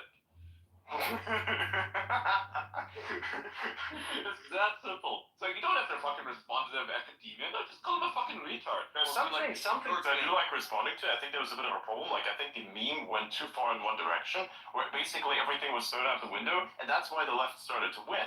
Because a meme has to be intelligent. A meme has to make sense. And if it does not, it becomes destructive. Then it's a mind virus. So everybody was affected by some version of a mind virus. It's just that some people were willing to kick the habit because they had to, because people were literally running out of money. Right? So if the economy goes to shit, then everybody knows whose meme is actually the mind virus. Right? It's all about like identifying which one of these viruses is symbiotic and which one of these is parasitic. The parasitic is a mind virus that kills us all, and the one that's symbiotic is a meme that makes us all better. Yep. That's right. Meme Economics 101 by Adrian Dittman. Fuck man, I can't believe I did that shit. Memeonomics, bro. Yeah, memeonomics. Memeonomics. We're gonna fucking coin that term, memeonomics. Oh yeah. New study, yeah. I like it. Memeonomics. Some Redditor's gonna come out of the woodworks and be like, bruh, I coined this in 2011. Get fucked. He's gonna have this gigantic fucking post on Reddit explaining how he did it. Sure. Memeonomics. Yeah. Why the fuck everything I costs think money? what What does that mean? I think what helped liberate me from the woke mind virus to the extent that I have been liberated was just realizing how much the left actually hurts all the people they say they're trying to help. Like, when they're making backdoor deals with Wall Street to print money and make all of our money worth less, that hurts everybody. Yeah. It hurts the marginalized people who have less money even more than it hurts everybody else, right? Yeah. So, like, everyone should understand that, like, just because they're saying things that sound nice doesn't actually make voting for them in your best interest. No, it doesn't. Sometimes it's the worse. And they require sacrifice that you don't sign up for. Like when they invite millions of illegal aliens to live among you, you know, because that's the right thing to do, and then your daughter gets raped and killed, and it's like, oh, okay. And then you vote in Trump, because that's the only solution. Because turns out wishy-washy, delusional garbage doesn't work for anybody. I mean, look at the UK, look at Europe, look at Germany, look at the US. It's all crumbling into nothing because, well, thankfully the US isn't anymore, but everybody else is still is, you know? Because wishy-washy, suicidal empathy, and I hope he releases his book fucking soon. God damn it. Release your book, come on. Europe needs it.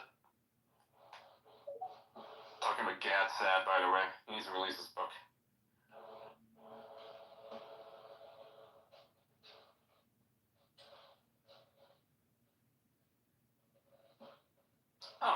Breaking news, Yashar Ali just posted this. U.S. citizen Ryan Corbett, who has been held by the Taliban in horrific conditions for nearly 2 years, has been released, and his plane is bringing him back to the United States. It just took off. Nice. Wife has worked tirelessly for 18 months, bring a husband back home, and this could not have happened without Trump, I think. Yeah.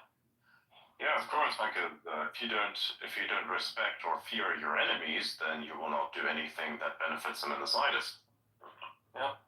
All Trump needed to do was go to Qatar, because they have a pretty decent relationship with the Taliban, and said, hey, can you talk to the Taliban first and get this guy back? And they're like, sure. And they did it. Wow. Why didn't Biden do that? Why didn't he just talk to them? What the fuck? Because you need a very specific type of energy. There were two different types of energies here. Kamala energy was just don't. But so Donald Trump energy is I'm gonna bomb the shit out of it. I don't care. So there's a difference there. Which one of these do you fear the most? I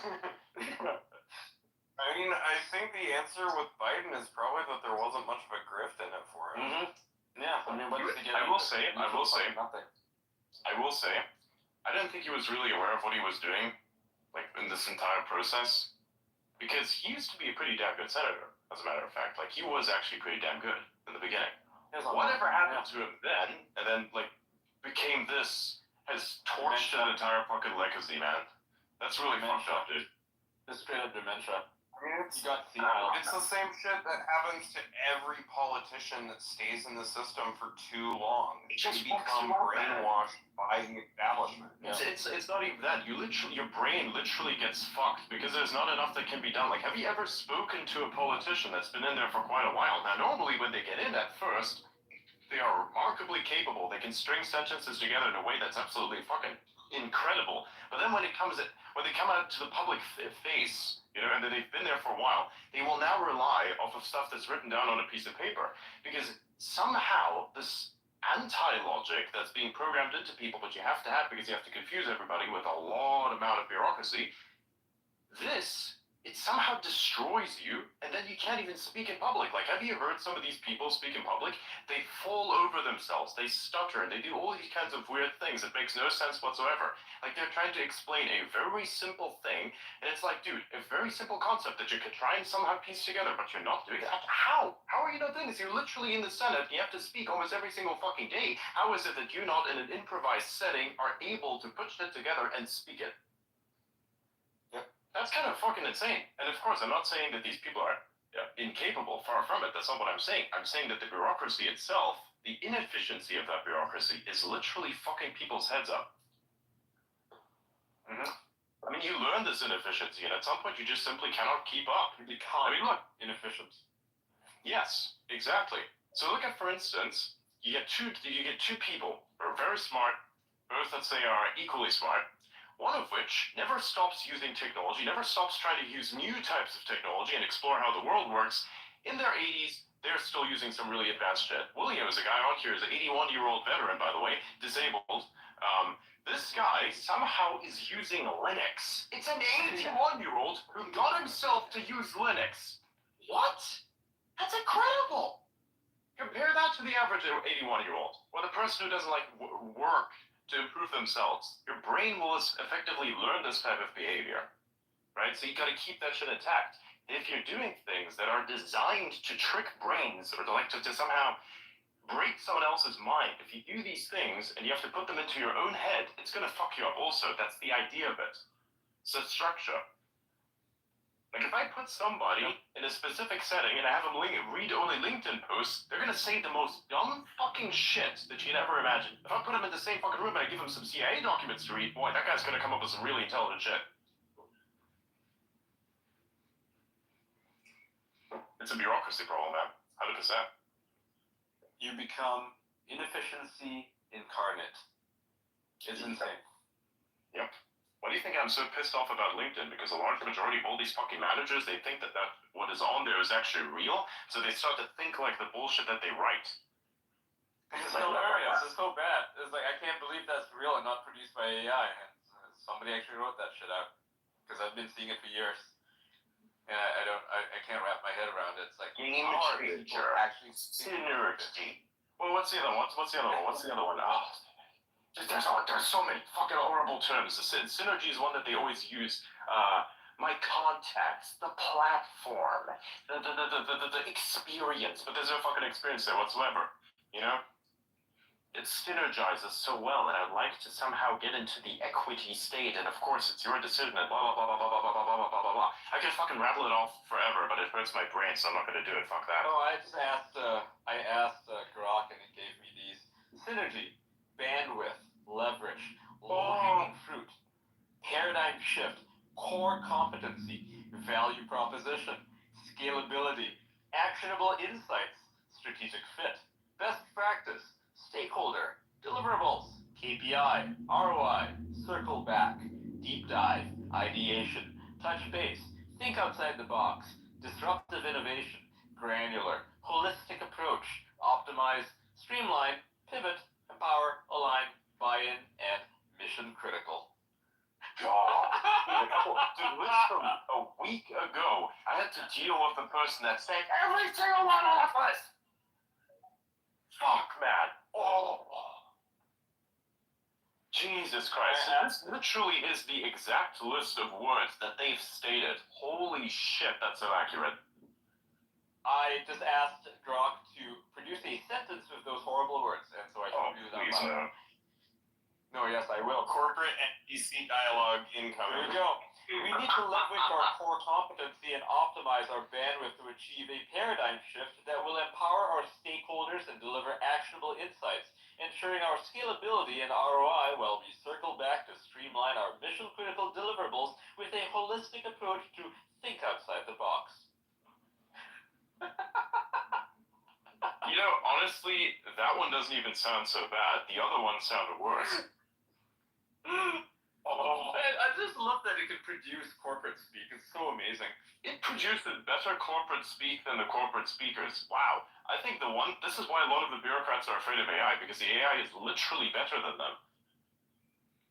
Yeah. That's insane. I'm asking it, now turn this nonsense into a LinkedIn post. So let's see what it produces.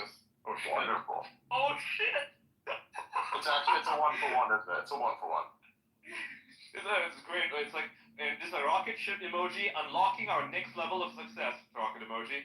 In today's fast-paced success business environment, it's crucial we leverage our core competency to drive a paradigm shift. By optimizing our bandwidth, we're set to empower our stakeholders with actionable insights that promise not just scalability, but a significant ROI. Let's circle back to our fundamentals and streamline our mission-critical deliverables. It's time for a holistic approach that encourages us to think outside the box. Ready to pivot? Join me in this journey towards disruptive innovation, where we'll not only align our goals, but also ensure our strategic fit in the market. Hashtag synergy, hashtag innovation, hashtag business growth, hashtag leadership, hashtag team empowerment strategy. It is It's horrible, but it's perfect. The hashtags at the end just. I know, the fucking hashtag. I felt like, it's missing some of the words. Nope, they're the hashtags, fuck's sake. Damn. Dude, that's awful. Imagine you have to, many people don't have to imagine this. Unfortunately, this is the type of stuff that they have the misfortune of working with. People legitimately speak exactly like this. And let me tell you, when you go into a company like that, it is completely mismanaged to the point in which nobody even knows what they're doing half the time, and you can just fucking sit there on a PC somewhere and play whatever video game you want, because there's literally no fucking way anyone's gonna ask anything of you. And even if they did, they wouldn't know what it is. That's the problem with this, right? It's unbelievable. There's like two types of companies that exist. The ones that are shit, that have positions that don't need to exist, that then have these types of situations where people try to justify the existence by making up brain rot, and the type of companies that basically have a place where, the guy who's usually doing all the work doesn't actually have anything to do, so either we scale or we just keep it as it is, or it's like, okay, cool, we just keep it as it is because the guy's just gotta work his ass off and keep our problems away, right? So perfectly fine, everything's nice and comfy, we don't want drama, and it all works, right? You have new people that come in, you have them trained, everything good. That's actually the good ending. The bad ending is having positions that are unoptimized, that don't need to exist, where this specific thing then occurs in that exact way, right? Where you then have to basically justify your existence with brain rot. Corporate brain rot. And hours of meetings every week. I'll tell you, it's probably pretty similar in government too. I think in government there are some really good employees. It seems like every government agency I interact with, there's like one person at any office who actually gets shit done. The one guy who shows up to work while the rest of them work from home, right? That seems to be the case these days. More or less, yeah. But like regardless of how they work, they get their work done, and so everything on their end looks fine. But what the agency will do is they'll see, this person's doing work. Well, we can give them more responsibilities, no additional pay, because governments don't often give out additional pay. So they just pile more and more responsibilities. And if that person is a person who is inclined in a particular ideological direction, now they have all these responsibilities. They also have power.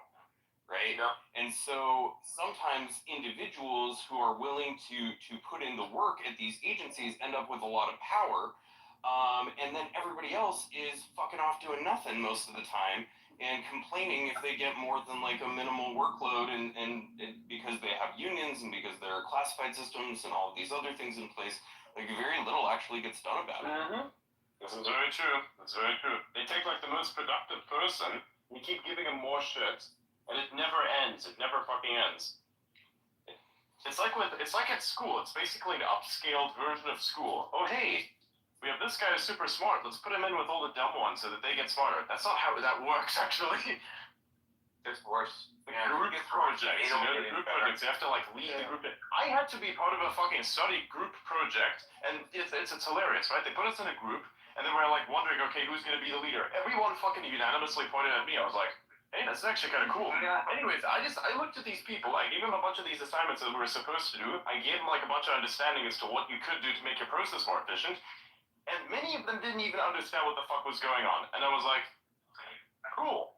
What are the demands? Oh, hey, the teacher says fill this entire page with a bunch of stuff. You're going to give me a verbal reciting of whatever that you've come up with, and this has to fill this amount of pages. I was like, oh, I can fucking do that. I can talk, no problem. So I decided to like write up an entire thing, and specifically we were supposed to write up something about what can kill you in an accident, and everybody had to focus on a very specific thing, and my specific focus was supposed to be dealing with the passenger and passenger safety. And it was like, okay, cool. And then I had to explain all the intricacies as to how humans die, and spend an entire fucking an entire section on inertia and how your organs get fucked up, because you're basically like this liquid bag, and the inertia is the thing that actually thrusts the organs into your ribs and actually pierces them. And I did all of that, filled the whole page, and when these motherfuckers had to go up to say their piece, they couldn't fucking get a single word out properly. It was embarrassing as shit. So I carried the whole thing. We got the victory, but not because they were good, that's because I was good. Yeah. You know? I didn't mind that because we won. I'm like, we good, we cool. I've ever been a part of. Actually, one of my worst academic experiences. I was doing a project, and it was for a religion class. And I was partnered up with another student who happened to be a black girl, which only becomes relevant for reasons that come up later. Night before the project, we're putting our work together. Like the night before it was due, we were going to present our research and our paper to the class. She gives me her half of the work, and I think it just looks kind of off, so I start searching. I realize it's plagiarism. Yay! So, I hate that. the first thing I do is I go and contact my professor, and I'm like, hey, so project's due, but this is what I'm dealing with, and I had no part in this, so I don't know what to do because I only did half the work. And I'm ready to present on the whole project, but half of this work is plagiarized. And she literally told me, she gave us an A. Really? And she told me that she could not do anything about it because it was a student of color, and if she did anything, it would look bad. Hell yeah! Nice! What a privilege. What? It It was so frustrating. Crazy. It was so frustrating. Crazy. Because like I don't think of myself as a racist person at all. I don't think there's anything racist with holding people accountable when they've done wrong. Yeah. Exactly. No, yeah, that's fucked up. Yeah. I mean, hey, somebody explain to me where the white privilege in that is. Yeah, right. I didn't see that. I mean, I'm a fucking white person. I've never felt myself to be particularly privileged. As a matter of fact, I always felt myself to be extremely discriminated against because of exactly this type of specific situation. Like, bruh. I kind of got to free ride on the non-white privilege, I suppose. Oh my god. That's your white privilege right there. Right. I got the A, right? That's a good that point. worked Yeah, out. that's a good point. But it just felt so slimy and wrong, though. Like, presenting to the class felt bad because I knew that she hadn't done the underlying work, and it was just like... She's gonna hurt herself and any company she works for because she didn't earn it. DEI stands and didn't earn it, right? No one benefits from this, least of all the person who is benefiting from it, so to speak. They don't benefit from it. They don't accelerate anywhere. And with the whole new Trump economy coming into play, they're done. They're fucking done. She is cooked. Ah, well, it's what it is. It's what it is. It was gonna backfire eventually. You know, either America was gonna collapse or these people would get fired. And right now it looks like they're all getting fired. So that's a good thing. Doge has like 1 year. Doge has 1 year to clean up house, man. It's gonna be one busy fucking. It's gonna be one busy year for them. That's for sure. 2025 will go down into the history books as an absolute fucking like purge of the position. It's gonna be insane. It's gonna be a revolution. Literally, it's gonna be a revolution. A non-kinetic revolution. You know, that is wonderful. The whole kinetic revolution is fantastic because it's an economic one. Yeah. Nobody gets hurt. You see the Just same a thing bunch of happening people who jump in there and you get see a fired. non-kinetic revolution there as well. Yeah. Again, this is the great thing. Nobody's actually getting hurt with any of this. Just a bunch of people who never should have been in various positions being removed. And those positions themselves who have been there in the first place are also being removed. Who benefits? Everyone in the American public. And internationally as well. Because if America first, so does the world. Because guess what America is? They will follow Global suit. superpower. And they'll follow suit. They'll look at the model. They'll say, why is America so prosperous? And why the fuck are we sucking? Same thing with fucking El Salvador, with Argentina, all these places, man. People are gonna look at it and be like, I too want this. I too want to wander the streets at night, not think like I'm gonna be dead soon. It's great. How do we achieve this? There you go. I think a lot of Europeans right now are waking up because they're looking at Dubai and they're seeing a model. Oh, no. You don't have that. Look. Europeans have a fucking huge problem. They have a huge problem. I'll explain to you what it is, right? They don't look anywhere else. They are in their own little bubble.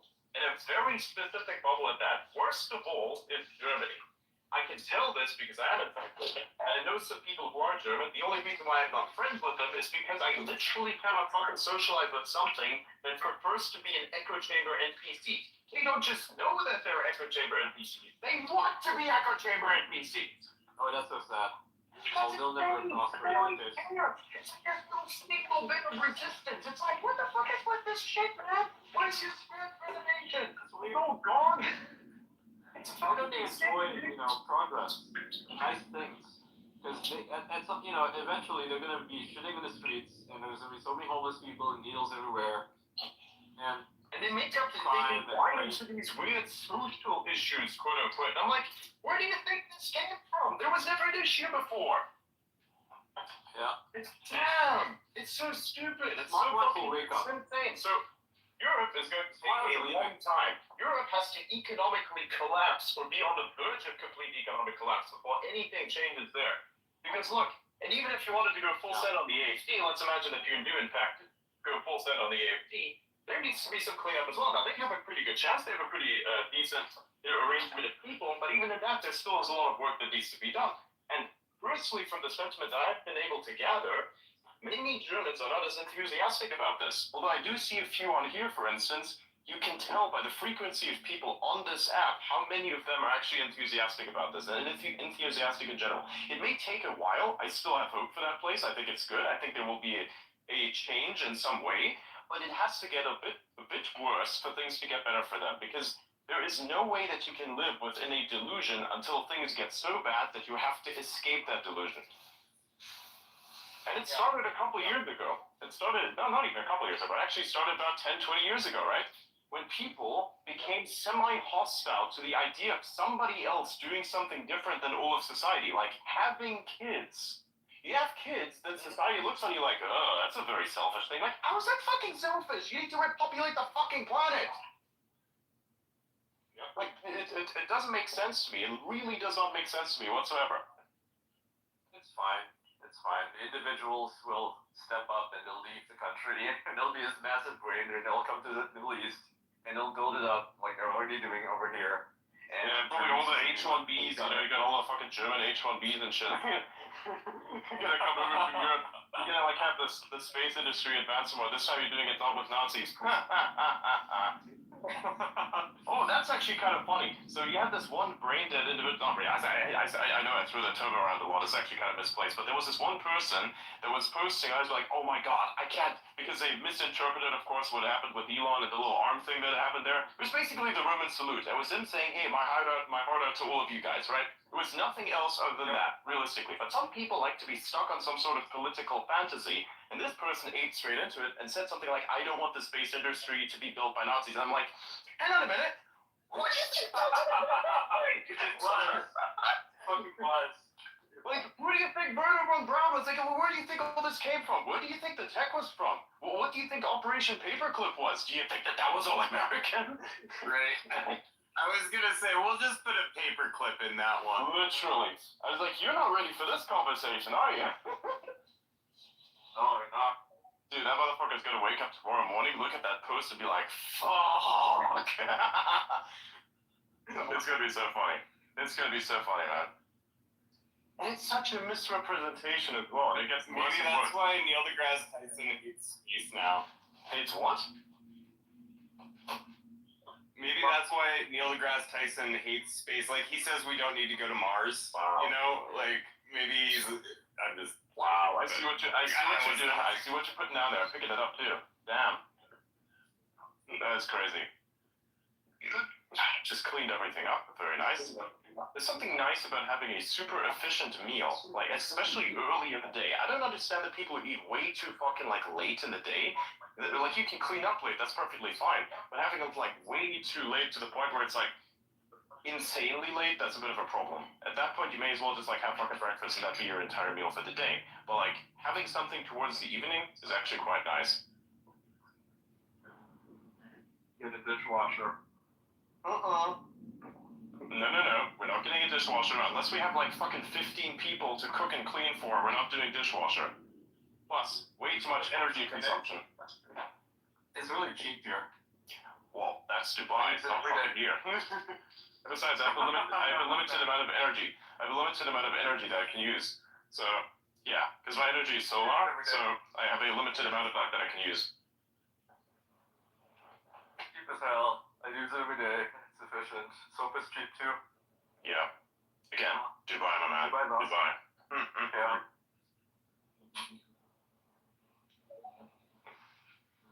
Damn. It's a good time.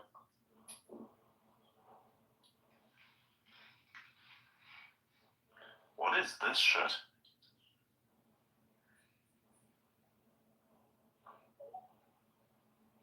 What's what? I'm just looking at something, thinking to myself, like, what? Honest reaction. And then I can exterminate some insects in here. I'm going to take out Insects. Yeah, sometimes there's an insect that comes in or two, and if I see there's something in this place that is not supposed to be here, then it gets destroyed. I've not seen a single insect since moving here. Not one. That is very concerning. That reminds me. I mean, in the desert, what do you expect? Yeah, that's true. Yeah, when I was in the desert, there were also not many insects. There were flies though, but only around areas where there was like biologically active stuff laying around. Right. Yeah. Yeah. Well, I did run into I think a fly once, and then there was like once. Yeah, exactly. Yeah. Yeah, deserts are harsh as shit. It's a great place to like grow certain stuff as well. That's usually prone to fucking like parasites and such because they literally burn the fuck off. It's insane. It's great here. I mean, dude, Perfect for habitation. look at the Nile. You have this amazing look at Earth and then look at the Nile next to Egypt. Be like, what is that green spot there that looks like a river? If you zoom in, all of that is agriculture. Every part of that is agriculture. It's insane. All of that is agriculture. There's no forest down there. There's agriculture, however. You ever been in America and you see a product that says "Made in Egypt"? Now you know why. They make lots and lots of fruits and Or product of Egypt, Patrick. Textiles. Egyptian cotton is top notch. That is true. yeah, it is good. Have you had Palestinian olive oil? It's pretty good. Oh, delicious. I haven't had any Palestinian before, but I have had Moroccan. So fresh, unpasteurized, that shit tasted like perfume. It was very weird. Oh, well. It's nice. Yeah, it's very fragrant. Yeah. The stuff that people feed you, the stuff that you buy in the store and you think that's high quality olive oil, bullshit. No. That's not, I don't know what that is, but that shit tastes rancid and it's fucking disgusting. The olive oil that they made, yes, the olive oil that they made in Morocco tasted like perfect. It was super, super fragrant, just like what you explained. It was so smooth and it tasted like something. You actually enjoyed eating it. It was almost weird somehow. And in a sense, you can understand now why the Romans used to do this thing where they said, oh, we cover ourselves in olive oil. That's why. is actually nice and tasty And it smells nice. Exactly, it smells nice instead of perfume. Fucking rub some oil on your shit.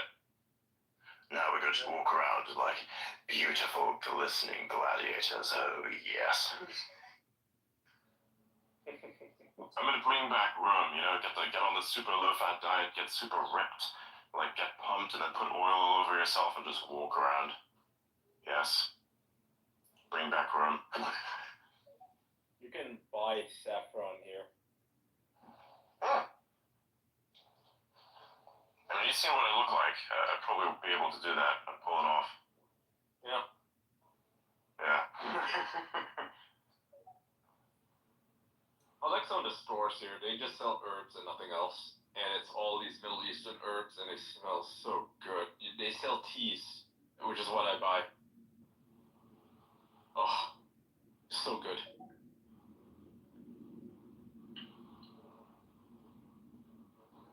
I love teas.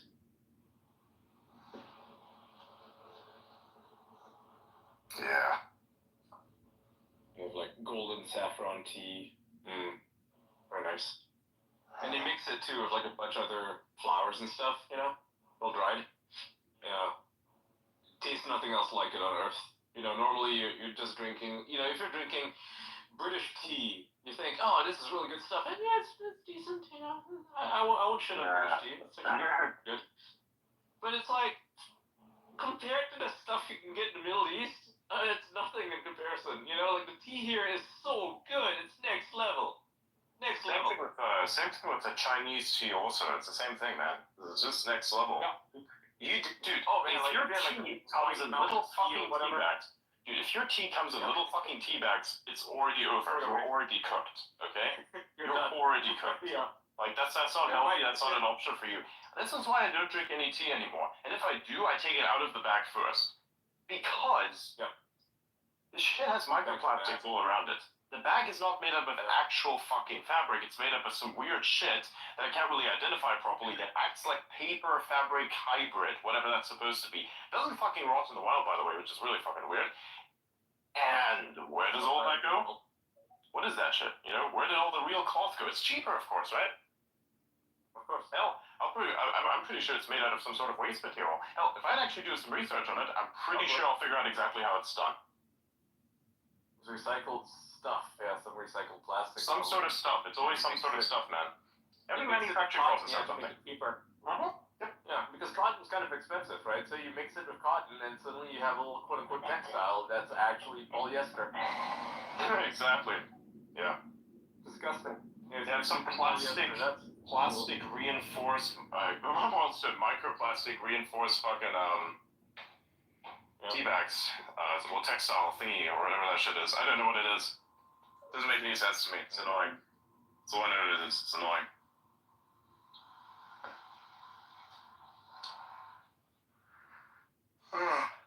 I go to this place called Soul and Soul. I've mentioned it before, and they sell amazing kinds of teas. They're all in tints. Yeah, they have all kinds. They got your typical herbal teas, green teas, black teas, white teas, rooibos teas. Pu'er is nice. That's a Chinese tea. Ginseng. Oh, you know what? We've talked in the past about how coffee is one of the few businesses that hippies can do well. Spice shops, also a great like hippie business. You get great prices. They're so generous. The only spice shops here are like locally run. Fair. I mean, I'm in a place with hippies. Yeah. Yeah, it's just the Emiratis who run the ones here. They're really nice. Pretty So high. given the thing, given the thing that was sent in November by Kamala Harris, does that mean you could technically say breaking news? Trump to bang, dug him off? Yes. Yes, you can. Kind of fucked up. Oh, hilarious meme. Somebody used to like create an AI video and like just the two of us. Ceylon spicy gray. That sounds really nice. Oof. I'm just looking at teas right now. Intense, spicy with a citrus touch, alone or with a cloud of milk. 65% black tea, 22% ginger, 7% lemongrass, 5% pink pepper, and 1% bergamot aroma. Is it bergamot? I'm not sure how to pronounce it.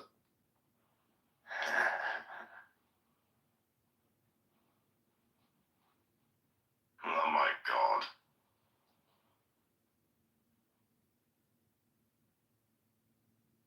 Green tea gunpowder? What's this? Why did they call it green tea gunpowder? That's interesting. No idea.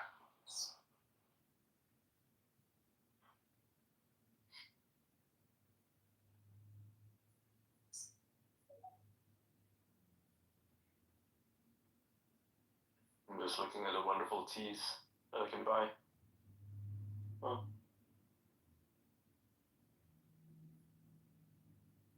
Pineapple herbal tea using dried pineapples, coconut, rosehip apple, hibiscus. Oh my god. Ah, that sounds nice. Hibiscus tea is nice. I think I just uncovered a trove of memes. Holy shit.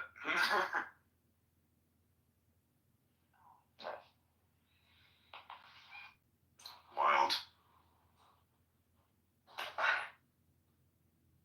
Ooh, they sell coffee as well. Shit. Do you like any kind of specialty coffee, or do you just like it black, like Colombia? Huh? Me? Oh, what kind of coffees do you like? Yeah. Fucking, I'll take it with some milk. That's fine. I'll drink that. It's great. I should drink lattes. Real milk, of course. Mm-hmm. And espresso. Sometimes I'll have it on its own, just to kind of like sit there, have some water in the background. It's pretty decent, pretty nice. I should have a pot of tea that I put some nice tea in. Drink it throughout the day. Mm-hmm. Like drink it all at once. When you wake up, espresso, yeah. Sometimes I like drink the whole thing, like have a whole pot there, and I just like sip it until it's completely gone. Yep, done that. Loose tea tints. Oh boy. Love tea.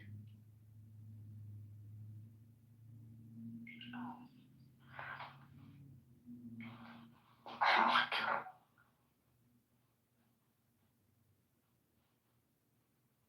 Yeah, I'm finding some real meme shit right here, dude. Holy fuck. Here, guys, I'm gonna send this in Signal chat.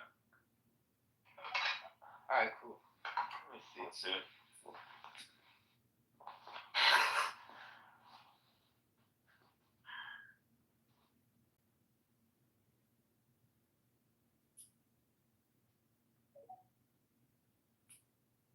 I'm starting to find all these weird edits and shit that are actually really good. It's fucking insane. Oh, husband, you spent all of our money on Trump, and now we are homeless. That meme is insane. I can't do that. Yeah. Oh no, husband, you found out I'm Chinese spy, I must kill you.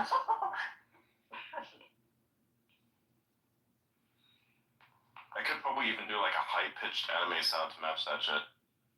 Oh, don't. Please don't. Why not? Okay, here, there you go, watch that. Alright.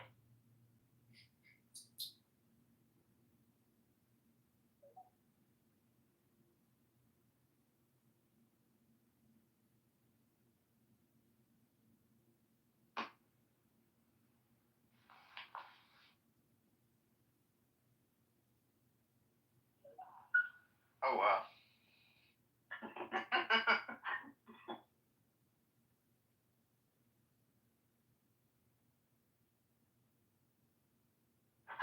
What the fuck is this? Dude, we need to contact these schizos. Are you gonna post that or can I post it? I don't know if one should because the association. I don't know, man. Fuck it. Yeah, it's time. Yeah, a reckoning is coming. This one's great. It's really good. It's really, really good. I can't amplify that because it's like it's not really on brand. No, it's on brand for me. You're insane. Yep. It's funny. I have like an entire delegation of people that can send fucked up memes to, and then it unintentionally lands up on the internet. Oh, my fault, by the way. Yeah. Like my post. Okay, if you've ever looked at my timeline, it's basically schizo. Okay, like it just is. So it's perfectly on brand. I just randomly talk about anything and everything.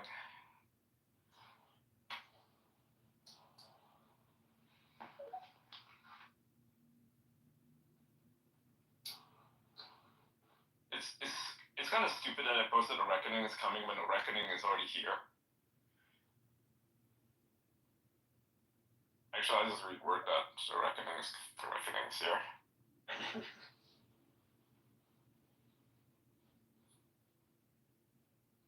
Reposted it. There we go. The reckoning is here. I'm gonna put it in the conversation, and you guys can retweet it if you like it. If you don't, well, don't.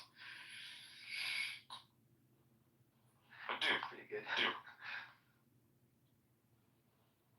Yeah, what the fuck is this?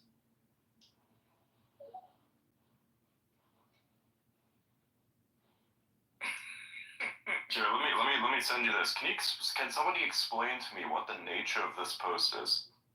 Read that shit. Not out loud, of course. Oh yeah, sure. Yeah, I'm just reading it.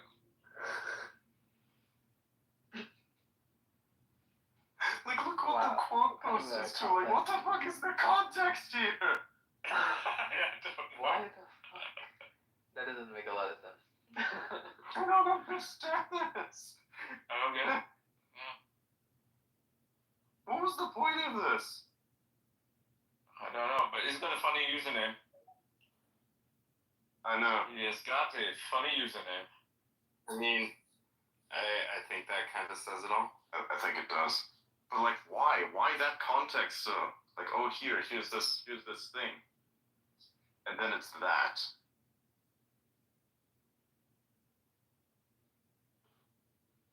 So you guys want to see what a pardon looks like? If you're curious, I just put it in the top, and you can see what one of Trump's pardons looks like. Like, actually, this is so cool. I'm so happy for her. Oh yeah, I saw that. Yeah. That's awesome, man. Like, that's cool. By the way, look, that's a response that you can put under like multiple posts and things that you don't agree with. See that meme I posted there in the chat? Mm-hmm. Yeah. Look, see?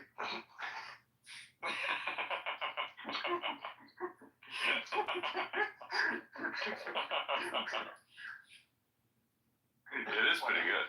It is pretty good. Yeah. The Federal Bureau of Investigations. Yeah.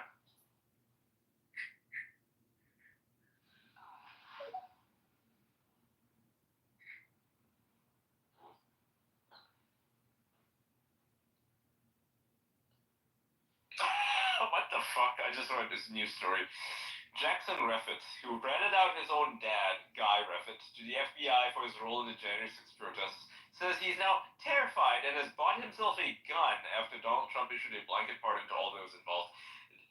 I would sick the FBI on this guy, because it sounds like he's gonna kill his dad. Yeah. He looks like a fucking school shooter type, too. Fuck him. What a piece of shit. That's some bullshit. Yeah. Please stop calling me the Opti dishwasher. Oh my god. You know, if you rat your dad out to the feds over Jan 6, you deserve everything that's coming. What a piece of shit. What a piece of shit. Fuck this guy. Good was always inevitable.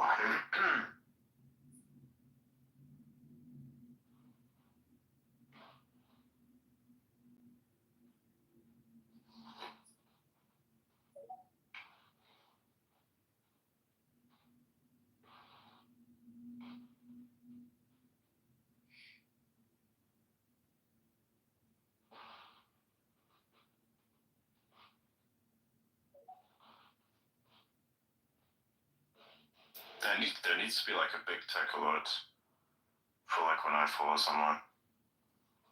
Yeah. Just to cause the drama. You think Trump, Barron Trump is going to be next president, like 2030 something? Perhaps. He would be a little young for that, but... I think constitutionally you have to be 35. Yeah. So, 2030 something. Maybe 40, 40, yeah. Let me double check. I'd say probably 2050 is when that would probably happen, because if you look at the likelihood... It depends.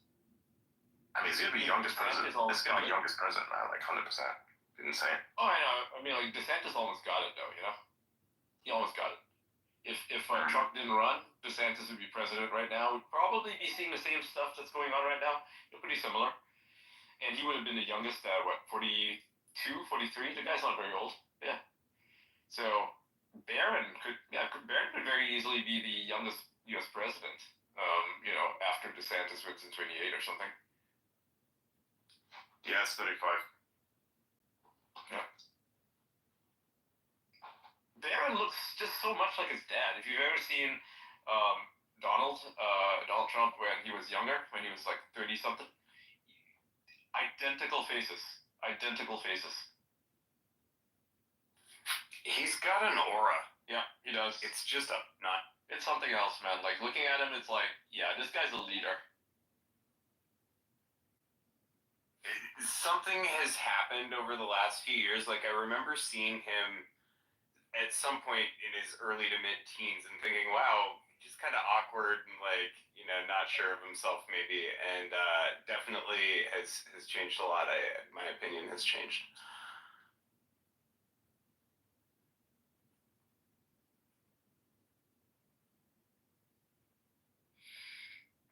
I'm tweeting out, Barron Trump is the future. Because he is. We need to get a person to like make schizo edits for us. Like, yes. I need a schizo editor in my life. Not anyone that turns us into racists, by the way, because that's gonna be a problem. I mean, like if we start seeing some fuck shit in the background, like no, we don't want that. You don't want a black sun there, hidden. No. Not like the fucking disasters thing that happened. It's like, god damn it. That's such a great meme, and then you ruined it, the black sun. Why? That was hilarious. I used to, was it Jinx, by the way? Is that who you're talking about, Lawyer Cat? Because Jinx is an amazing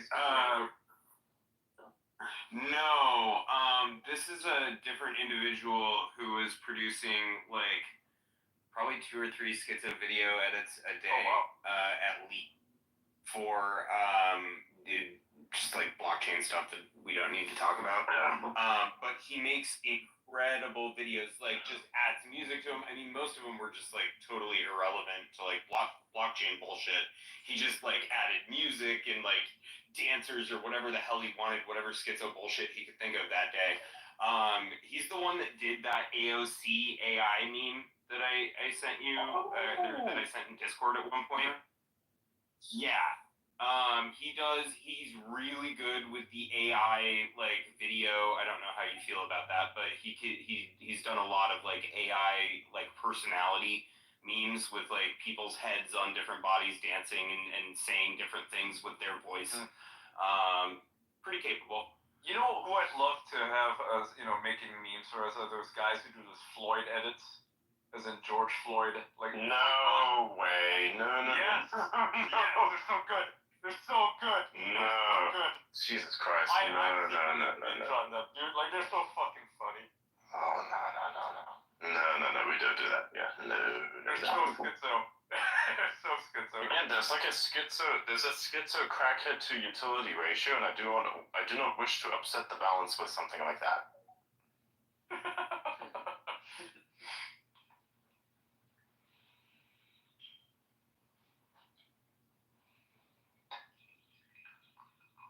What's this one?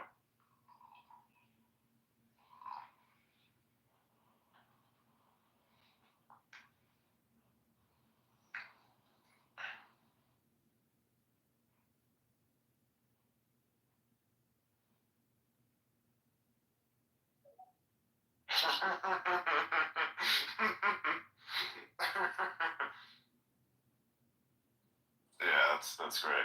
That's funny.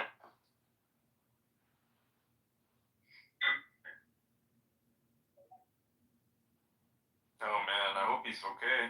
This guy that you're talking about. Yeah, the last thing he said was that he was on his way back to his house from his vacation. Oh wow. Yep. He had just made a bunch of money too, so I'm worried about him. Yeah, maybe he's just playing video games. You know, you never know. Oh, man, he's been gone since like January, bro. Fuck. Well, it's still January, but yeah, 10 days. The January's almost over. Yeah, I know. But yeah, it's been a while. Oh, he likes the Oh, that's. What the fuck?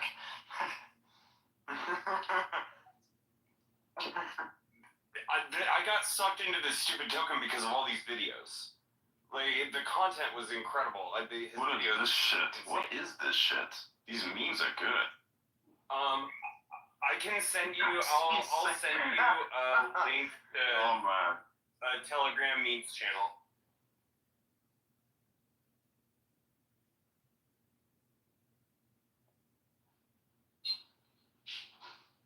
Well, I know how he's doing this.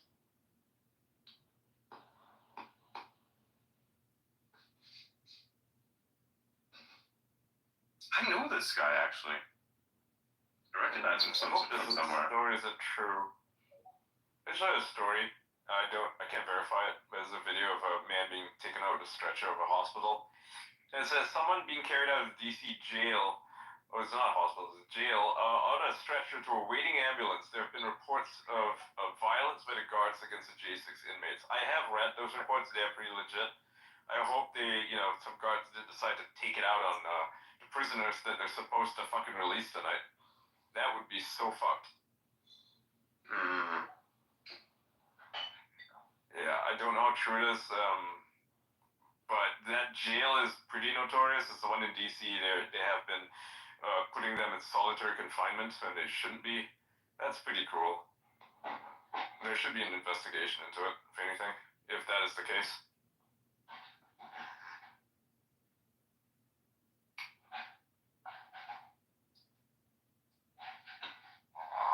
I saw that post you told me about, by the way, that one about I'd rather not entrust space travel to a guy who does Nazi salute. Yeah. I'm like, I don't know, well, what about the scientists that made space travel in the US happen for the first time in history? Like, I want to talk about that? Probably not.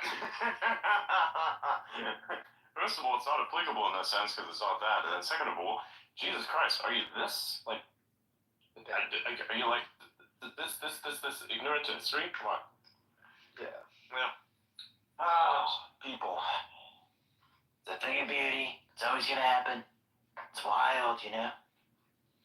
It's great. I like this. You know, it makes no sense for Elon to do a Nazi salute. Just think about it, right? Even if you knew nothing about him, why would he do that? It doesn't serve him. It doesn't serve anybody's purpose. It's just like It's not even that. It's like just a misinterpretation. It's complete bullshit. Like people will see something that vaguely resembles something else, and they just instantly assume like, "Oh yeah, we got it this time. We're gonna make some bullshit up." And it's like, no. Yeah. No. You know, it's absolute bullshit. Like a Roman salute. Yeah. Anyways, what the fuck is this shit? Looking at the next thing here. What the hell is this? Oh, this fucking idiot. Breakfast in Paris. 5 coffees, 3 desserts, and a bottle of water for 83 euros. Huh? Oh, so someone posted a bill of how much they spent on food in Europe, in France. That's insane. Yeah, that is true. So a bottle of water costs 12 euros. Oh, Jesus. Retarded. Yeah. 3 coffees, 14 euros each. Kind of nuts. Fuck me. Wow. We had What the hell? Yeah. I thought I had it bad here. It's like, actually, it's pretty cheap here. It's 5 euros here, probably, for like a nice fancy coffee. 5 euros? Yeah. The beautiful thing when the CEO of Roblox name is Robert Locks. Oh.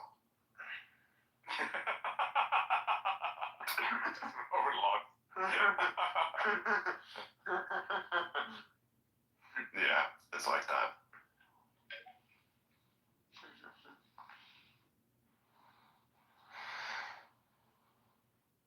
Everyone is quote tweeting Itai share with pictures of Warner von Braun. Oh my God.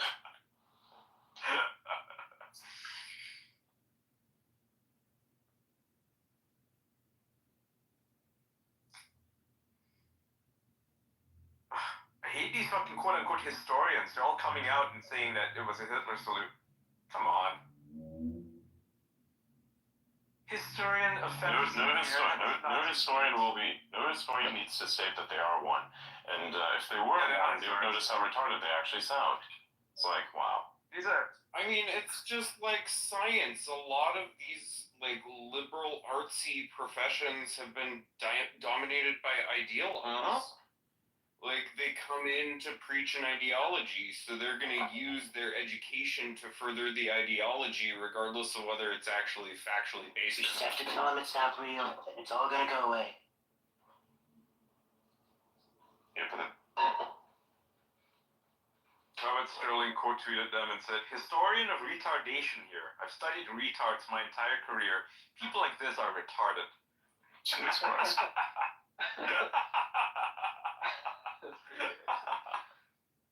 Yeah, I shared his stuff. So good. So good. So we call empirical evidence. Yep. 100% I believe in this person's academic ability. Not sure what it is exactly, but we're gonna believe it. It's like it's like those wannabe. It's like those people who put doctor in their name and then put off the most dumb fucking take that you can imagine. Yep. So the New York Times has this damning article about Antony Blinken. They name him as one of the organizers of the conflict in Ukraine, according to NYT. He insisted on the continuation of the conflict in Ukraine at the end of 2022 when the peace deal was on the table. What a fucking asshole. Seriously, what an asshole. The NYT wrote this. Huh. Yep. Yeah, that's right. They're about to be attacked by some people, that's 100% sure. Yep. It's just like when Lex Friedman came out and put out a video a couple of days ago, basically condemning Zelensky. He said that this guy is a showman, he's not a leader. He is more interested in showboating and being a mean asshole to Putin than actually having any kind of diplomacy. He's not interested in peace, he's just interested in kind of like enriching his own, celebrity. And that's true. He put that out there? Yeah.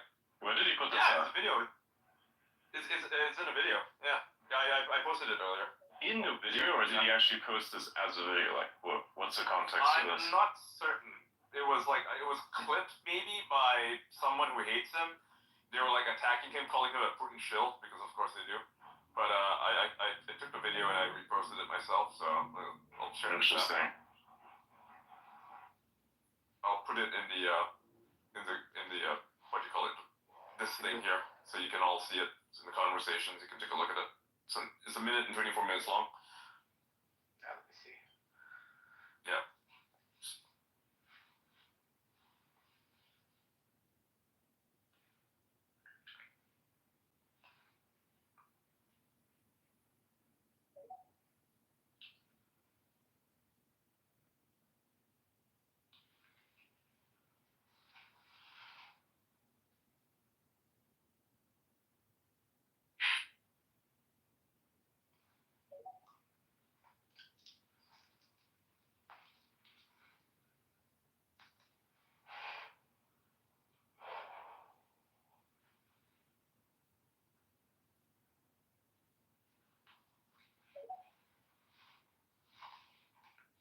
Right, so here's what I'm thinking.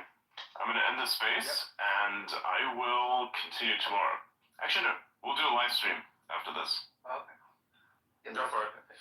Right. Oh, and I got a brief update about the J6 prisoners. Apparently, police in DC are refusing to release them. What the fuck? Oh, really? Yeah. Yeah, that's happening right now. Yeah, there's a video of the police But it's an executive order, though. Like, I mean, not really an executive order, but it's like they were pardoned. What do you mean? Like, Yeah, they just want to let them go. Yeah. That's what the fuck? Yeah.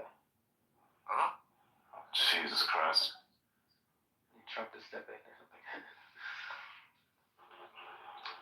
Yeah, Trump needs to step in. This is fucking bullshit. It's, you know, it's annoying.